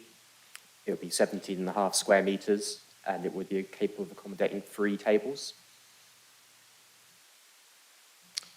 So just to run you through the history quickly, because there's a fair bit on this. The main history is that in 2018, there was a temporary planning permission issued by committee for the original Cowdleys Brewery, which was just this building here fronting onto Hooper Street, and then this building at the back.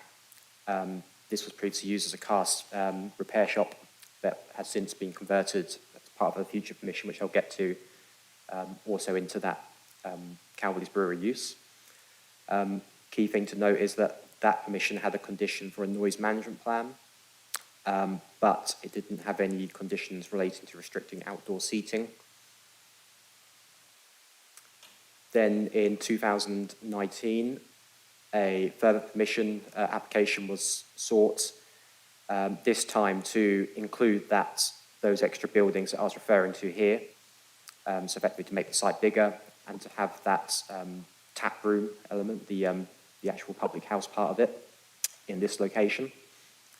As part of that, there was more control over the outdoor area as well as other factors. For example, it says in the plan here and in the noise management plan that there'll be no outdoor seating for patrons, and it also includes details, for example, where cycles would be parked, etc. And then there was a follow-up permission in 2020. I haven't got all the details, but that was to effectively extend the opening hours of the site, and that was subsequently approved as well.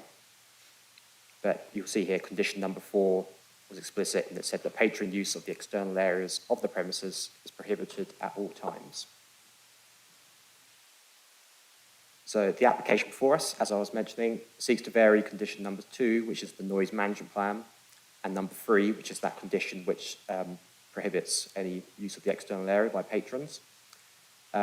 Purpose is to provide that seating area and to provide some outdoor seating during more condensed hours than what they've got for their internal hours. Again, I've got a breakdown of this, which will be easy to explain. So apologies, this is quite zoomed out, it's the biggest I could make it, but this is the proposed site plan. The important bit to note is this blue outlined area here, which would be the 17.5 square metre space located at the back of the site.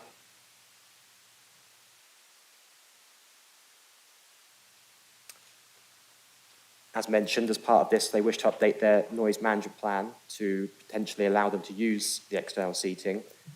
What's in front of you here is the section that relates to external seating. So specifically states that it will be 17.5 square metres, and within that blue line, it will be limited to 3 tables, and it would be used between 4 and 9 and Tuesday to Thursday, 4 till 10 on Fridays, and then 12 till 10 on Saturdays, which is roughly, I'll go for an hour before the actual close of the whole opening hours. Patrons will be given a half-an-hour warning and a 5-minute warning just prior to tables being put away, and then they'll be put away at those times. And then there'll be signage placed in the brewery to notify patrons of that. So just to compare, these are the hours. So you've got on the left-hand side here the approved internal hours of use as they've got under their current permission. And on the right is effectively what they're seeking for that outdoor seating. So you'll see here, Tuesday to Thursday, it would close 2 hours before the main use has to close. On Fridays, it would be an hour before, and equally on Saturdays, it would be an hour before as well.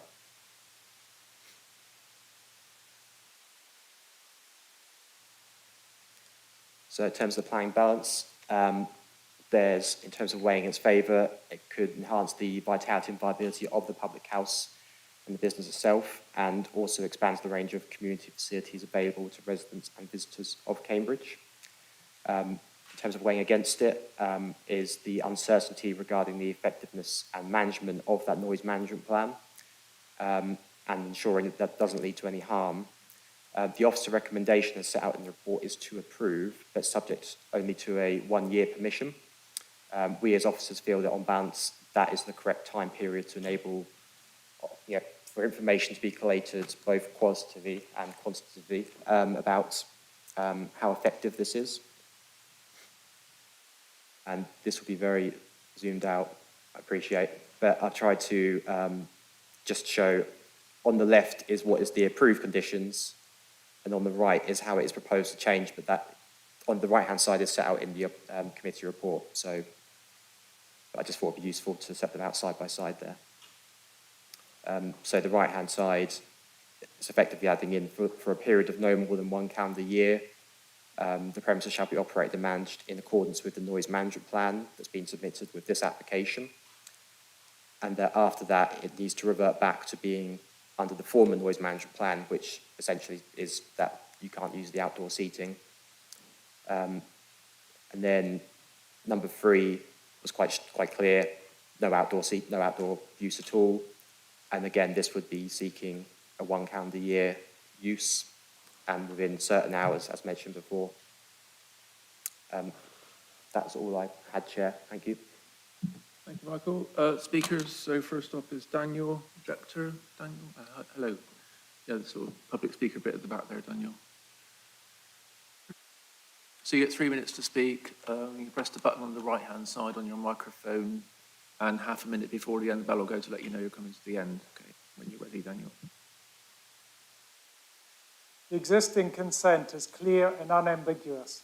Patron use of external areas is prohibited at all times. Reason, left off, to protect the amenity of the adjoining properties. Yet again, they paid their planning agent from west of London to put in an application. They put in 1 per year. There's been no effort to restrict patrons to any particular area of the site, in spite of empty assertions to the contrary. We see a blue line There's no way to keep drinkers and noise and disturbance strictly within it. They're not restricted in using their indoor space. With outdoor drinking over the back wall, the noise is unbearable. They shout to make themselves heard over one another. There was swearing and sometimes singing and chanting. Residents couldn't enjoy their gardens or rooms facing the pub. We were driven indoors with doors and windows shut year-round to block out the noise. It was extremely intrusive and led to numerous calls to council noise officers. Those noise complaints stopped when this committee prohibited outdoor drinking, which really cements the argument. The outdoor experiment has been tried, it failed and should not be repeated. And 7 objections from addresses that are directly impacted by the noise, and the summary in your papers does not capture the strength of feeling and despair. In Huddersfield Ward, there are only 5 addresses in support. The nearest is 150 metres away, entirely out of earshot. The others in the ward are up to half a kilometre away. There are 10 out-of-ward supporting comments. Many are not even in Cambridge parliamentary constituency. Why are residents up to 10 kilometres away part of the process? It's really unfair on local residents. So in the ward, 7 against and 5 distantly support. I guess we're about to hear a polished statement he paid his agent to write, mentioning trains. Well, who knew? They've been there for 175 years. It's the infrequent line to Ely, so there's no excessive or continuous noise disturbance.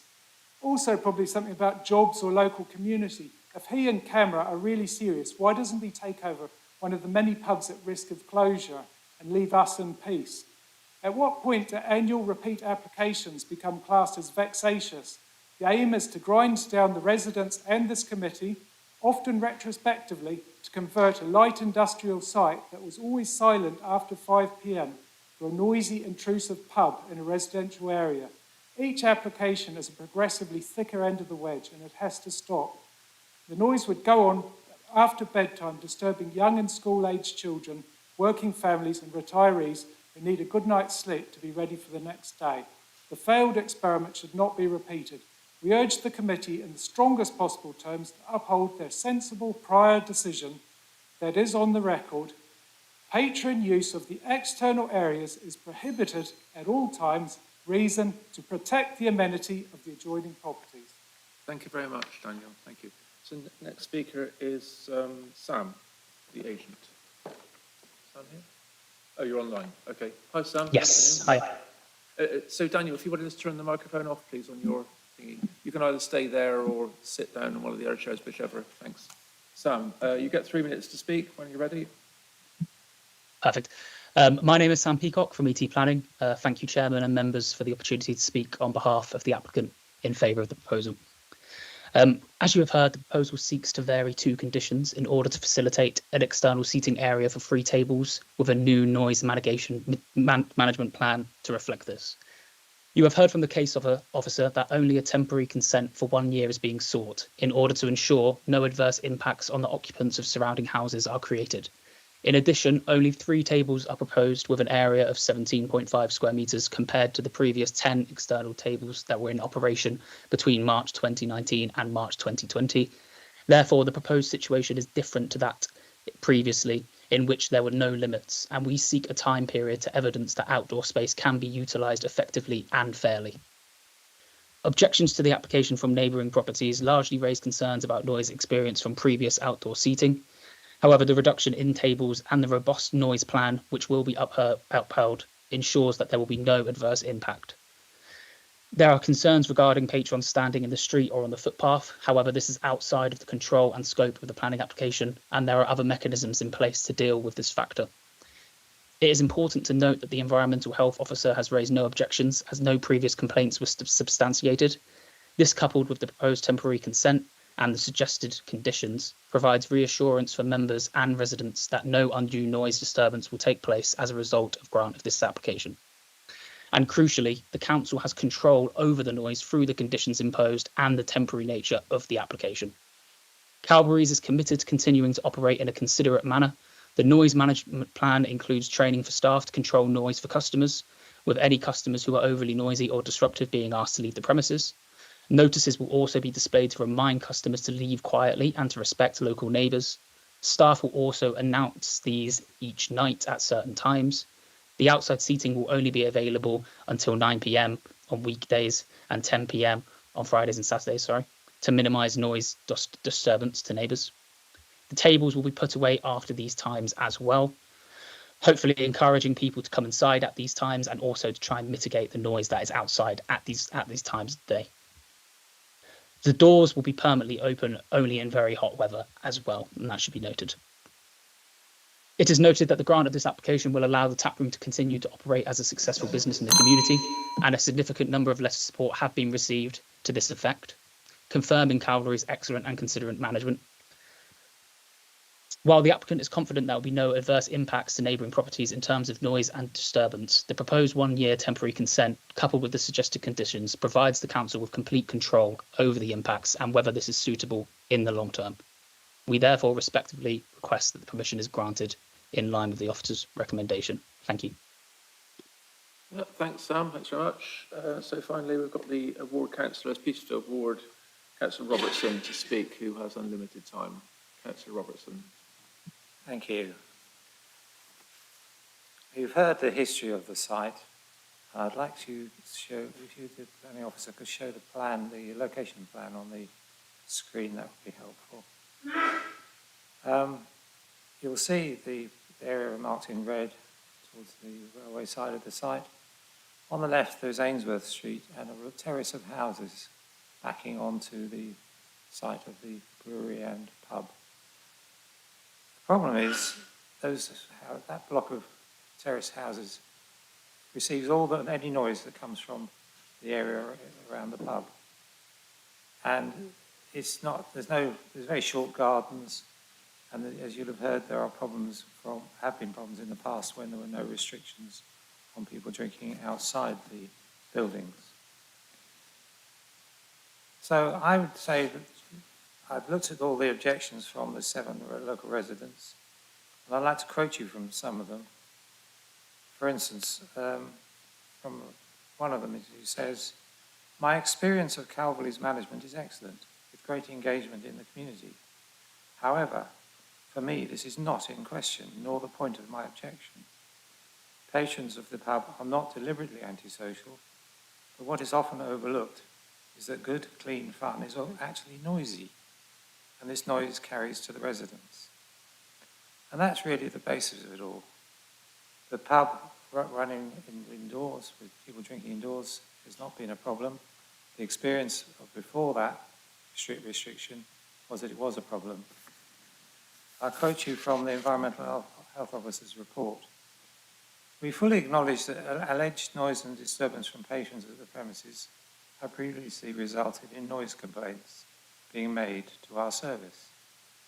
These complaints were received prior to the implementation of planning controls on the premises. The complaints related to a variety of issues, including loud noises, singing and shouting, noise from patrons leaving the premises, noise from people in the street, noise from the mobile food van. Those 2 last items have been dealt with, by the way. So, if we look further into the objections from the residents, we find that another one saying, "When outdoor seating was allowed, my son was unable to sleep in the summer when windows were open.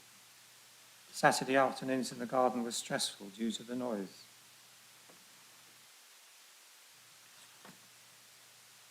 Another one makes the point that the brewery did not exist when we neighbours bought our houses.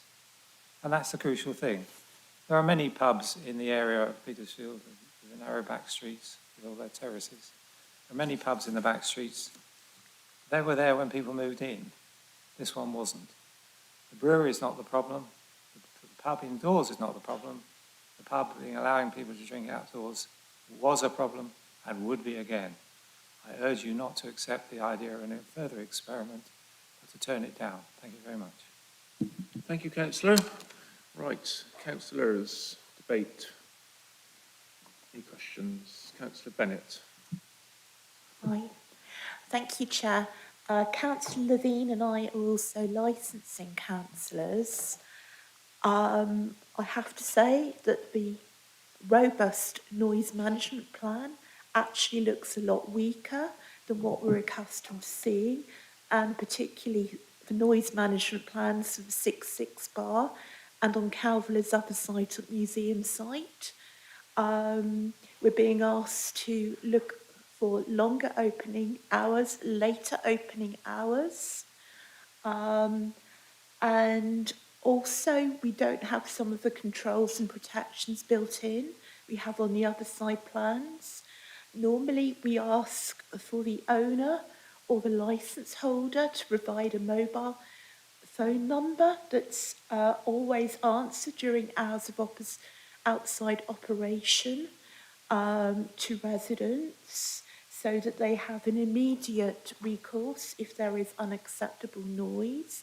I'm aware we have excellent environmental health officers and licensing officers, but if you're experiencing noise on Friday night, Saturday night or Sunday night, the greatest of respect, our officers are not available to give an immediate response. If this proposal is passed, I would like to see a much more robust noise management plan, and I would like it to be agreed with the ward councillor and residents. And that's really all I have to say on this. Thank you. Thank you very much. There's a question in there, but certainly with regard to noise management plan, Michael, if you can sort of talk about that a bit more. Any more debates? Councillor Thornborough. Yes. If Councillor Bennett's comments are quite very interesting about how robust the management plan is, and I think making sure it is as robust as possible, or what is felt necessary in other areas should be applied here. I'd like to know if there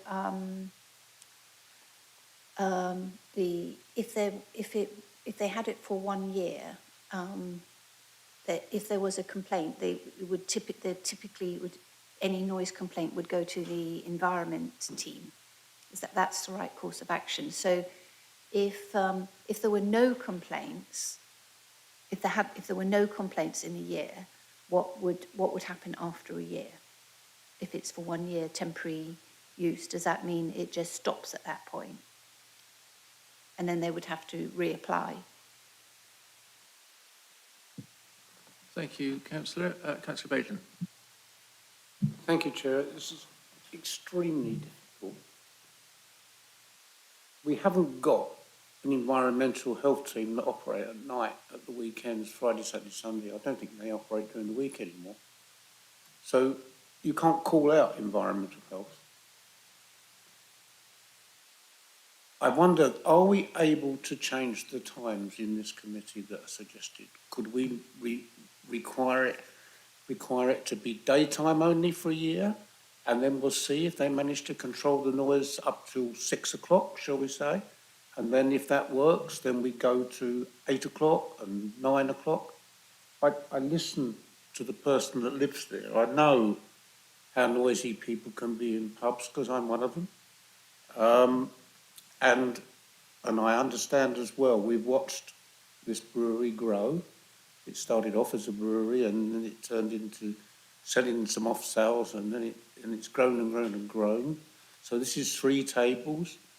I wonder, would it be possible to say, okay, up till 6 o'clock, you can do it. So you get your weekends and that sort of time. Could I move that? Well, I'm not going to answer that question. I'll leave that to the case officer to respond to that. Any more questions for the case officer, Councillor Pora? Thank you. I went on the site visit with Councillor Smart on Monday, which was useful. I'm quite swayed by the comments of the ward councillor and residents, and also Councillor Bajan's idea of a more sort of gradual approach to it. But equally, I do accept that only 3 tables rather than the previous much larger space is much less of an impact, partly because there are garages, sort of semi-vacant garages, and then outbuildings and then a garden before the houses. So there is some hope that the noise can be limited with a robust plan. I'd certainly support Councillor Bennett's suggestion of a much more robust noise management plan. So, for example, if it's standard that we give out a contact phone number so people can report it, or, for example, we've got, I think, the Noise app that replaced the nighttime environmental health, or just some means of monitoring it on site, like we have on building sites, so we can tell when it exceeds it, rather than the residents having to come in and go, oh, I think it was loud. You know, because I understand from the, I'm sure the the business owners don't want to get reported to environmental health, so I wonder how robust we could make that noise management plan. The other thing I wanted to ask, so when we went on the site visit, there's kind of the door in, and then there's two big, almost like stable doors that slide, which, to be fair, is partly because they put in a disabled toilet, which is great, so that allows accessible access. What I wanted to ask the officer, and I think I did raise it on the site visit, is are those doors left open a lot of the time? Because actually, for me, that would already show that there's some noise spillage, and if we haven't had complaints, I would find that, you know, makes the application more reasonable. Because I think if they're big, sort of double door width, several metres across, so if that's open all the time already, there's already going to be noise spillage. So I wonder if the officer could just address that. Thank you, Councillor. Councillor Thornborough. Yeah, I would like to agree with Councillor Porrer. There are quite simple systems now where you can monitor noise, and then you can an alarm, or you can be notified, because some restaurants in Cambridge have a noise restriction, and their music just cuts out when it gets to a certain level. And I'm sure, you know, we want to support small businesses in Cambridge, but we want, if we could make it as easy as possible to ensure that there's really good management and control of the noise, the customers and the noise level, then we could all benefit. Yeah. Thank you. Back to you, I think, then, Michael, for the time being. Thank you, Chair.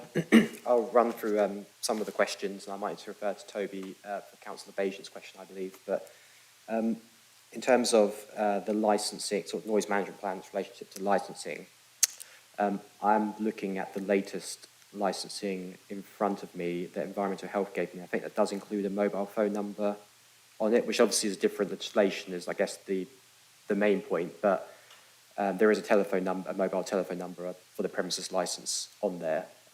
I understand the noise management plan has a landline number. I think it was an 01223 number. But I would argue that that is on licensing already, so I wouldn't feel it needs to come into this necessarily. I was affirming by nodding Councillor Thornborough about, as recommended, once the year passes, they would need to revert back to, no outdoor seating. They'd then need to reapply for planning permission like we're doing here. So regardless of whether there was a complaint or complaints. And in terms of the sliding doors Councillor Porrer mentioned, I did raise this with the applicants, and they said that generally speaking, it's not controlled. We haven't got a planning condition or anything which says they have to be shut. We do for the front doors, not those side ones. But as I understand it, and I think the agent referred to it in their statement at the start, it's only during summer months, when it's hot, that they're kept open, but generally they try to keep them closed. But there's not a formal mechanism we've got that says they have to be shut, for example. I'll just refer to Mr. Williams about the Councillor Bajan's comment about the hours, whether they could be amended or not. Thanks, through you, Chair. I don't think we have the ability to do that, primarily because the hours of use of that external seating area are set out explicitly within the description of development, and the council cannot lawfully unilaterally amend that description of development. And I think you'd be setting up an approval for something that was not applied for. We got caught out with this on a similar issue with the Darwin Drive Mosque. So we were successfully judicially reviewed on this point. So I think we have to consider the application on the basis of what is proposed. Back to you, Michael. Anything else? I think I covered the main questions, but if there's anything I missed, I'm happy to go back. No, okay, yep. Councillor Porrer? No, that's useful to know. I wasn't actually complaining the doors should be shut. It was quite the opposite. If they are open already, throughout the summer months, I imagine there would be quite a lot of noise spillage because the seating comes, it's not a big area inside and people are sitting quite close to that. So actually it does give me some reassurance if there have been no noise complaints since 2019 that it is being managed. If we can't restrict hours, could we, as Councillor Thornborough mentioned, ask for an on-site monitoring, I'm not sure what it would be called, device? Because, I mean, I'm mindful that the council officer is quite rightly proposing a time-limited trial, which in effect would only basically be for the summer, wouldn't it? Because I think it's unlikely people are going to be sitting in the garden any time from October onwards, subject to climate change. So I think at the moment I'm minded to think a trial would possibly be acceptable, but I would like some reassurance that if, for example, we could strengthen the noise management plan to say, A, that the phone number is clearly displayed or made available on their noise management plan, and that we have a means that residents, as soon as there's a peak that goes over, they won't be able to shut the music off, obviously it's not the same thing, but it means that we can prove whether they are managing to maintain their customers at a quiet level. Thank you. Councillor Thornborough. I'm just thinking that the trains go by quite regularly, and the noise from the trains is a different type of noise than people socialising, but the noise level is substantial when that happens, and I actually think that that would probably be higher than any noise monitoring of the use of the people drinking there. But they're different types of noise.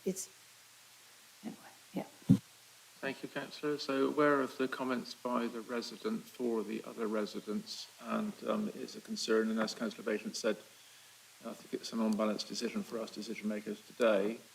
But I'm also aware, I mean, if you've all read the environmental health report, which is very interesting, and there are pluses and minuses in that, but it does say that there haven't been any complaints for the last 4 years, which is interesting. And I know that's through COVID, but then also with COVID, it can be, and other things, it can be good to be able to sit outside in the fresh air.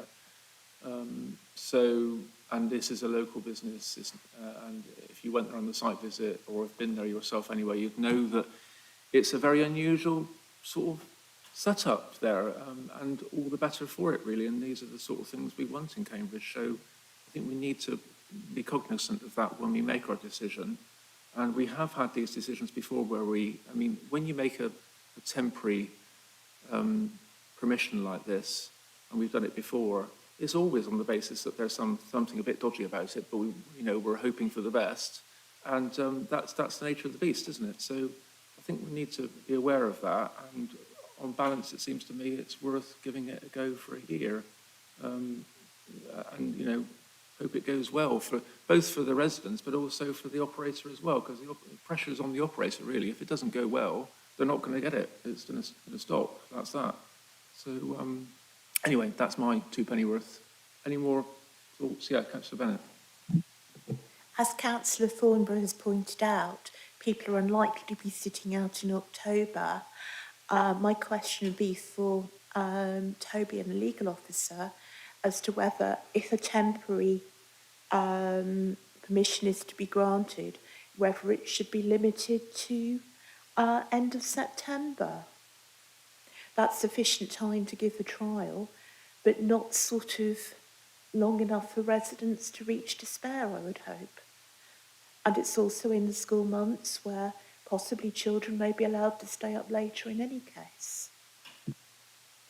I'm not going to answer, but I would just suggest, I think Toby's answered a similar question on the basis that it's in the application in terms of times and calendar year and all that, so I don't think we can change that, can we? Toby or Michael, do you want to answer that, Michael? Thanks, Chair. The actual 1 year aspect isn't in the description of development. That is a recommendation made by officers. So originally applied for, it didn't specify permanent or temporary.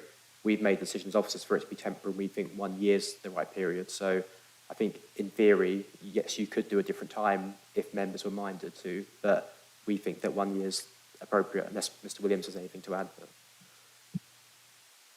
I think the question was around kind of whether it could be kind of seasonal for the summer or not. I think I'm going to defer to Keith on this. I suspect, given that the description of development doesn't tie itself down explicitly for a period that we may well be in scope to control the period if councillors wanted to. I'm going to use the chair's prerogative here just before you speak or don't speak, Keith, because, I mean, I think it's a good idea, Councillor Bennett, but I don't agree with you. I think, to be fair to the residents and to the applicant, we need a period of time that we can make a decent judgment about how it's going to pan out. And, you know, say, for example, it was not noisy at all for a few months, and then we give it permission to go on into infinity and beyond, sort of thing, then that's it, isn't it, really? And the other way around, of course, if it was noisy, then it's not fair on the applicant if it's noisy in a couple of months, but then over a period of 12 months it wasn't so noisy at all, then it just seems to have to give it a fairer go to be able to make a judgment. But Keith, if you need to add anything legally. Yes, it's within scope to reduce that recommended 12 down to 6 or 3. But I think on balance, the recommendation of 12 months is the right one. You need to give it a reasonable period to find out whether it's going to work or not. The risk you run at with a 3-month period, for example, is that there'll be nothing in 3 months, and then the applicant will come back for a full consent, and that's where problems could occur. So I think what Chair is saying is sensible. Councillor Pagan. Chair,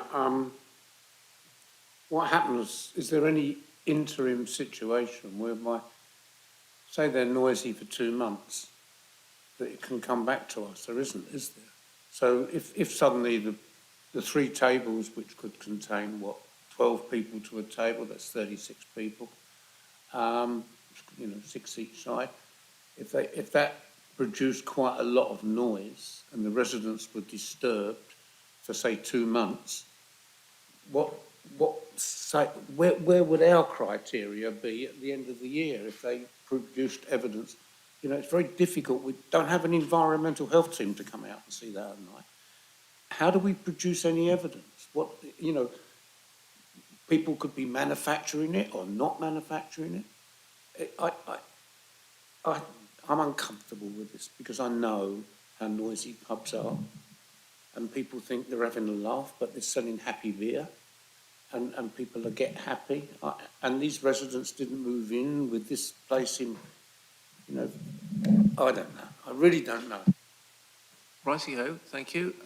Well, I guess environmental health have their own parameters by which they operate, but Michael, do you want to respond to any of that? Is there anything you can say about what Councillor Bajan just said?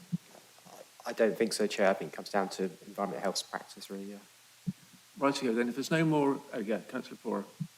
Sorry, I was just reading the conditions. I noticed condition 6 says the external garage doors.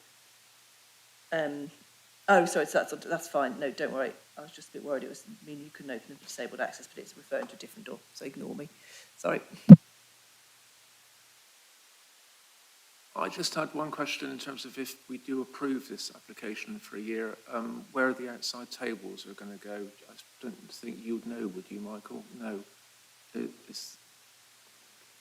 It's just the route to the disabled toilet could become cluttered if they were there, but I hope the applicant is listening in and will have the good sense not to put them there. Okay, let's stick with that then. So if there's no more questions, we'll go to recommendation. Toby. Chair, can I just clarify, because an additional condition was suggested by a member with regard to noise monitoring. I think officers are comfortable with that additional condition. Do we need to vote on it? Before you get to that, can I just say, Councillor Thornborough spoke about the noise of trains. Would that muck up the measuring, or could it still be made to work with trains as well? I think, Chair, it probably depends how the equipment is set up, what's used and the parameters of that. So we'd have to think very carefully about the condition and talk to environmental health colleagues. Okay, yeah, so that could come to Chair, Vice Chair and Spokes. And I don't have any problem with that. It sounds like a good idea, and people have spoken about it. So yeah, that's all good. No one's saying no. Okay, so the recommendations set out on page 201 of the officer report, that is to approve the proposal subject to the planning conditions as set out, with minor amendments to the conditions as drafted delegated to officers, with an additional condition with regard to noise monitoring of the external seating area, which would need to be in place from first use of that external area for the duration of the temporary permission, the parameters, equipment, recording and lodging of data to be captured within the condition of the drafting of which delegated to officers in consultation with Chair Spokes and Vice. Thank you. Thank you, Toby. So the officer recommendation is one of approval. All those in favour of that recommendation?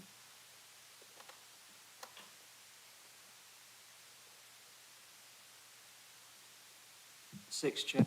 Against? One against. Okay, the item is approved. Thanks very much, councillors. Thanks to the speakers. And one councillor has asked for a short break now, so we will do that. Come back at 10 past, please, for the last item of the day.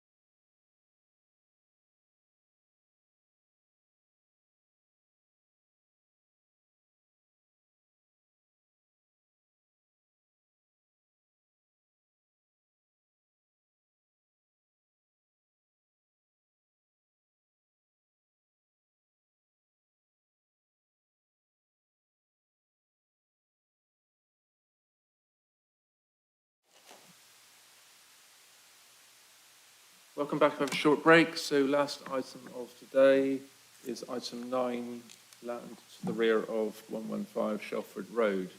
So speakers in this item got Richard Wakeford, objector, and Peter McEwen, agent. So Katie, you're the case officer. You're online, aren't you? So welcome. Good afternoon. And if you'd like to introduce the item, then please.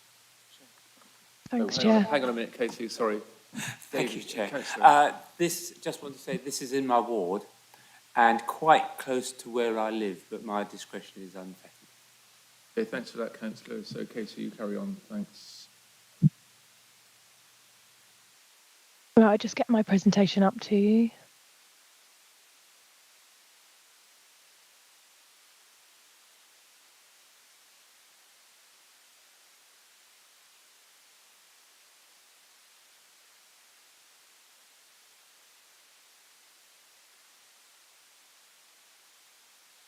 Right, Chair, are you able to confirm that you can see the presentation, please?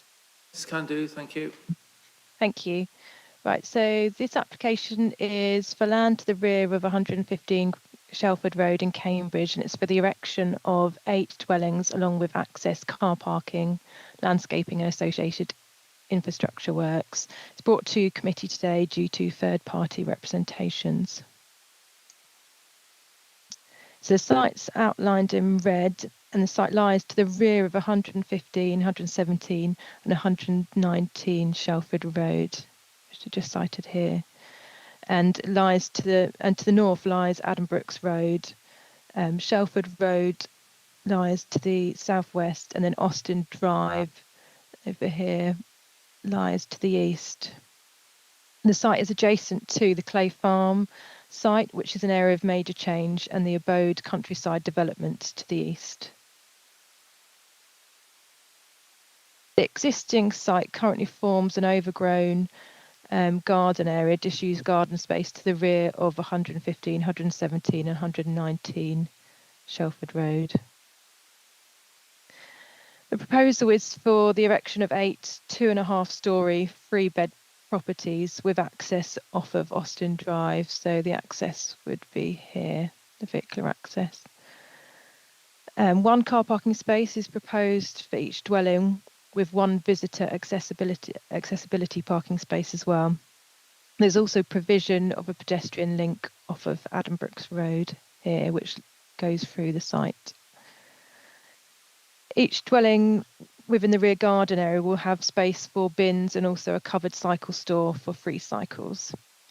The proposal also includes photovoltaic panels, air source heat pumps to reduce carbon emissions, water efficiency of no more than 110 litres per person per day, and provision of electric vehicle charging points for all plots. A similar proposal was brought to Planning Committee in 2019. The application was for the erection of 9 2-bedroom flats and associated works and was approved.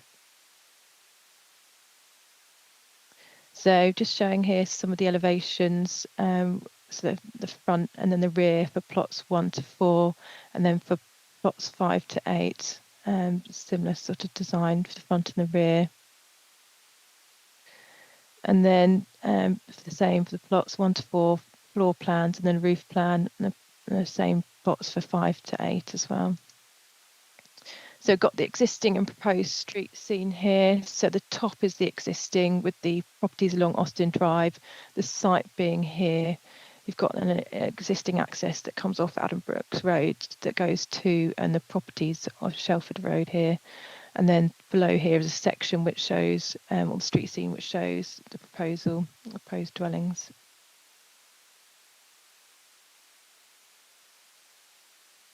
So main considerations, the principal is provision of 8 residential units, which are in accordance with policies 3 and 52. Highway safety is a provision of access which would comply with policies 80 and 81. The design is considered to be high quality, contributing to the surrounding areas and in accordance with numerous policies. The proposal would have an acceptable relationship with the neighbouring amenity properties. Provision, biodiversity provision, B&G provision in line with policies 57, 69 and 70. And then for trees and landscaping, the proposal would provide provision of hard and soft landscaping within the site. Looking at planning balance, proposal would result provision of 8 dwellings considered to be high quality design, and it would be redevelopment of a vacant site. Thanks, Chair.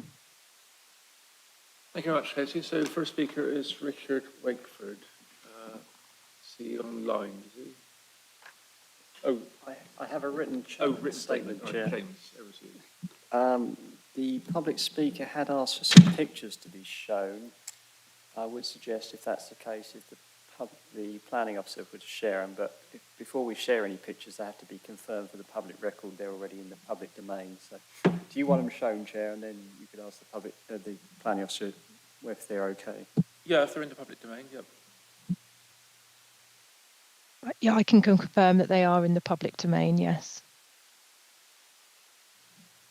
If you don't mind sharing them, please, Katie, and I'll read the statement.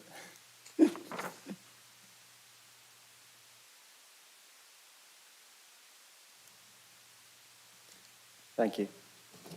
So, statement from local resident, which I'll time myself on the watch.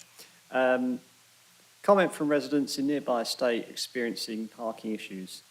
As is evident from the pictures, much tree felling has already taken place on this site, left as was, and on 26th of June 2023, major works reportedly archaeological were taking place right. I support the provision of more house building in Cambridge, not in the Greenbelt, and thus in principle support some development here. But my concern with this submission is that it inserts 8 3-bedroom dwellings into a very limited area and includes, beyond the buildings themselves, little other than 9 car parking spaces, 1 per property and 1 visitor space. There is no proper communal outdoor area apparent. The nearest is Austin Drive. In practice and from experience locally, we can expect the site to require more parking than this, as A, 8 3-bedroom houses will produce more than 8 cars, and B, restrictive covenants on properties regarding the number of vehicles which each car park on site are effectively unenforceable. Thus, the development with 8 properties will inevitably cause wild parking elsewhere, either on Austin Drive or across Addenbrooks Road on the cycleway/footway, as happens currently, picture alongside. The problem is likely to be especially acute overnights and at weekends. My request is that fewer properties be included in the design, perhaps 6, but with more space for car parking, and even to provide play space for children whose likely existence the design seems to ignore. Thank you. Thanks for reading that out, James. So Peter McEwen, hi Peter, afternoon. So you're the agent. You've got 3 minutes to speak when you're ready. Yeah, thank you, Chair. Good afternoon, members. I am conscious of time and I'm not intending on saying very much, particularly as the key issues have been comprehensively addressed within your officer report.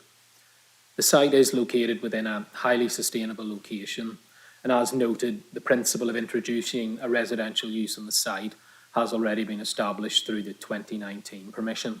This secured permission for 9 units. The planning application in front of you seeks consent for 8 dwellings. There is a reduction in unit numbers and building footprint from the previous permission. I would like to just pick up on a couple of points that have been raised by the objector. The proposals will not prejudice highway safety and are supported by the Highways Authority. 1 car parking space per dwelling is proposed, along with a disabled/visitor space. This level of provision is considered entirely acceptable given the location of the site and accessibility to alternative forms of transport. Cycle parking is conveniently located and is more accessible than the car parking. These arrangements are compliant with local plan policy. With regard to amenity space, each unit is provided with a private rear garden.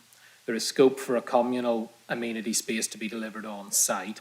However, it is important to note that the site is located in close proximity to a number of public areas of amenity space, including Austin Drive, Play Area and Cornwell Park. In summary, a high-quality residential development is proposed and one that will respond positively to context. The scheme will deliver 8 additional housing units, of which are in high demand within the city. We would respectfully request that members concur with the officer recommendation and support this planning application. Many thanks for your time. Thank you, Peter. Right, councillors' debate. Councillor Pora. Thank you, Chair. I have 3 questions. First one, biodiversity net gain. I notice we're off-citing some of it in condition 27.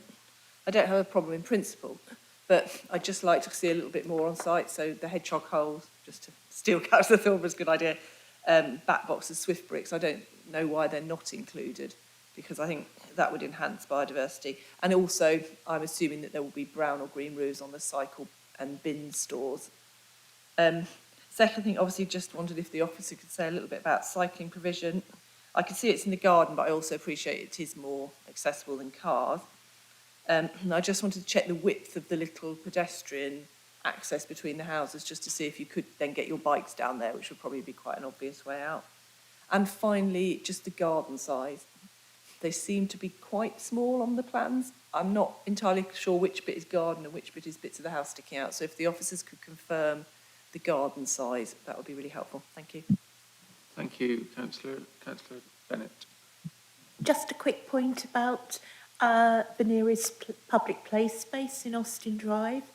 Could the officers say how far away it is in walking distance or metres, and whether it involves crossing a road, or whether it would be accessible to an unescorted child? Thank you. Thanks, Councillor. Councillor Thornborough. I was going to say that there is a biodiversity plan which wasn't part of the pack, and it does show hedgehog holes and log piles and swift boxes, which I think that's really good to see with the application. And also there was quite some nice details about the bike storage, which again, you have to go past the bike stores before you reach your car, which is great. And there's EV charging for the cars as well. I was just going to say, while the agent's here, it'd be really nice to see a few designed in water butts, and I wondered if they might consider that. I'm sure Peter has heard what you said there. Good. Yeah, Councillor Devine. Thank you. I would say, living there, that some nice houses would be better than the existing empty space. The level of bicycle theft in Trumpington in particular is amazingly professional. I mean, we get cases where professional thieves come along, cut the electricity supply to the alarm system, hack away at the foundation of the bicycle, the Sheffield hoops or the equivalent, and then run all the bicycles off the frame. So however good a padlock you have, they just run the bicycles off, put them in the trans van, drive into the country somewhere and cut the locks off at their leisure. It's absolutely astonishing. And I think it might be advisable, in houses anywhere in Cambridge now, but certainly in Trumpington, to have some bicycle boxes for bicycles, which would be a lot more secure than just Sheffield hoops and locks. So that would be my recommendation. Thank you. Just to be clear, Councillor, are you meaning provided by the local authority or As part of, well, as part of the the supply of the houses, they should have a really good bicycle boxes. Would be my recommendation. Thank you for that. Yep. So my question, Katie, is that in the 11.39 space standards, it gives the policy size as 99 square metres and proposed size 103.9 square metres. I mean, there are 3 bedroom houses. One of the bedrooms is shown as a single bed. It could easily be a double bed. I think we've been there before. I presume we can't do anything about that because, in fact, the policy size for a 6-person house as opposed to a 5-person would be 108 square metres, in which case they wouldn't meet policy. But maybe you could comment on that. Any more questions? Councillor Bennett. I forgot to mention the water use. We are seeing developers offering rather lower levels than what is proposed here. And while I would not wish to refuse permission on that basis, since the agent is here, I would ask him if he could possibly be a little more ambitious. We are seeing some developments coming forward with 80 litres per person per day. Thank you. Thank you, Councillor. Yes, I mean, water is a big factor, and increasingly so. Right, back to you then, Katie, for some responses, please. I'll just share my presentation again so we can have a look at the plan.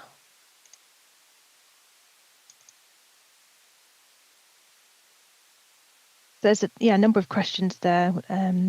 So the proposal will provide bird and bat boxes on site alongside biodiversity net gain. The cycle stores will provide, there is a condition in regards to kind of green and brown roofs on those bike and bin stores.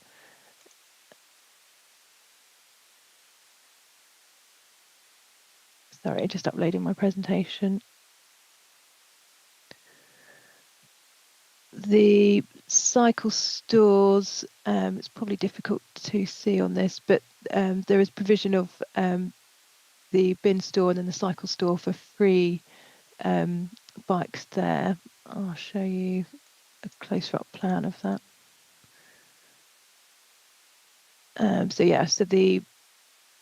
You will have access to the stores, which will allow for free cycle spaces.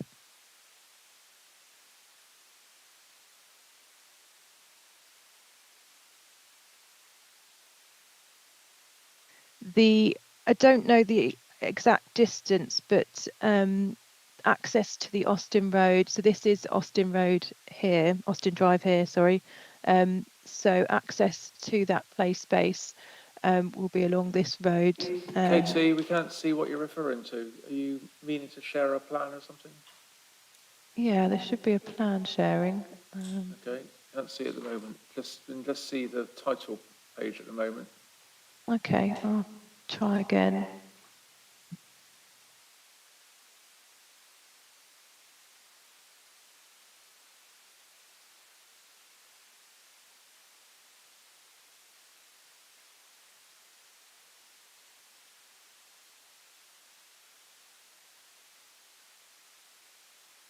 Can you see the proposed site plan? Yeah, we've got it now. Well done, thank you.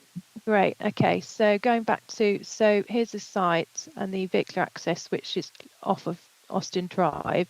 So in terms of play space, the residents will be able to walk along this access to the Austin Drive play space area. Garden sizes, we are obviously considered that the garden space is sufficient to meet the requirements. And then in terms of internal gross floor areas, we consider the proposal kind of meets that policy in regards to sizes of units and number of bedrooms and bed spaces. Hopefully that answers the questions. Yep, I think so. Any more? Nope. Okay, let's go to recommendation. Thanks, Katie. Thanks, Chair. So the recommendation is set out on page 221 of the officer report. That is to approve subject to the planning conditions as set out with minor amendments to them delegated to officers. Thanks. Thank you, Toby. All those in favour of that recommendation?